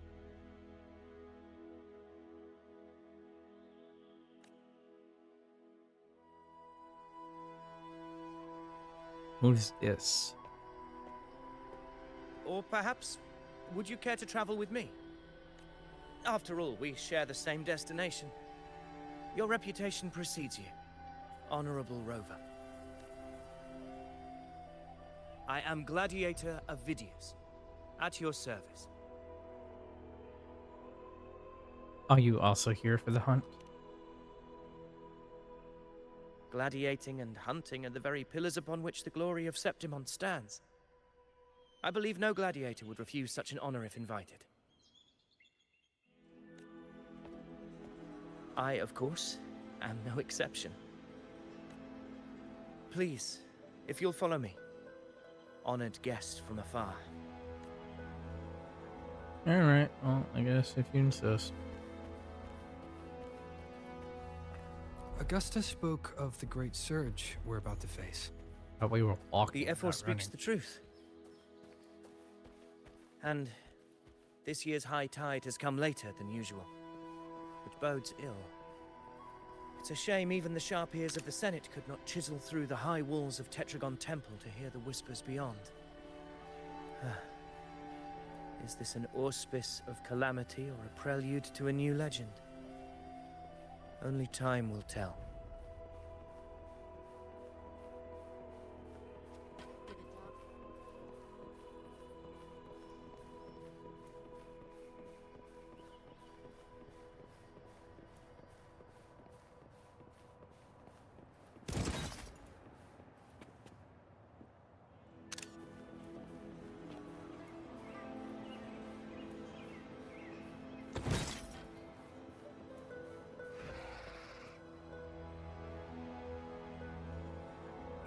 Come on, give me a hand. Did you hear? Over behind. This one's serious. Not like that. Like Set. Yeah, almost ready. The pleasure of escorting you to the F4 has been fulfilled. For now, my duty ends here.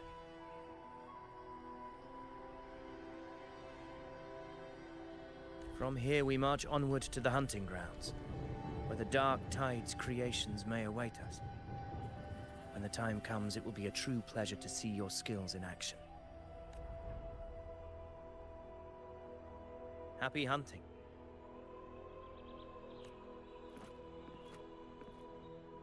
Come, join us, Rover.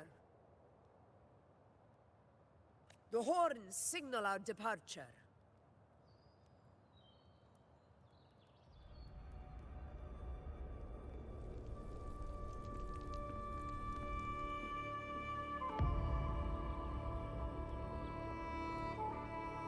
Do we set out from Tempest Cliffs?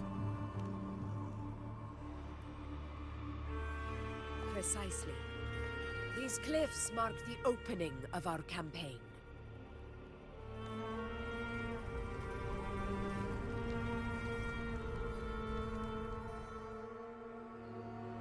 But there's no bridge on the other side.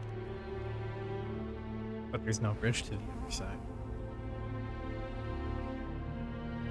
Wait, are we using our gliders? Take courage, my friend. The path to glory will reveal itself under the feet of the brave.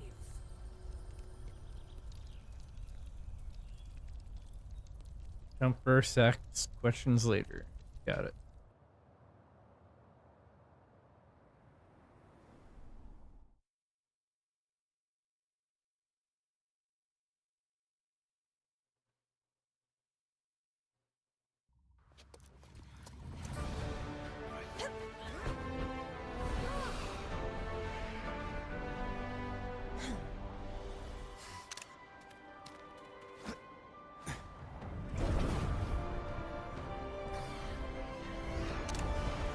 Well, that's neat.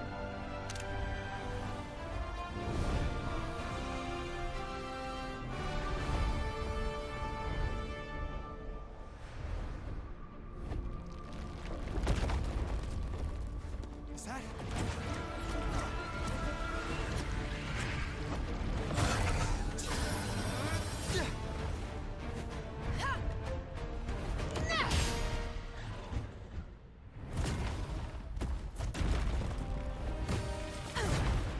Griffins? Yep.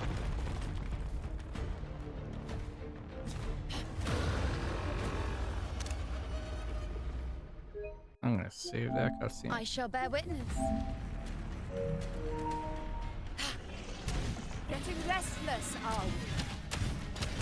That is a Chorosaurus, an abomination of the dark kind. Do exercise caution, brethren.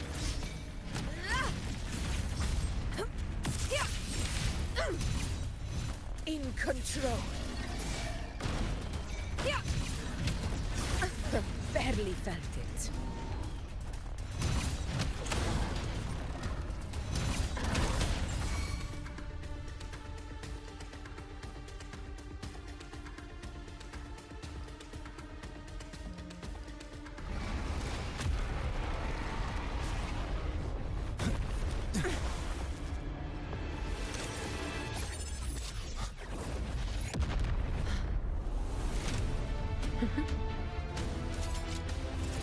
Yuno joins the fray.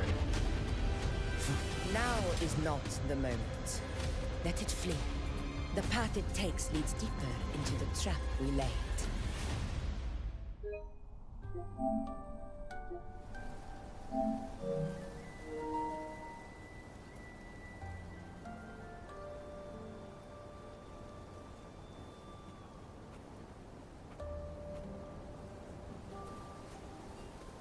It's not like I've been here before.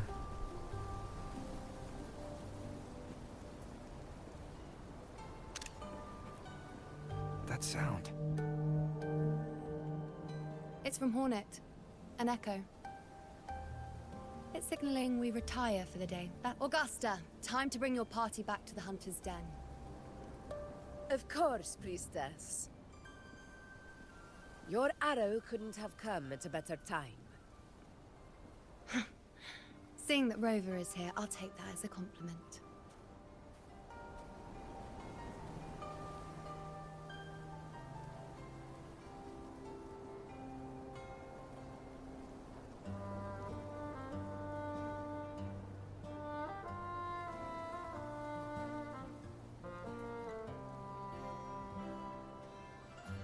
The Hunter's Den.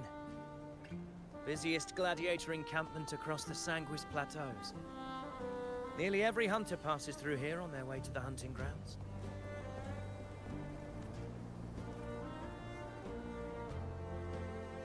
We will rest here before setting off for the next hunt.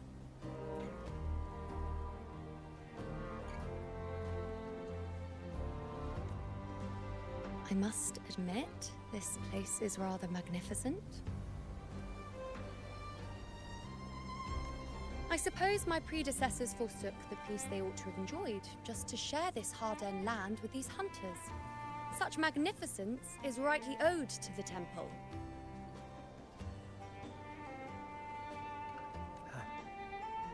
The priestess's words are not without merit.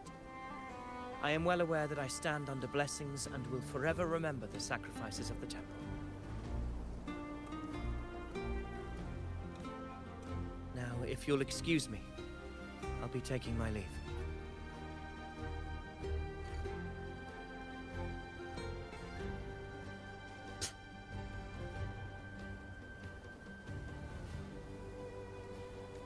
Though we've already met, I suppose a proper introduction is in order. I am Yuno, priestess of the Tetragon Temple.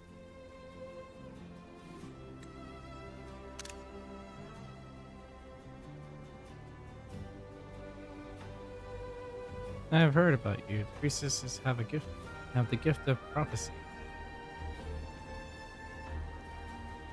Well, aren't you caught up on things? What you say is true, though I've long since grown tired of such affairs. Come now, Rover. Surely you can find me something more interesting to occupy my time. For instance, the hunt. Quite frankly, when it comes to dealing with the Dark Tide, none of these gladiators can hold a candle to me.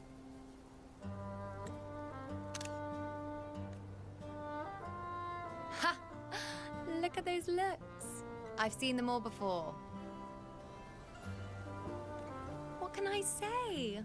When you're as dazzling as I am, jealousy tends to follow. I'll be making my way back, Augusta, lest my shine further sting the eyes of certain people. Quite sassy. If you find yourself with free time later, consider visiting me at Tetragon Temple. Not every Outlander is granted access to its sacred halls. Make the most of it.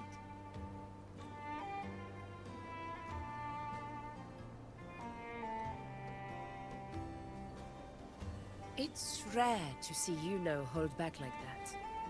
You must be someone different to her. You two seem very close. Perhaps. We do share some common traits.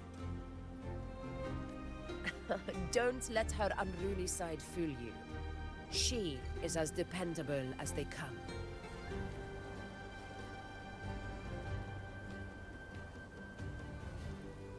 The monster we encountered earlier. A Chorosaurus. Chorosaurus. Avidius was correct. It is a tacit discord born from the Dark Tide. What he didn't have the chance to tell you is that it is the deadliest Chorosaurus of them all. We call it Tyrannos. A vanguard of the Dark Tide that rides its surge to reach our lands.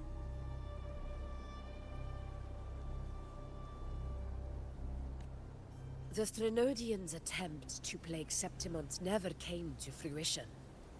But do not mistake that for victory. Our enemy will not bow so easily.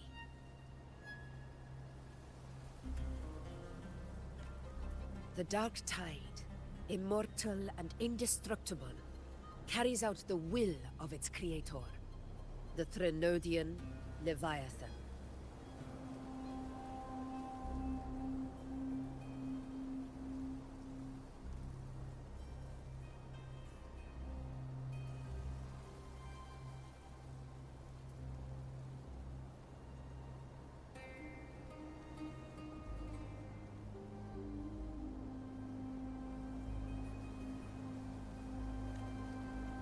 Only the Earthrend Wedge, that bears Sentinel Imperator's power, can sever the link between the Dark Tide and the Threnodian, burying the calamity deep beneath the Sanguis Plateaus.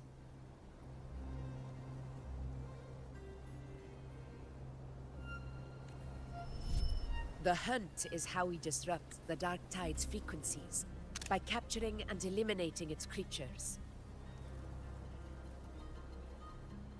It reminds me of a Pam Giga too. Just a little bit. Cooler looking. Less ugly. Have a good night. Take care, Crypty. Thanks for hanging out. However, the Earthrend Wedge's energy range is limited. Our mission is to deliver a true death to our prey.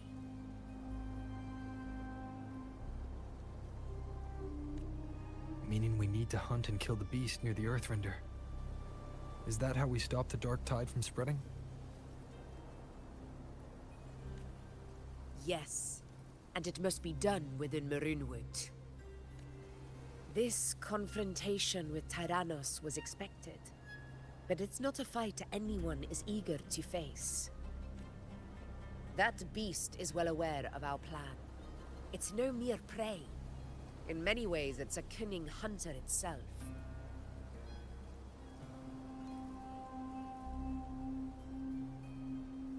What's your plan for now?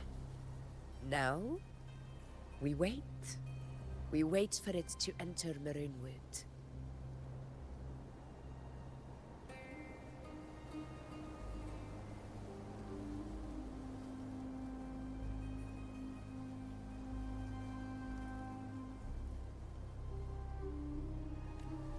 The real hunt begins when the beast's hunger drives it to the wilds.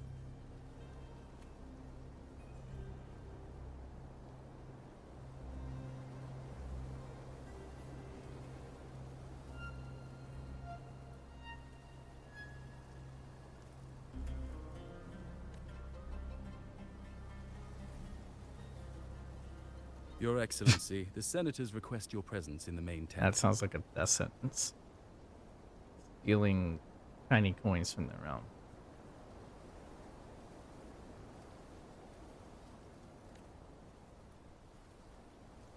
It's to discuss plans for the hunting operation. Looks like I'll be occupied for a while. Relax. Take a walk around camp. The Hornet's blare will sound our next departure.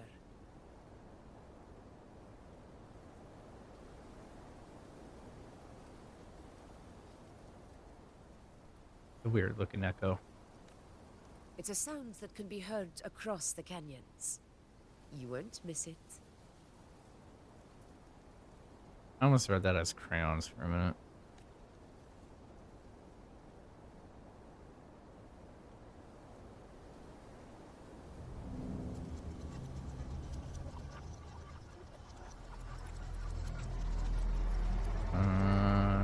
What? Whispers. Yeah, I've read canyons as well in my mind. Read canyons as crayons. Funny enough. The high tide of unprecedented scale. I'm gonna eavesdrop on your conversation. The high Don't mind tide me. of unprecedented scale.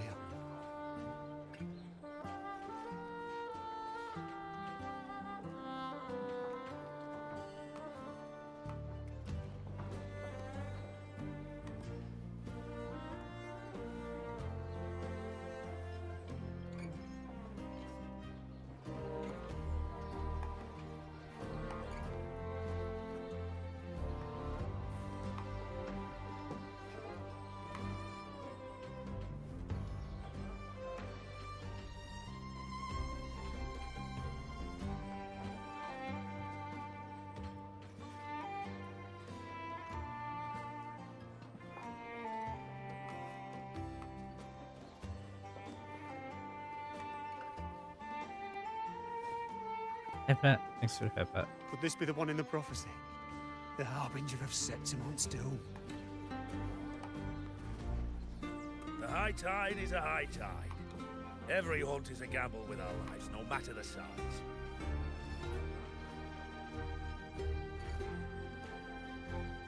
Just keep your blade sharp. Whatever comes, we cut it down. Don't overthink it. Pick up.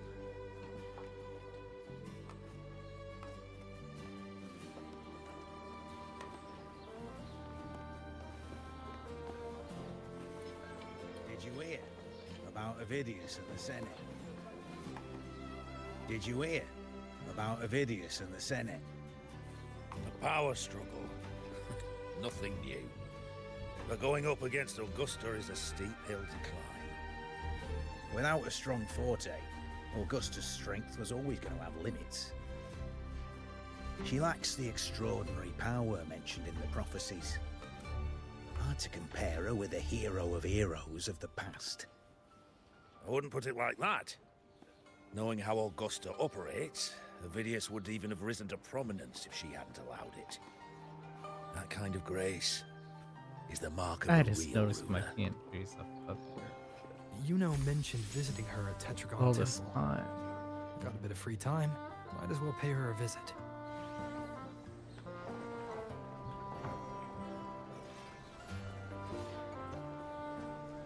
Did you hear about Avidius and the Senate?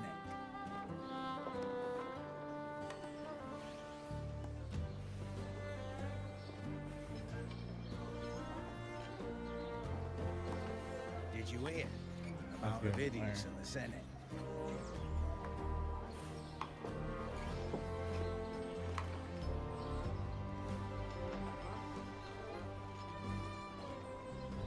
Did you hear about Avidius and the Senate?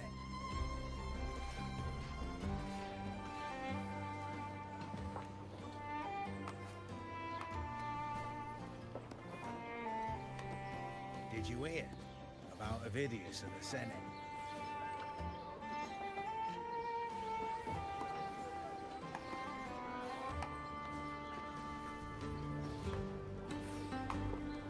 Did you hear Big about killer. Avidius and the Senate? Yeah, it was unnoticeable before, but I'm glad I noticed that.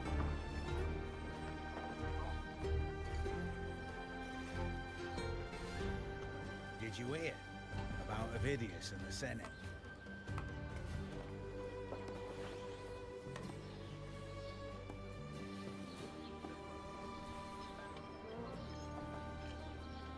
Did you hear about Avidius and the Senate?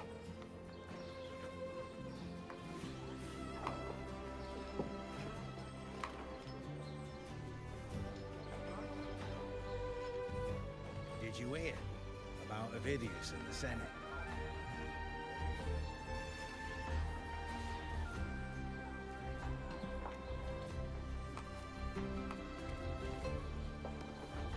Did you hear about Avidius and the Senate?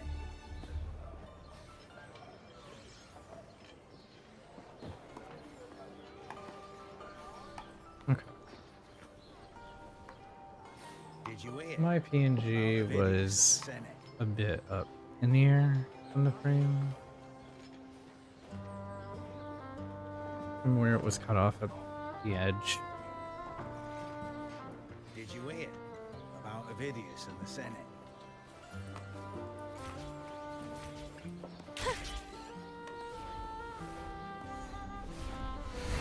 Did not notice? I didn't notice either.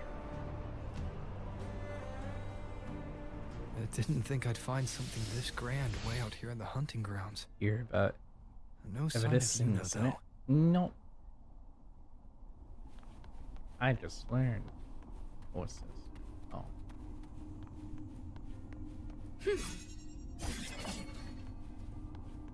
Keep up!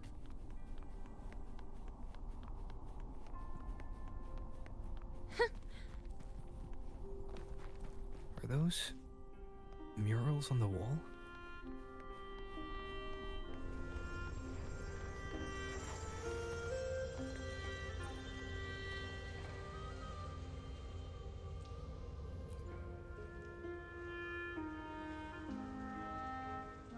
The booklet lies before the murals, recording the faint inscriptions carved beneath them.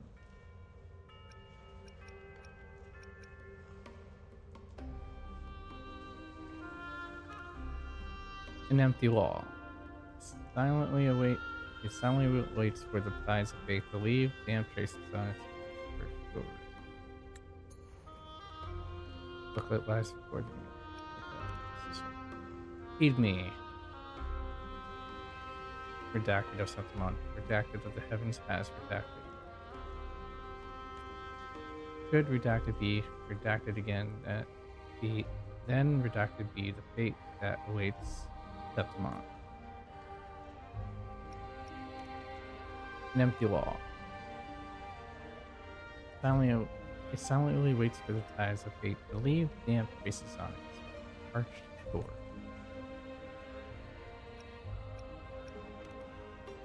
Murals do not fade. In the silence of time, they remain waiting for your gaze.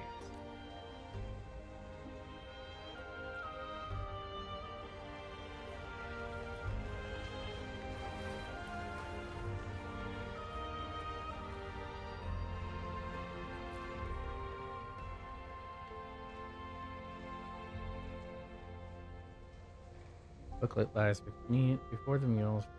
Oh, okay. Inspect the first mural on the upper left.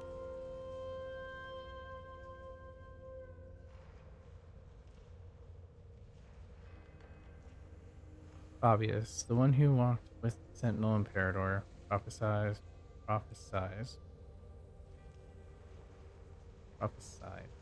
heroes of heroes. The untamable blackened tide surged, its sinewy arms outstretched, with hands steadfast as stone. Fabius fled through the storm, ascending to the eternal highland. The victor's flag flutters in wild winds. From this day forth, the land beneath my feet shall belong to Septimon. The monument Attilius prophesied heroes of heroes. An unyielding spirit, valiant conqueror. When the black waters fell from the heavens, he was the ironclad dam that stood between Septimon and the calamity. Buckletized before the mural. The untarnished blade, Valeria, prophesied hero of heroes. The soul marched of the land of pursuit and huntsmanship. Our noble queen shall rise, blade and spear, slice the throats of beasts, and reclaim Septimon's eternal glory from the chokehold of the dark tide. The Blair mural seems to mirror the one across it. The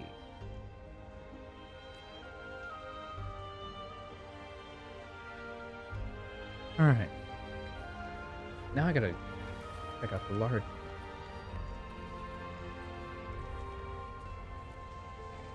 Examine the large mural. A booklet lies before the murals, recording the faint insertions carved beneath them.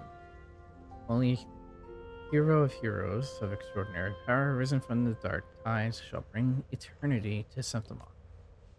Then shall the waters quiet, the tempest still, and glory return with the blood of the old king. You notice the mural is incomplete, with a conspicuous patch in the center where the inscription is missing.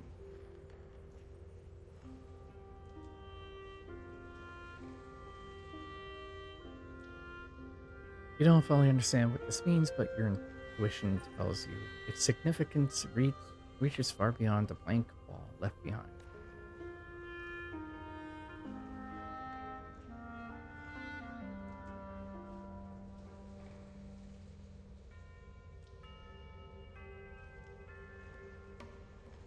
Good day to you, Sir Rover. It seems you too have taken an interest in the temple's murals.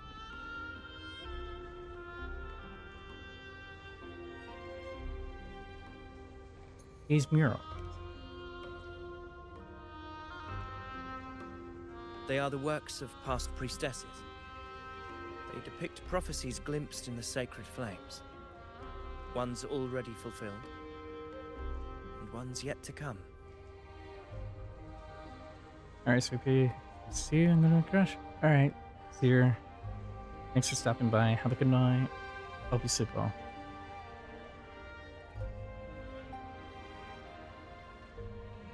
I'm gonna be probably wrapping up soon too.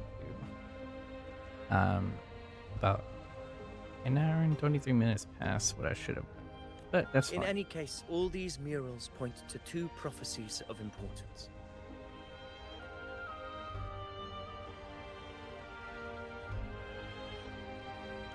The first is a Ragunesi prophecy condemning Septimonte's lack of faith in the Sentinel.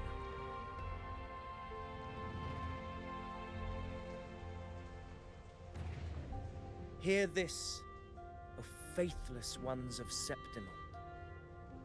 The divinity of the high heavens has grown enraged.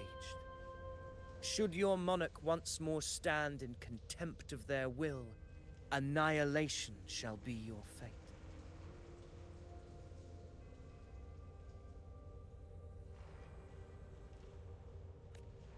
The second is a continuation of the Ragunesi prophecy, delivered by Septimonte's priestesses.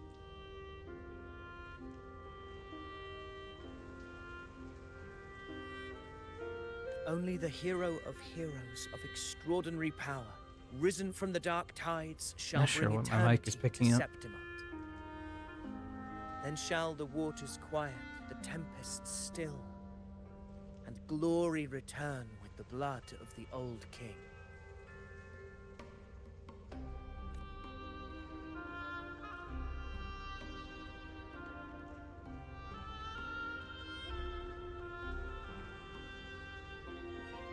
You seem drawn to that particular mural. It tells of a calamity yet to come. And, as always, the hero of heroes, who shall rise among us to turn the tide of fate.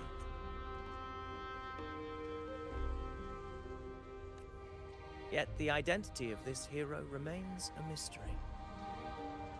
Coincidentally, much like the absent part of this mural, the prophecy of our victory over the coming disaster remains untold.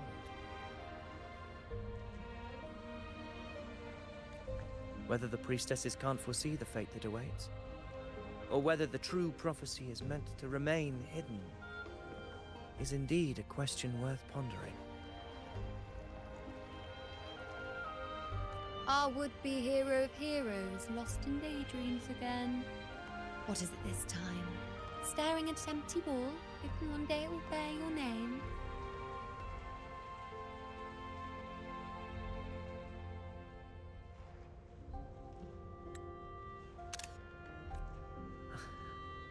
I happened to wander by, passing the time as one does.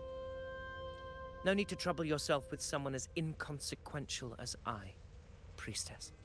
Inconsequential? Come now. Everyone knows you're the Senate's golden child. Those old loons wouldn't spare me a glance, but they hang on your every word.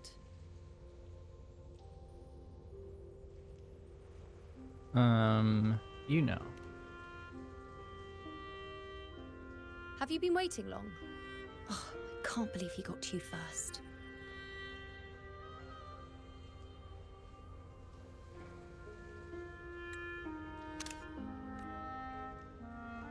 Isn't paying respects to the heroes fairly commonplace? Surely we needn't allow rivalry to come between us, priestess.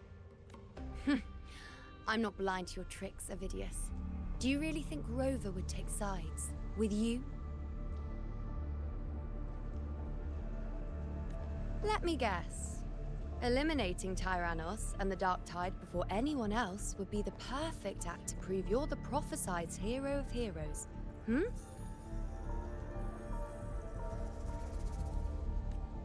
4 expeditions to Main's Deep, plus a Home Leaf medal, and now you think you can usurp Augustus' place? Don't make me laugh.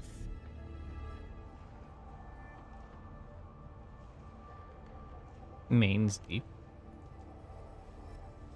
Oh, read the room, will you? Please. I don't deny that I am ambitious and aspire to better my station, but I value my duty to defend Septimonte's glory just as equally. Should I become the next hero, Septimont would be spared when the next calamity arrives. Is this not what the Tetragon Temple has prophesied?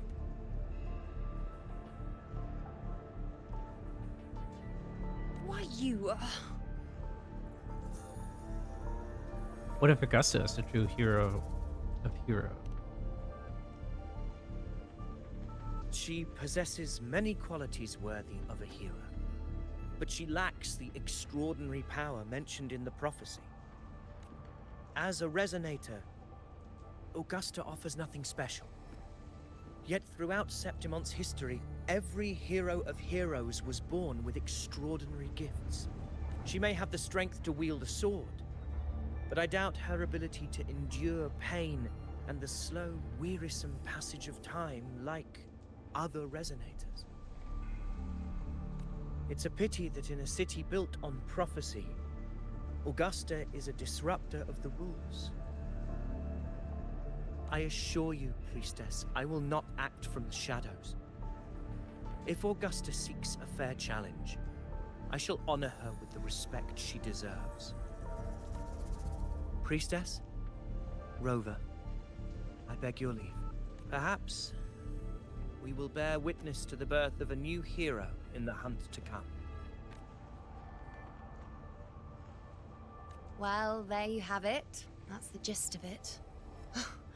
Finally, some time together, and now it's all ruined. I don't understand. Given Augusta's prestige, the Senate has no real advantage in seizing power. What's their angle? It all started when Augusta shook things up the moment she became Ephor, especially in rooting out corruption within the gladiators' Aegon while ignoring the senators in the process. Naturally, it ruffled some feathers. Some even accused her of undermining the spirit of gladiating. In reality, they're just upset their piggy banks got smashed. More importantly, this is exactly the kind of chaos Augusta wanted. That idiot. She even went so far as to say, the citizens of Septimont only need to be loyal to Septimont, not her, Augusta. And then, like it's nothing, she tells me that the Ephor position only matters when a strong gladiator wants it. She's even more stubborn than I am. Are you worried about Augusta's capabilities? Now, why would I be worried about that? I'm sure you've seen her sword. The inlaid blades are trophies of every gladiator she's defeated. Even ones with decent resonance powers like Avidius, she eats for breakfast. Though Avidius makes me rather uncomfortable. It's got nothing to do with his stance, it's more of a hunch. Something about him feels unnatural.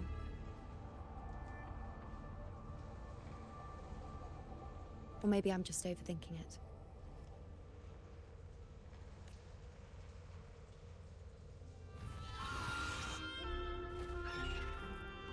It's the Griffrex. It appears our prey has finally come out for some fresh air. We'll meet again later, but next time I'd like your undivided attention. No distractions, hmm?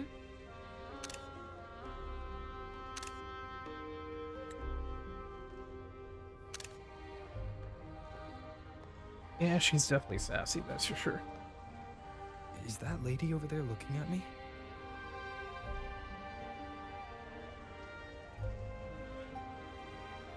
I'd better go and greet her.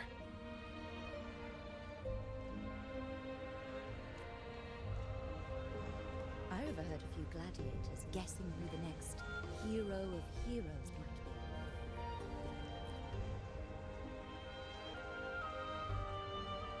Ah, we've been expecting you, roving hero. I see. A void. An unknowable fate. Worry not, my child. A void is by no means nothingness. Follow its guidance and let it lead. It will open the path to boundless possibility. I'm not sure I follow. Guiding us through the fog to shores untouched by any before us. The elderly priestess does not respond. Her gaze is fixed on the blazing flames, her mind seemingly far away, lost in another realm.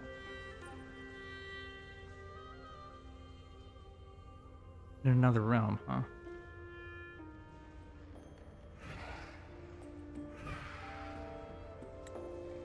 Perfect timing.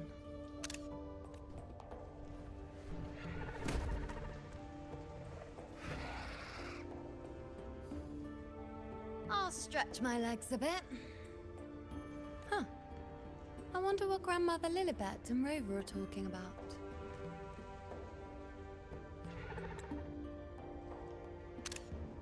Never mind. It can wait. Let's get eyes on this beast, Aquila.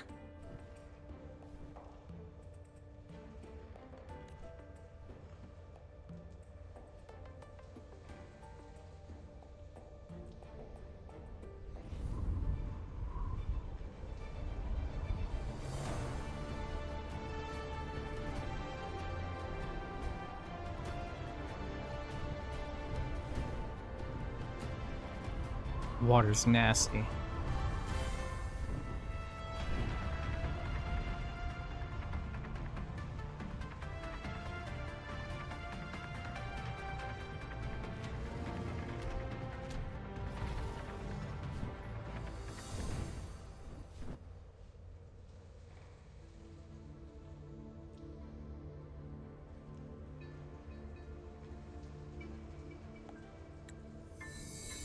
Spirits of the hallowed land, answer my call.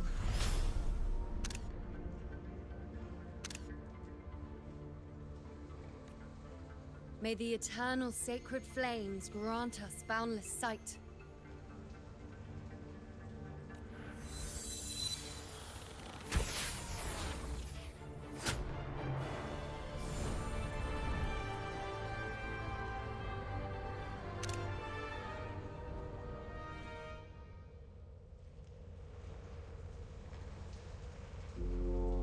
It's the horn.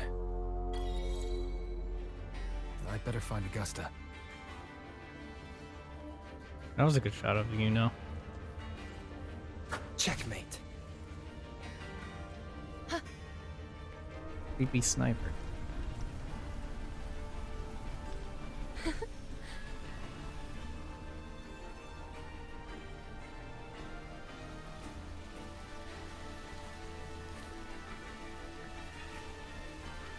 For once, my internet's behaving a little.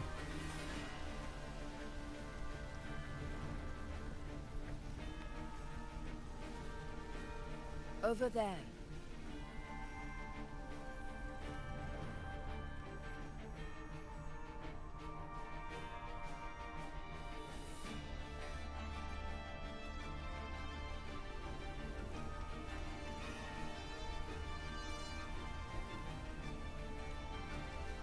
Behind that cliff is the Earthrend Wedge, a relic of Sentinel Imperator as ancient as these lands.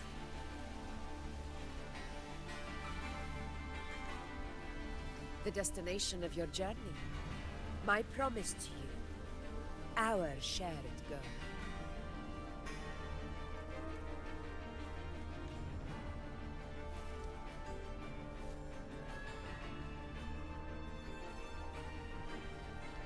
What's this? An anchor stone, made from tacitite formed around the Earthrender. Shiny. It contains a fraction of the Earthrender's power. It offers no defense capabilities, but it can at least serve as a temporary measure to hold off the Dark Tide, or its creations. We need to deploy 3 of these in predetermined locations across Marinwood to generate a force field. This will drive the Chorosaurus to the Asphodel Barrens in the lower levels. The field blooming with asphodels is where the hunting party can safely reach the lower levels. Judging from the height, it's close to the Earthrender's base. In that field of glory, we will grant Tyrannos the death it deserves.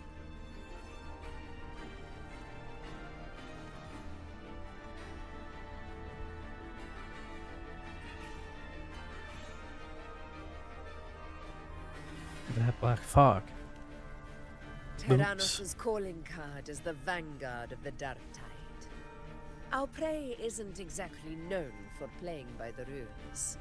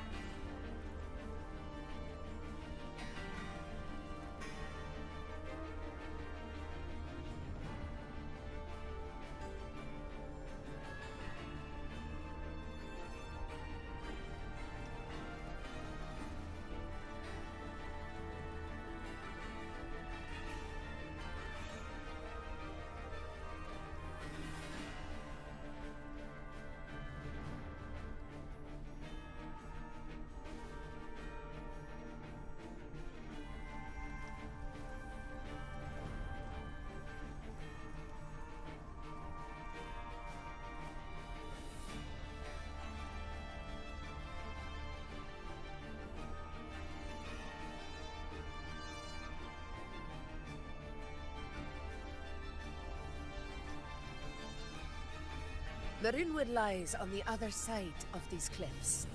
That beast has reasoned we're likely to take to the skies on reflexes, and has laid an ambush, waiting to drag us down into the abyss.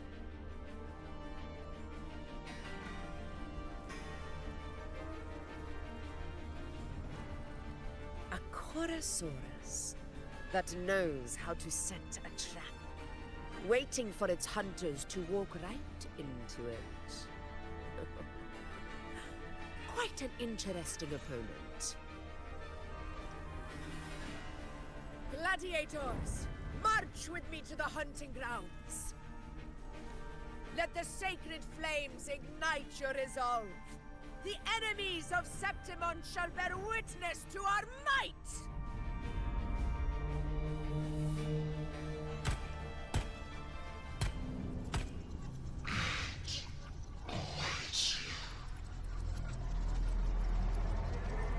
The fuck?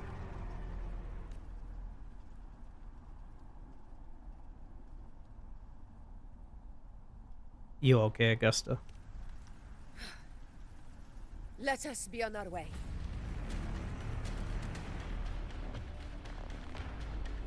Creepy.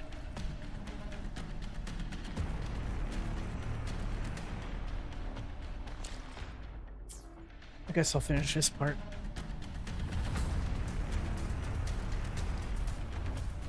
And then end it. Can't just stop now with a quest Something's not or right. a battle rank. Be on your guard, everyone! Oh. Doesn't say I don't have. But A worthy opponent.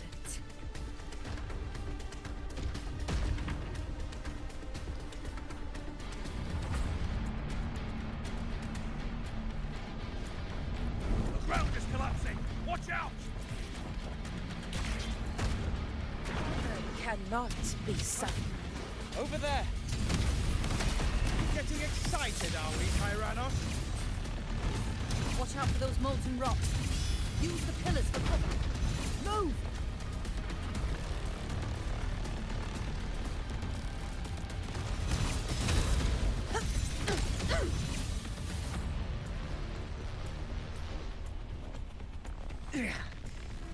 Cunning bastard.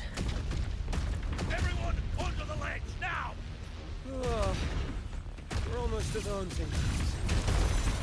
Victory is still far from reach. We're not in the clear yet.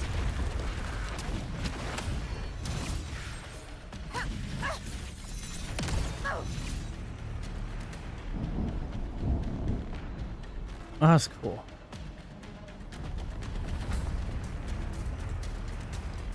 Rocks above!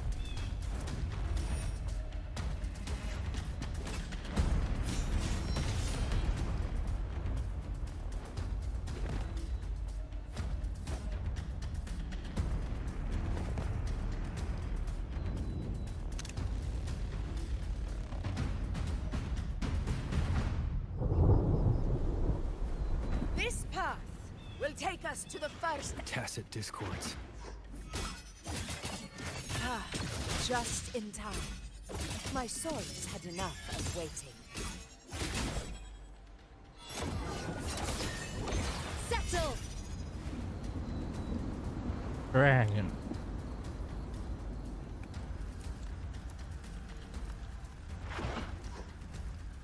Keep up! Okay.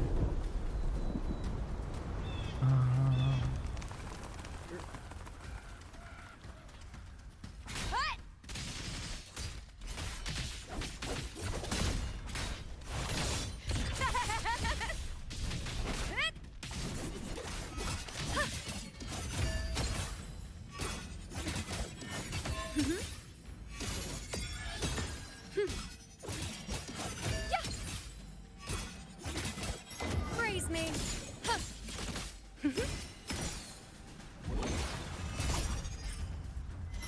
Face me! Such carnage. These tricks do not surprise me. Avidius, take a response team and get that anchor obelisk functioning. Rover and I will provide cover. As you command, Your Excellency.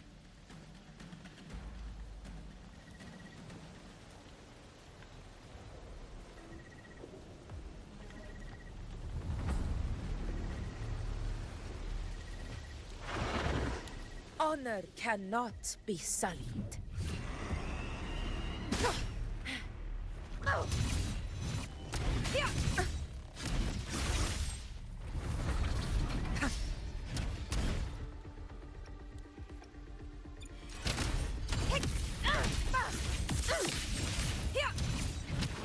Roars of conquest!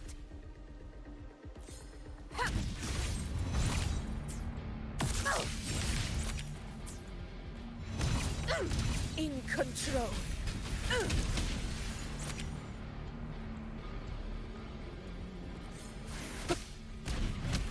Moment of victory.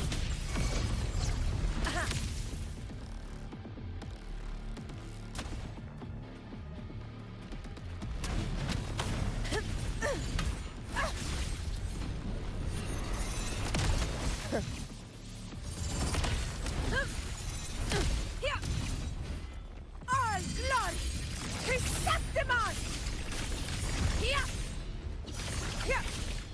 My valor never fails!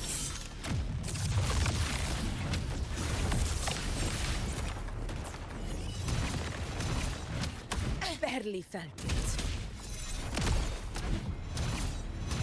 Invincible! Pathetic struggle! Avidius' team should be almost done, Augusta. I'll head over to join them. That was cool. Your aid couldn't have come at a better time. We were just about to insert the anchor stone into the obelisk.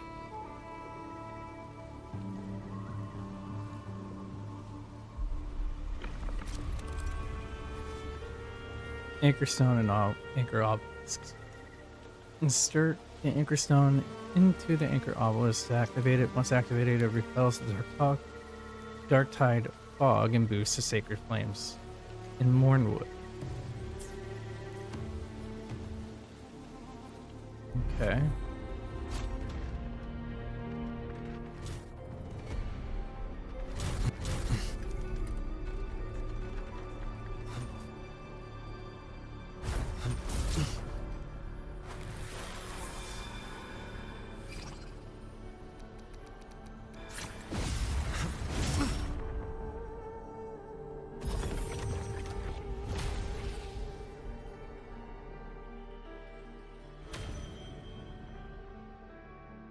Rainbow.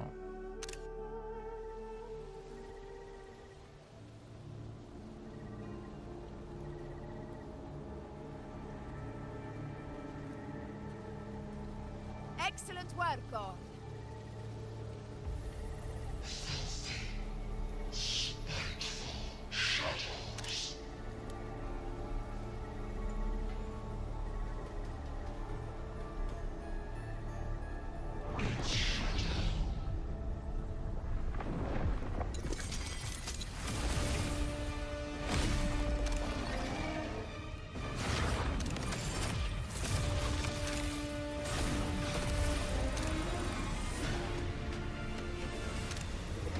Damn. It tried. And now it ran away. Inside these hunting grounds, the hunter can become the hunted at a moment's notice. I think that beast is running away. Just a trick to throw us off. Let Augusta humor its little performance. Beasts who think they've won are always the first to die. Let her handle the Chorosaurus for now. We have more important matters to take care of. What brings you here, you know? The monster from Monster Hunter? Oh, surprised to see me? I've already shared my interest with you. It wouldn't kill you to remember a few things I've said, would it?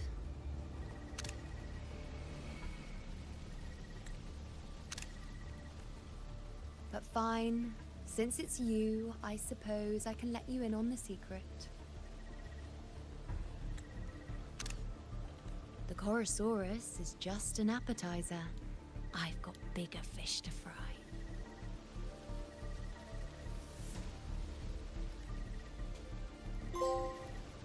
Yay, trophy.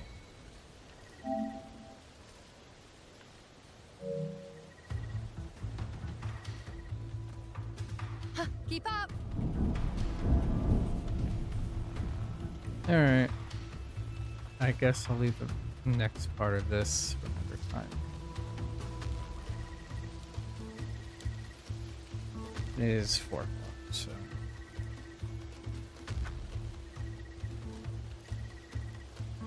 Well, almost 4.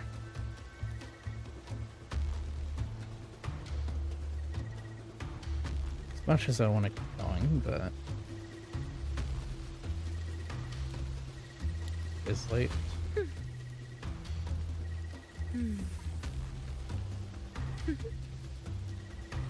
Since I was rated, I shall give a rate out.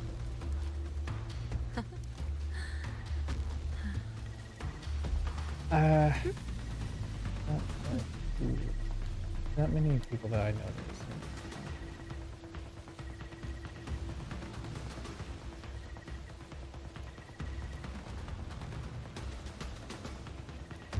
Probably go see Nilly.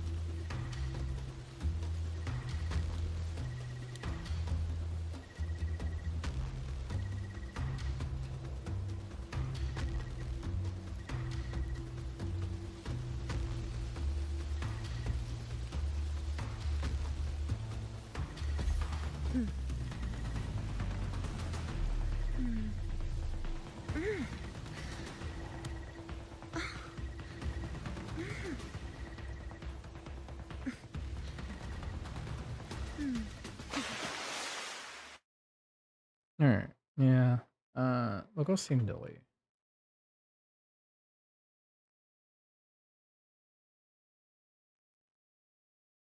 Vanilla Crescent, some magical goals.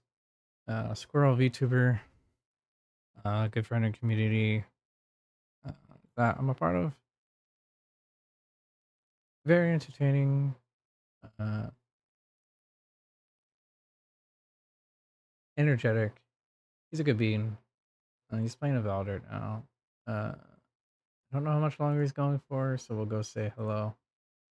Tomorrow, I'll probably stream some more of this, maybe. Thank you for streaming, Ocean. It was fun to watch. Oh, I'm glad you had fun. Thanks for hanging out. Maybe I'll stream more of this tomorrow. I do want to catch up on this. But yeah. We'll go say hello to Lily. I had someone else in mind, but I don't know how much longer they're streaming for. They rated me a long time ago and never got a chance to rate them back. So I think next time we'll go see a new friend, stream friend, if I catch them. But yeah, we'll go say hello to Nilly.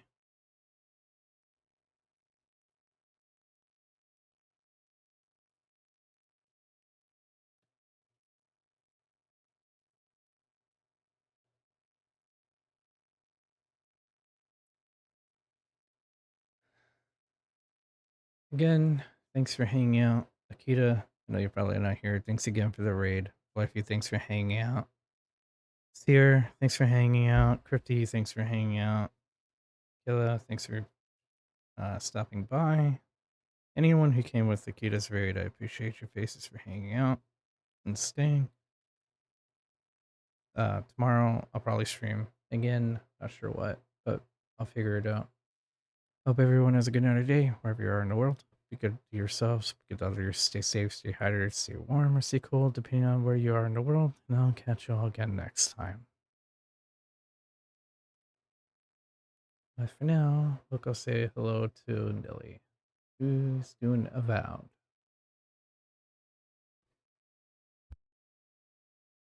Good night, good afternoon, good morning, good evening. What happened if I started a raid, huh?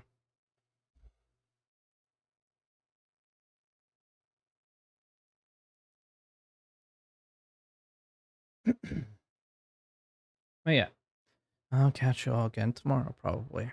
But yeah, for now, have a good one. And thanks again, whether you're chatting or lurking.